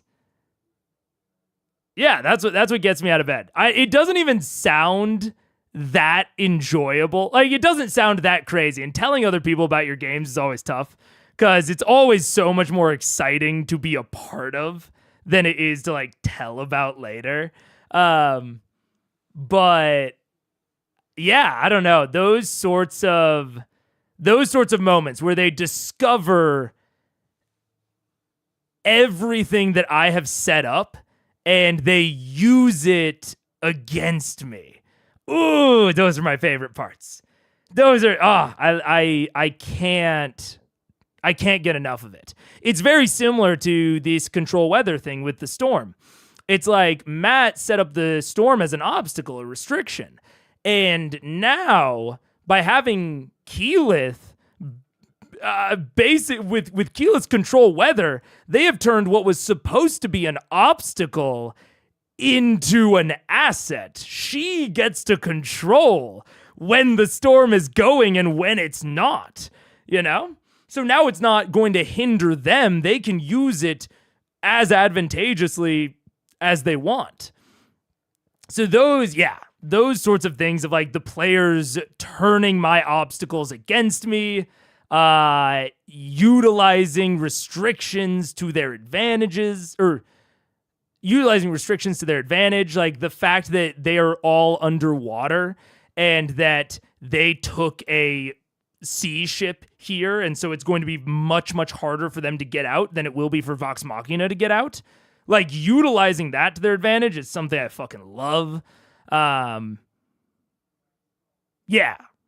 Because I think when I first started, I sort of used to chafe at which I think it's a very common new DM thing of sort of chafing against the players fucking over your plans, right?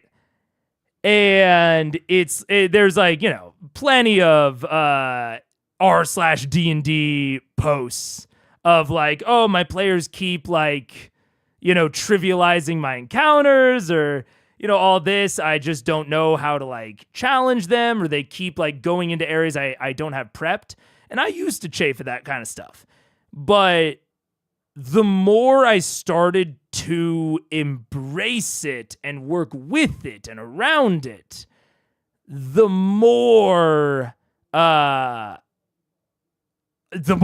I started having. Like when I started to take enjoyment out of seeing what sort of fuckery they're going to destroy my prep with, the more fun it started to be to prep, and the more fun it started to be to run. And now I love just like going in and having no idea what they're going to do, and they surprise me every time. And yeah, I don't know. It's beautiful. I really like TTRPGs. They're a beautiful game, I may have created a random encounter of aggressive birds or something just so that Keyleth can control weather them away. That would have been fun, yeah. Good. Concentration. I believe it is concentration, yeah. Yeah, but water breathing is not. So I think she always scry concentration? Ooh, she might not be able to scry at the same time. That might be problematic. Yeah, we'll see. Players love when you rip up an encounter they just bypassed. They don't have to know whether or not it was real. Absolutely. Yeah. And I love making my players feel clever and smart and yeah. I don't know. I like D&D is a like power fantasy to a degree, but I also sort of look at it as I'm trying to think of the exact way to phrase it. As a underdog fantasy a lot of times. And I love making my players feel as though they took on a challenge or were overly successful in a way that they should not have been able to be, just because they're just that good. They're just that clever. That is one of my favorite things to like try and go after and instill. Yeah, I love DMing. I like playing too. But creating so much fun and enjoyment for other people is rewarding in a very different way, and I find it more rewarding than just like, playing well. But that's very much like an opinion thing, and just like what speaks to you personally, There's a reason that no plan survives combat with the enemy. Oh yeah, absolutely. You gotta give them wins here and there. Makes challenges that much scarier. Absolutely. And it's all about creating that satisfaction. It's not about them winning. It's about them being satisfied. And that comes in a lot of different forms. And the one that really excites me, even though it's not like the one that I should be doing, all 100% of the time, is going after that cleverness. I want them to feel like they did something unexpected. And a lot of times they do. Like I really rarely predict what my PCs are going to do anymore. I just try to set up environments that make sense around them no matter what they do. And then I rely on my improv during it to make narrative sense. So like I prep the fictional sense, and then I a lot of times improv the narrative sense, and then tie it in later. Yeah, love it. I'm still so bad at improv. I come from a theater background and a minor improv background. Like I was doing improv before I was doing D&D. So to me, it's very natural, and it's something that I lean on a lot. Is I feel pretty confident in my improving abilities, where I can improv something that will feel right at the time, and then I can work it into my prep later to like make it make sense and justify it within the fiction.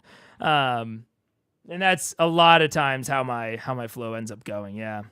My prep is an agonizing process. I would say I would try to hone in on the things you really like prepping and do a fuckload of that. And then a lot of the things will kind of just fall into place. Like, I love making environments and maps. And so to me, it's a lot easier to... Oh my God, the dogs came in. Hi! Hi! What's up? Surprise dog. Hello. And so to me, I find it easier to improv because a lot of times I have very detailed prep because I'm doing the prep on things that I love to prep. Like, I just like the process of prepping them. And so then I have a lot of prep, theoretically, even though I didn't spend that long on it. And it gives me a lot of stuff to fall back on during the improv. Yeah. I can do fake improv where I thought about a thing months beforehand and eventually get an opportunity to employ the thought. That's still improv. That's absolutely still improv. Yeah. Like you're what's up? She needs to go out. I've taken her out twice. Oh, she needs to go out? Okay. That's fine. We just hit the 5th hour. Take a break. And it just told us to take a break. So we will take a break real quick. I'm going to go let the dog out, and I will be right back.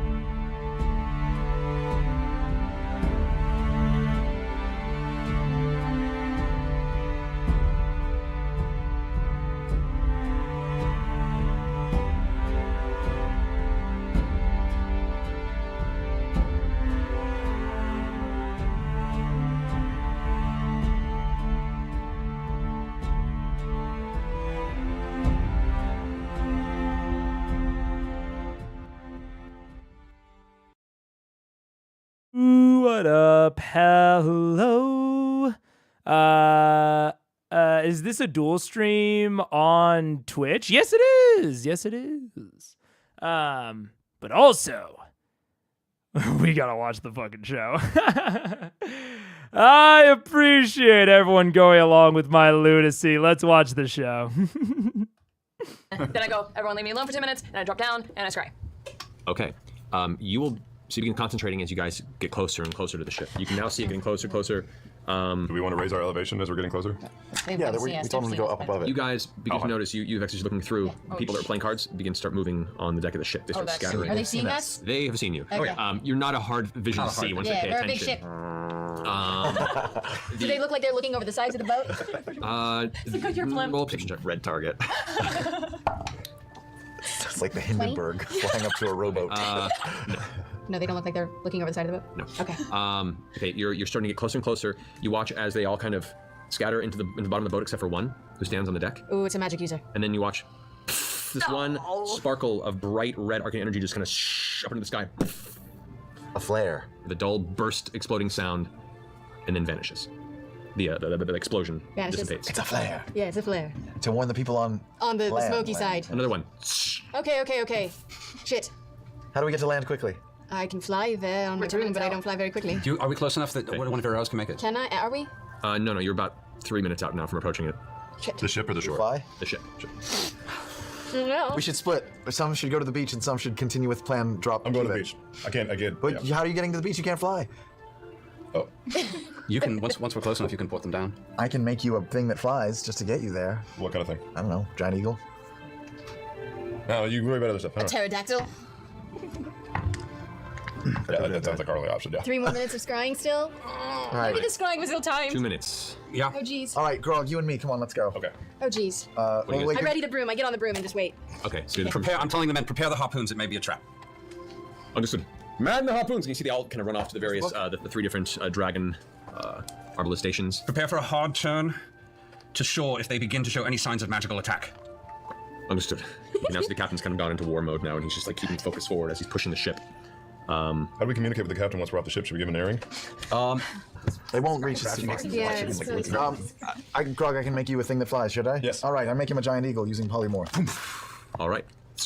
I can't do it to me, though, so you're on your own. Well, you can hop on his back. Oh, yeah, good call. Big ass eagle. Second time. Now the wings flare out, and you remember, flying. I'm smarter. And use your, and I also 3 flowers for Algernon moment comes in the form of a feather bird. A square plus B square equals C square. No, it doesn't.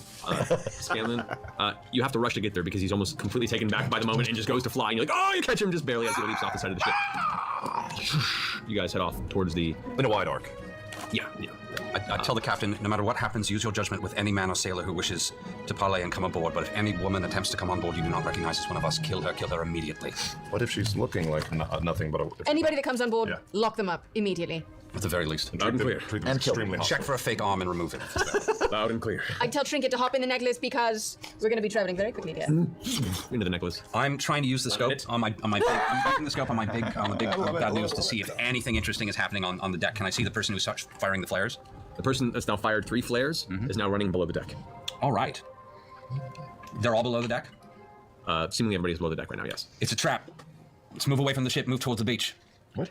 We gotta sink the ship. We're going to sink the ship from She's a distance. still scrying. They might be by the ship. I tell them to turn. Turn now. Aye, aye. I shoot the arrow and try to get to the boat, the oracle arrow. The ship suddenly begins to list very heavily to the left side. All the hands grab hold who are currently stationed at the various elements. You can see things in the deck. Ropes and various odds and ends, pieces of metal, coins all begin just drifting to one side, some tumbling over into the ocean below. You all hold on tight as you pull around the side. Keyleth, I need you to make a concentration check. I'm so sorry. Oh, come on. Bailing on this plan, it was a great plan. Why are they all down below? I'm giving you advantage because it isn't a They don't want to huge get attacked by us. Constitution saving throw. Why are they down below? What are they gonna do? They don't have anything that can fight us. They're What do I have? deckhand. Constitution saving throw. Okay, Why are they down? okay. There's no fighting in the 13. middle of the ship. 13. It's a death You're fine. sentence. Okay, thank God. As it's turning, all of a sudden your eyes flare open with vision. Oh, God. So, this is not the journal, correct? Because you. She's still got my gun. Yeah. So what's your spell DC? So with the gun, right? 19 plus. Okay. You. Vision flashes. Ooh, he seemingly rolled with advantage. Or, I mean, it theoretically could have been disadvantage. I haven't been watching the last few scries to see if he rolls twice.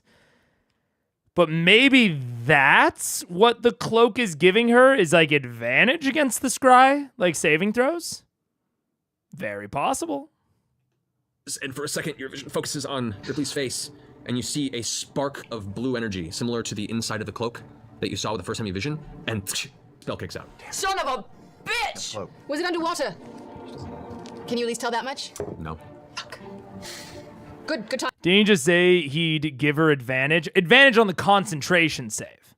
Not, I think that Ripley had advantage.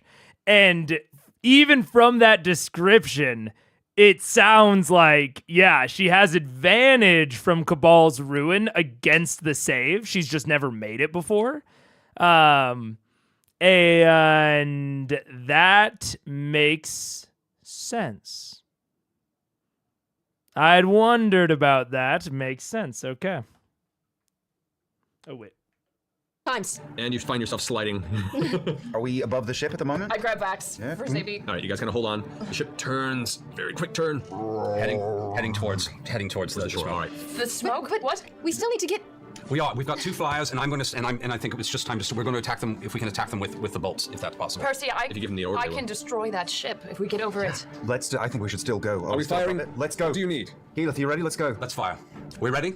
I go with All Vax. absorbed. They're going to go. I'm going to fire on the ship. Fire on the ship. Fire! He yells out. You watch as the Arbalist pull back, and as they release it, they have these giant, hard, dark iron bolts that are loaded into these. As they release them, they go traveling through the dragon's mouth. The dragon's mouth bursts into flame and light the bolts into arc fire.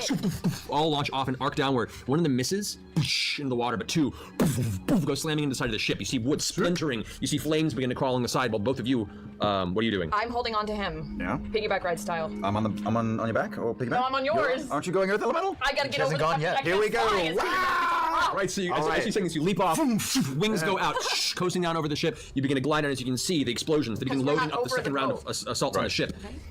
You arc around, keeping her on your back. You guys are coming down towards the ship. You now watch as another volley, 2 miss, but a third one hits. Another splinter of various pieces of the I wait ship till he bows gets me torn asunder. over top of the boat. As soon as he gets me over You top. coast up on the side. You watch as one of the 3 large masts begins to slowly fall over from the impact of the various assaults from the ship. You are now up over the ship itself. You ready to do this? High, nice and high. All right, we're going to twist in the air. Here we go. As this is happening, you see one of them has come up over from the inside of the ship and is watching this attack happen. You can just barely see, he looks harried whatsoever. He looks up watching the deck. What? And releases. I let go. We're over the boat? You guys are over the boat now, yes. Is there any way I could have gotten any of this in my scope? You know what? Yes. Well, make a perception check. Make a perception check first, actually, to see if you've seen this. As we're twisting in the air, I cast Bless on Keyleth and myself. All right. Okay. What is that? 14. Make a concentration check because you are flying. All right, that's So, it's a Constitution saving throw. 18. All right. And that means that you and I, whenever we make an attack roll or a saving throw for the next minute, add a d4. Cool. All right. Okay. 14. Level 2. 14. You can make the attack. It'll be a disadvantage. That's because fine. of the distance. I'll take So it. bad news, I assume. Yes. Yeah. It's a disadvantage on the attack. Are you using any grit or anything? Why'd you do that? Not cool. I'm already shaking as it is. Are you using any grit or anything on this? Yeah, you know what? I'll use a grit for to deadeye the shot to cancel out the disadvantage. Okay. All right. Go ahead and make a roll. Let me make sure I. Who are you shooting? The guy on deck The who just guy went like who's this. trying to hit Oh, I us. thought he already ran under. No, he came up onto the deck to do something. Oh. He just barely saw, and he's taking a shot. That's not bad. 24. 24 hits. Go with the man. Yeah. Bullet cam. Find the correct dice. For some reason, Morgan Freeman's there. Right about that time, I shot the man on the deck of the ship. Poor Andy Dufresne. 23 points of piercing damage. How much did they pay? The individual reaches up, and you see a burst of electrical energy fire up in the direction of both of you, right as headshot in the side of the skull, sending him face down and bleeding onto the now raging fire that is the top of the ship. Both of you guys have advantage on a dexterity saving throw. All right. Oh shit! Wait, That's you. wait, what? That's you. You still got a shot off, but Oh, he they still went got a wild. shot? Yeah. Natural Got 20. Yeah, and I have a 28, so. All right. So both of you take 14 points of lightning damage. Whatevs. As the lightning bolt just barely skims past you. Vax, you scooting off, your wings kind of burned by the electrical impact, but you're off the side. Keyleth, you are now in free fall over the ship. Can I use evasion for that? Go for it. So that's if I succeed the dex, I get that's every turn. 17. Or sorry, 7. So it halves it, right? Yeah. It was 14 because you made the save, and then Yeah, man. I blow Vax a kiss, Oh. and then I go Earth Elemental. Out of my flaming hands. Whoa. Then I go Keedier. See you later. As your Keedier, as you coined it, is now this ball of condensed rock, just trail of flame behind it. Just slams into the ship. I want you to go ahead and roll 6d6 points of damage. Plus a d4, Plus a d4. right? Yes. Okay. 66. You need some. No, you 1, have 2, 3, 4, 5. There's gotta be one more. You've got a. Oh, I do. Fuck me. Whoa. Well, all of them. It's like 80 dice on your All of them. Couple, 6 all of plus them. 6 is 12. Couple plus good, couple 5, bad. which is 17, 18, 21. Is that plus the d4? Plus 21. Oh wait, 22. Plus, do I roll my flame hands? 27. Poof, you punch through the upper deck of the ship, smack through the central deck of the ship, and poof, slam into the base, splintering wood, but the actual bottom of the ship is still intact. However, from the impact that's going on, the flames trail through and begin to burn. You see, as looking down at you, one of the crewmen who's underneath is now a pulp beneath your elemental feet. And another one is now scrambling back up to the top and amidst the chaos. I gotta get up and I say sorry. As you pull your foot out, water begins to pour inside. Apparently your feet punched through, and now it's beginning quickly. Just water's beginning to pour out of the ocean and fill the bottom of the ship. I tell the guys above, swim to shore. It sounds. They're like. While this is happening, can I have taken a flying run off of the airship and like start flying towards the smoke, the campfire? Yep, you dart off, put the broom underneath, and scoot off towards the bay. You guys have made your way flying down on Eagle Grogback to the beach, coasting to the side. And you can see as you kind of scoot across the top, about 10 feet up, all the jagged, broken glass that is this beach. It is similar to the broken, burnt ground of the Cinder Grove, except for it's all sharp. It's not fun. It's similar to what now? What'd you say it's similar to, Matt? You said it's similar to the Cinder Grove? Where the fuck did I write about that? Oh no, where did I write about that? Was it in the Thordak article? Or did I just say it out loud? Oh no, I lost it. Was it down here?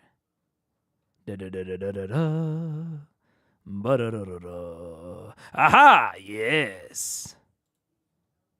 Yeah, because the Cinder Grove is the Pyra, right? Ha ha ha. Okay. 03 22 44. Just writing that down really quick. Ep 67 Bodoomp. Matt describes. Try to prove that you can still do it. Look. That is. It is broken to the. It is similar to the. But it's all sharp. It's not fun. Because no one's been living there. They haven't, patted down the glass, It is similar to the broken brick ground of the Cinder Grove, except it's all sharp. It's not fun. Now, it could also just be volcano shit, I guess. But boy, oh boy.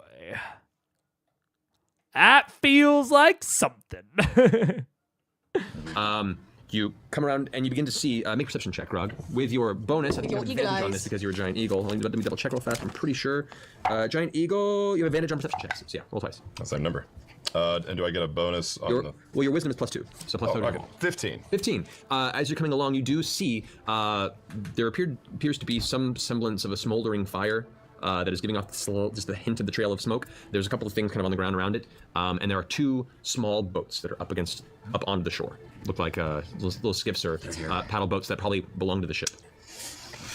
I fly I'm gonna make a low buzz over the campfire, but keep going along the beach. Okay. Not landing at the boat. You keep going. Vex, you go ahead and see the eagle kind of swoop past with Scanlan on the back. Are you heading to catch up with them, or are you heading? Okay, so you guys have Vex coming and meeting up alongside you guys now as you're flying, just kind of coasting. From the side, you see this broom riding Vex kind of lean forward, go over, and give you kind of a wing from the side as you begin heading along the upper coast, the curvature of the beach, heading towards the east. Vax, Keyleth, I'm just search the ship, take anything you think might be hers. How far am I from Breathe underwater. Percival on the airship? You're probably looped around, and you're probably halfway between the ship, which is now heading back towards the shore, and the boat on the ground that is now, both masts are now in complete flames. The sail is on fire. Two of the crewmen, the two crewmen who haven't really been hurt, or have jumped off the sides and are now swimming through the water. You can see their trail behind them. The one who was shot in the head, you can't see through the flames.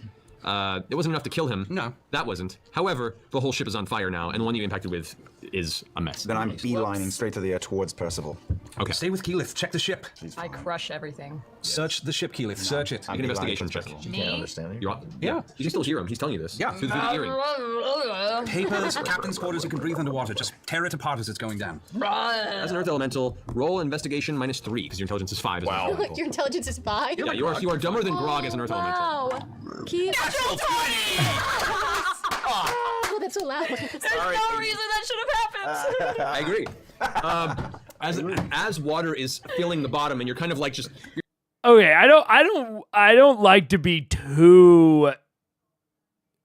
I don't like to be too nitpicky on rules, right? But it is. I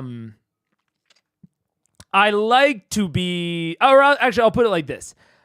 If I'm going to be nitpicky on rules, I want it to be around players' like key features. So like if I'm at the table, imagine, I'm the DM but I still have the same players. I'm gonna be nitpicky on Vax for his sneak attack. I'm going, and not even nitpicky necessarily. I'm going to be. I'm going to try to be very, very aware of the rules for their like core things.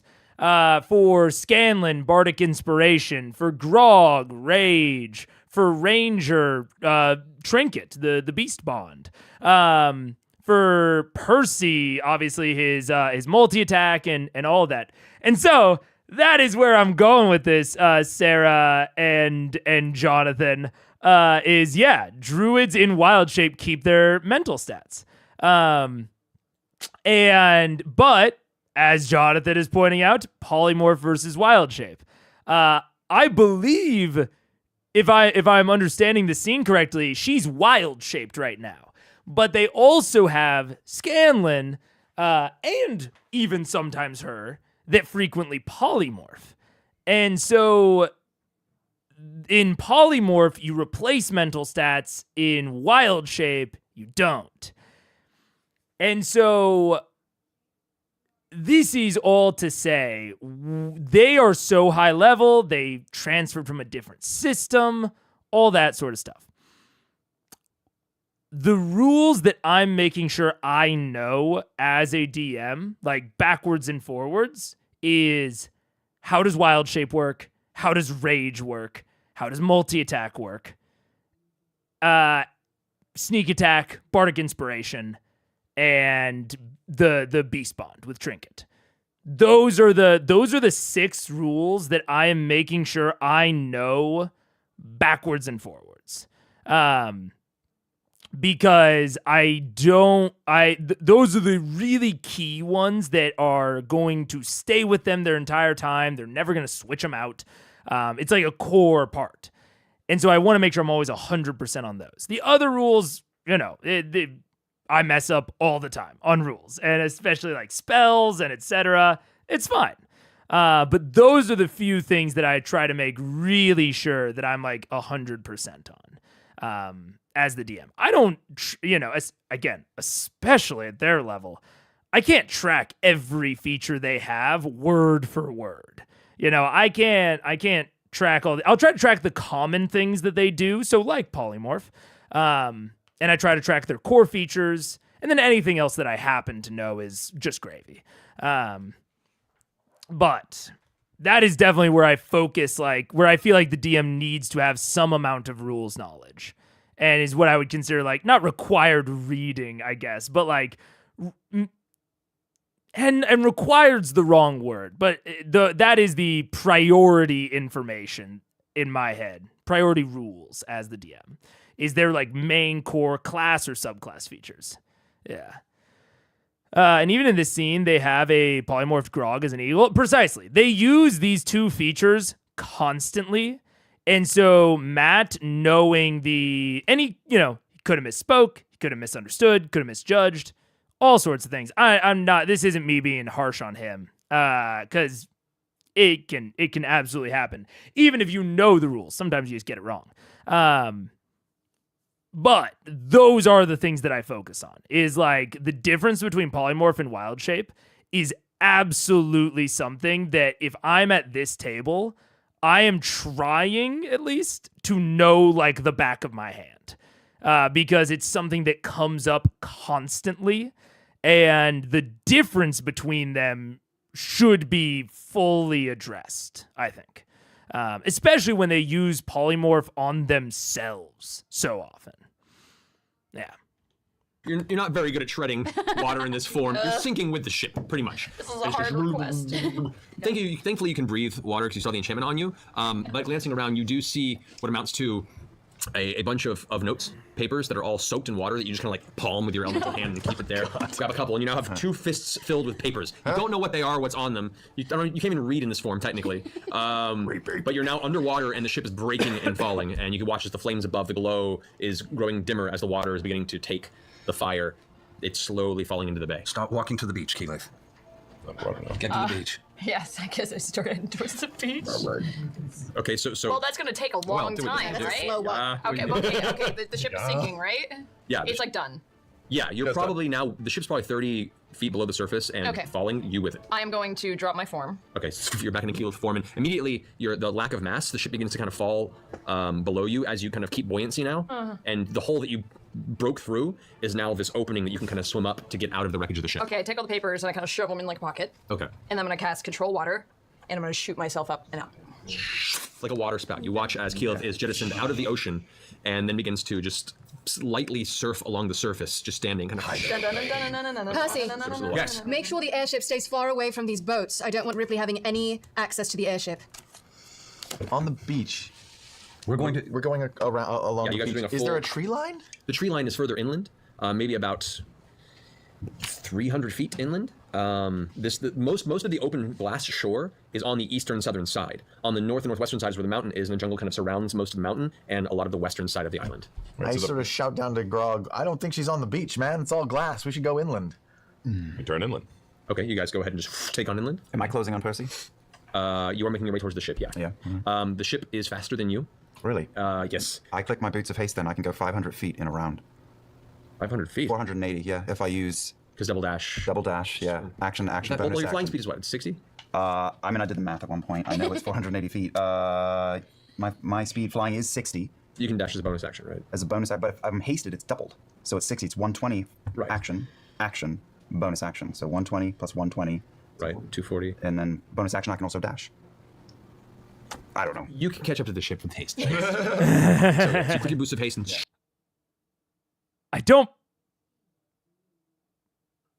I'm trying to think.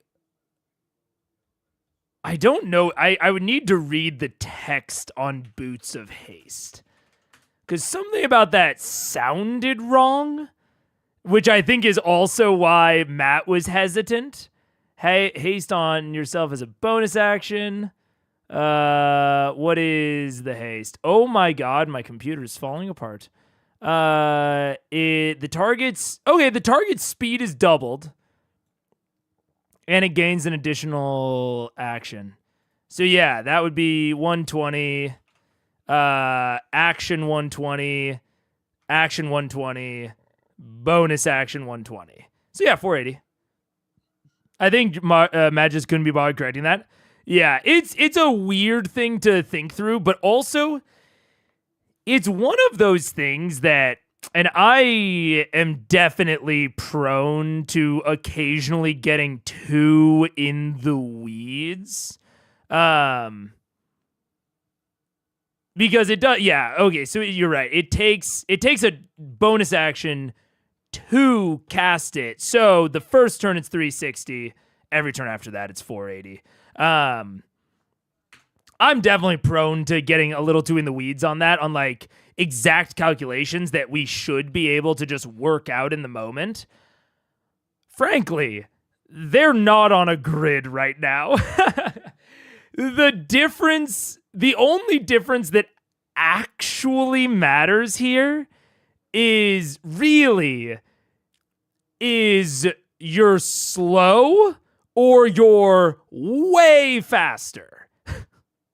The difference between, 360, 480, 500, yes, is a considerable difference. But when you're in theater of the mind, you're not on a grid, you haven't given super exact distances, I guess, except for the difference between the shoreline and the tree line.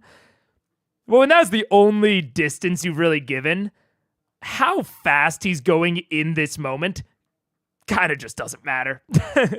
And it's something that while the players are talking, if they're not talking to you, maybe you could work it out on a napkin and like confirm, or not, you just ignore it. And then if you got it wrong, like you just decide on a number, and if you got it wrong, you can correct it next time. It's definitely, yeah. I have a tendency to want to work out that sort of minutia in the moment, but it's just like a rule discrepancy where more than likely you should just decide on something that's like at least ballpark accurate, and then after you decide on that, you can review it out of session. Because it's not going to have a huge effect on this. Yeah. Which is still way too, it's still crazy fast. Yeah. That is min-max to maximize speed. It's literally a mile a minute. I've seen it. The crazy monk build. Yeah. And this is why flying monks and rogues can be scary. Oh, absolutely. Yeah. Yeah. Especially if you like have it all worked out and put it on a grid. Yeah. It can be very scary. But yeah, I think it's very fair for Matt to just not be bothered. I think that is the correct reaction to being like, okay, so it's a lot. And that's it. Yeah. All of a sudden, your wings, the feathers themselves, almost thin out, like they kind of almost retract in, and you become less of a bird and more of a bullet. And kind of coasting forward at a downward arc, you eventually catch up to the back outer side of the airship as it's bearing down on the smoke spiral and the innermost part of the bay beach line. Okay, I'm gonna pick you up, you haughty prick, and I reach out my arms and grab him from behind. Okay. You almost drop bad news at the sudden impact, but you grab it and hold on to it as you lift it up again over the air. I just saw your gun. Another uncomfortable height experience. You've had a couple of these recently, but it's swift enough to the point and not prolonged to the point where you're able to kind of keep yourself in check. You begin to carry him down. Barrel roll and follow my sister. Okay, so now all of you guys are this kind of loose squadron along the beach line. As you watch, they turn off and begin to head towards the tree line. Can I get a closer look at the campsite? You'd probably have to stop and inspect it if you want. Is there anybody that I can see around it? Make a perception check. Okay. Yes, 30 then. Whoa! From what you can see, the campsite, the fire has the smoldering element, and from your experience with campfires, means it's probably been burning for anywhere from 4 to 5 hours, and is towards the very end of its life. Whatever wood was in there is like on the very, very last cinders. There appear to be some elements in detail, some heavy movement right around it in the shoreline there. There's a little bit of silt that has washed up onto the glass. So right next to the water line, there is still kind of a meeting of underwater dirt and silt, and where the glass begins to take over, and you can see a bunch of shifting in that area, but you're too far away to make out any of the details. Other than that, you don't see any hint of people or life around that site. Can Scanlan and I make a loop heading towards the tree line and then stop, I'd say, 100 feet from where the water hits the shore? Okay, so you head to the tree line and then you stop at 100 feet out? Yeah, so about halfway between the shore and the tree line. Right, yeah, not all the way. So, yeah, so you hit there and you end up stopping. Land. And you kind of land in the one area where it appears the least painful to land on. Now, for all intents and purposes, this entire landscape is considered rough terrain. So your speed is halved. You can run full speed if you want, but you will take damage in doing so. Lego, it's all made of little Lego. Oh. So you land scanning, you're on the back of Grog, and you're now standing in the center of this open kind of beach area. I'm scanning around for any footprints or anything. As he's scanning, I peck him in the shoulder. Ow, fuck, ow. So we've all kind of convened on the shore at this point? I peck you in the shoulder. Ow! You see them land kind of a little ways from the shore. Vex Vex, are you landing with them? No, I wanted to fly down a little closer and see if I can see any kind of footprints and see where they lead away from the so watch Vex spiral off and head to the actual campsite at the edge of the beach. What are you two doing? Keyleth, can you meet up with us? Yeah, I'm meeting up with them on the shore. At the campfire. Yeah, I'm a Vax backpack, so we'll just... At the campfire. Yeah. All right, so you guys come down and land at the campfire just as you watch Keyleth kind of water skiing right up to the edge of the beach where you kind of, as soon as the water ends, you're like, whoa, have to catch yourself. I'm cool. Squad goals. You catch yourself. I'm cool. As you now stand here at the beach, the little hints of the flaming wreckage of the ship in the distance just finally sinking below the surface of the water. The gallant eagle Grog standing off a little ways with Scanlan short halt, kind of raising a fist of the air around. We're going to end our session. Yeah! Give us some fun to explore next episode. There's so much more to do! We are. I'm having like such a Robert Louis Stevenson moment right now. I'm so excited. We finished before 11. Yeah. No, we I mean, I think very appropriate place to end it. My assumption is that the next episode, I think it would be, if I am correct about what's coming, I have a feeling there's almost nothing on the actual Glint Shore. Maybe there's like one clue somewhere, or maybe there's like an entrance to a deeper thing, but I don't think that there's anything fucking quick to do on Glint Shore. I think anything that they do from here is going to be like committing to a dungeon or going underwater. And that's, an hour or two probably at the very least. So very fair to end it there. What a session, eh? What a session. Obviously, what a stream. We had a lot of conversations that were sort of not directly episode related. But that ep was very fun, very cool example of very large obstacles, or seemingly large obstacles, to throw in front of your party to really challenge higher level parties. And they're blowing through it. They're looking cool as shit the whole time. You scale them down a couple levels. You scale them down to, the 13, 15 range.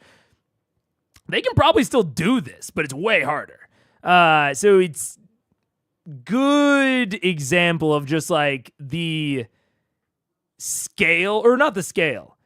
I guess the scale of an obstacle that weather can be, that water, just straight up, just water can be. Now time for me to try to sleep. Get some sleep. I hope everyone enjoyed. I was potentially going to do something else tonight, but then this stream that I estimated to be like 3 hours wound up to nearly 6. So I'm gonna go take a break. Good night, everybody. I will see you all probably tomorrow or Tuesday. Either Monday or Tuesday. Not sure which one. It'll be one of them. And then Wednesday for 68. And then probably Friday or Saturday for the next Outer Wilds. And that's what we're looking at this week. So, thank you all again. It was a good stream. I'm relaxed about this stream. It was very relaxing. This ran way longer. Exactly. I'll see you all later. Good night. Boop.